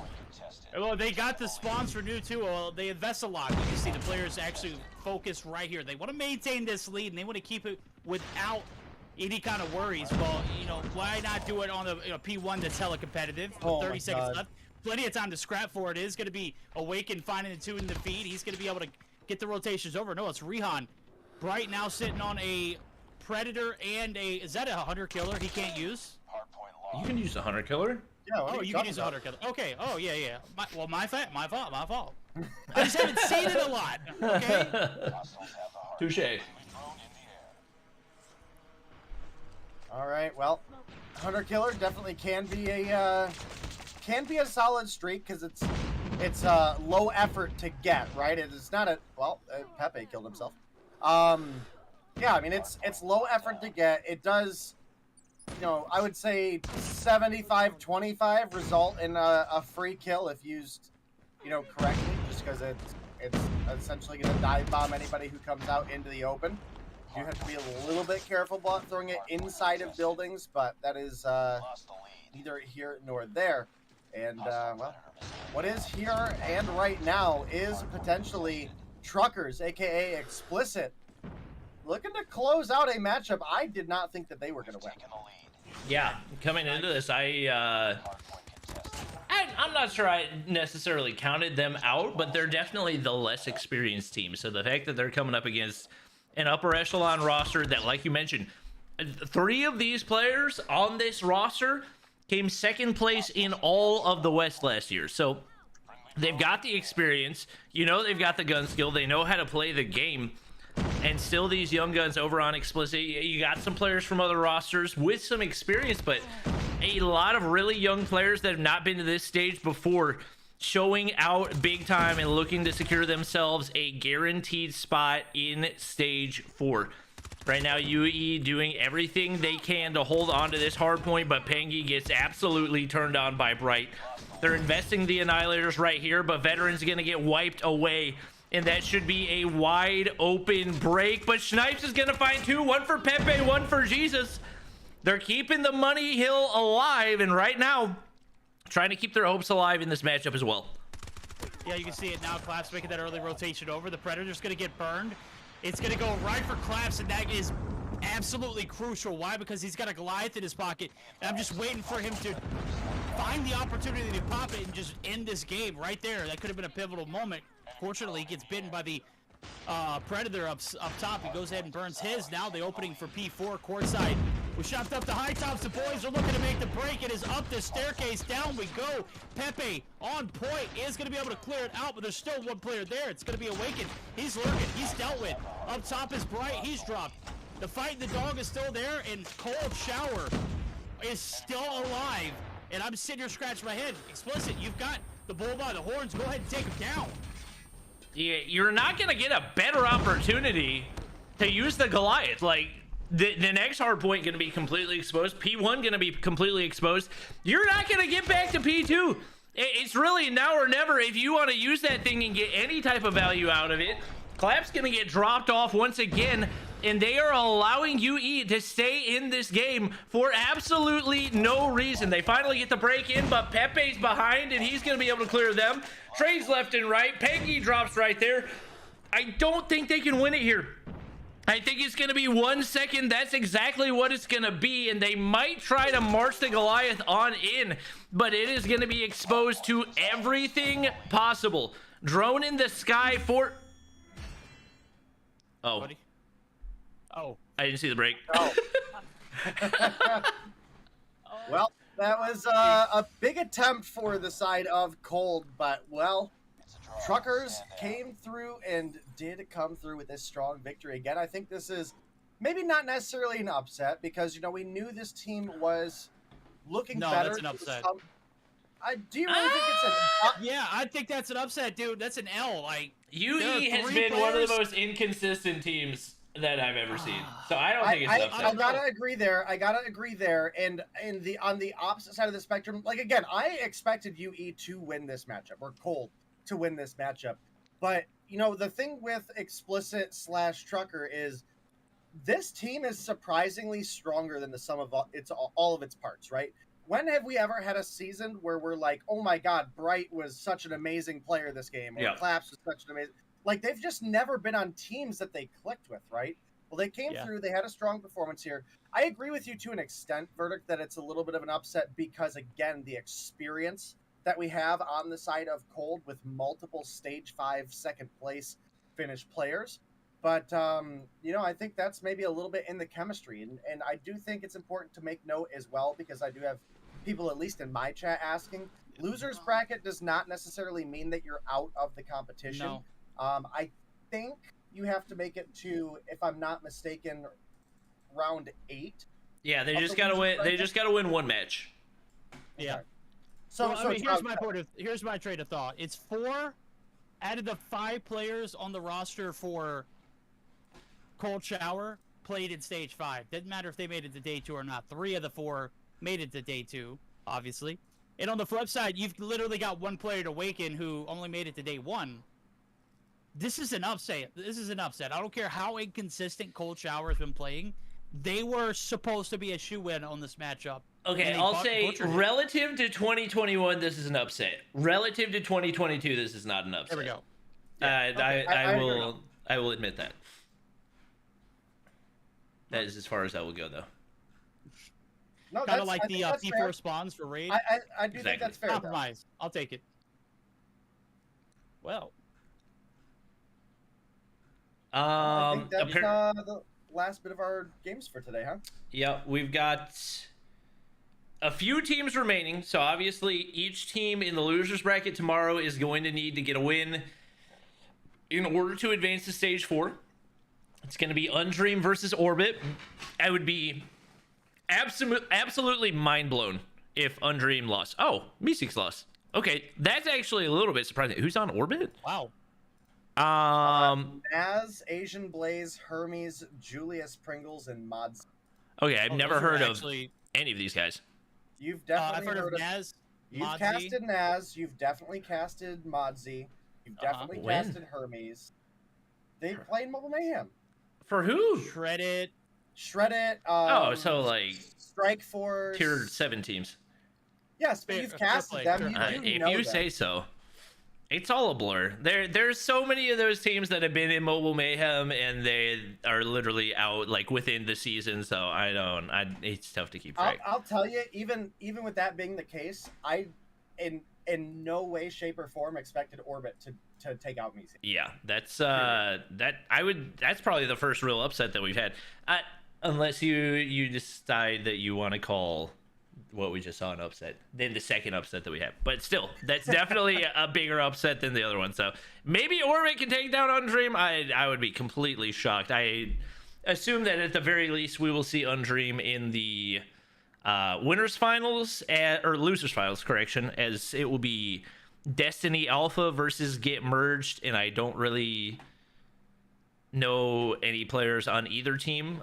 We've had some accusations against one of the players on Get Merged, so that'll be interesting to see if that gets investigated. And then obviously Dramas versus Raven Roses, I would probably give the edge to they've got Raven Roses has some decent teams. They got Sped, they've got Reckless. Is that Wicked has somebody named Reckless as well, right? That's a different one? Correct. Okay. That's a different Reckless, yeah. Okay. Well, I would probably still give the edge to Parker's team, but that's one I don't see either of those teams making like a really big splash in stage 4. And then Wicked Esports is going to play winner of Origin versus DFG. I'm assuming Wicked probably going to win that one as well. So definitely Cold Shower, Undream, and Wicked, the 3 teams that we assume we're going to see in those loser semifinals, and probably get to see a decent amount of action out of each of them tomorrow. GG's, it was fun. It was. My voice is gone, so I'm going to go drink some tea or whiskey or both. We'll see. Both, yeah. Well, I mean, don't wake up too late for tomorrow. I mean, obviously, it's not EU, so we don't have to worry about that. So, 12 p.m. start time. No more 5 a.m. start time. Yeah. No more 4. It was 4 a.m. for me, but yeah. Well, yeah. I was literally waking up at 2 a.m., 1 a.m. in the morning. Good night. I threw my sleep pattern off for a little bit, but GG's. We'll catch back up tomorrow. All right. Sounds like a plan. All right, homies. Are we rating anybody in particular? Let me look at the COD category. Actually, I was about to hit Jim, but I don't know how long he's going to be streaming for.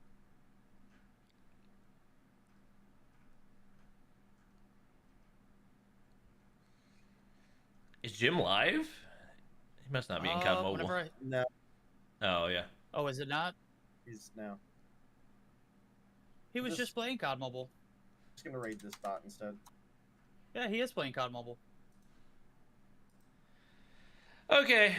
Oh, yeah, it gives me the option to raid. Okay, I'll raid him. GG's. See you guys tomorrow. Yep, take it easy. Yeah, have a good night.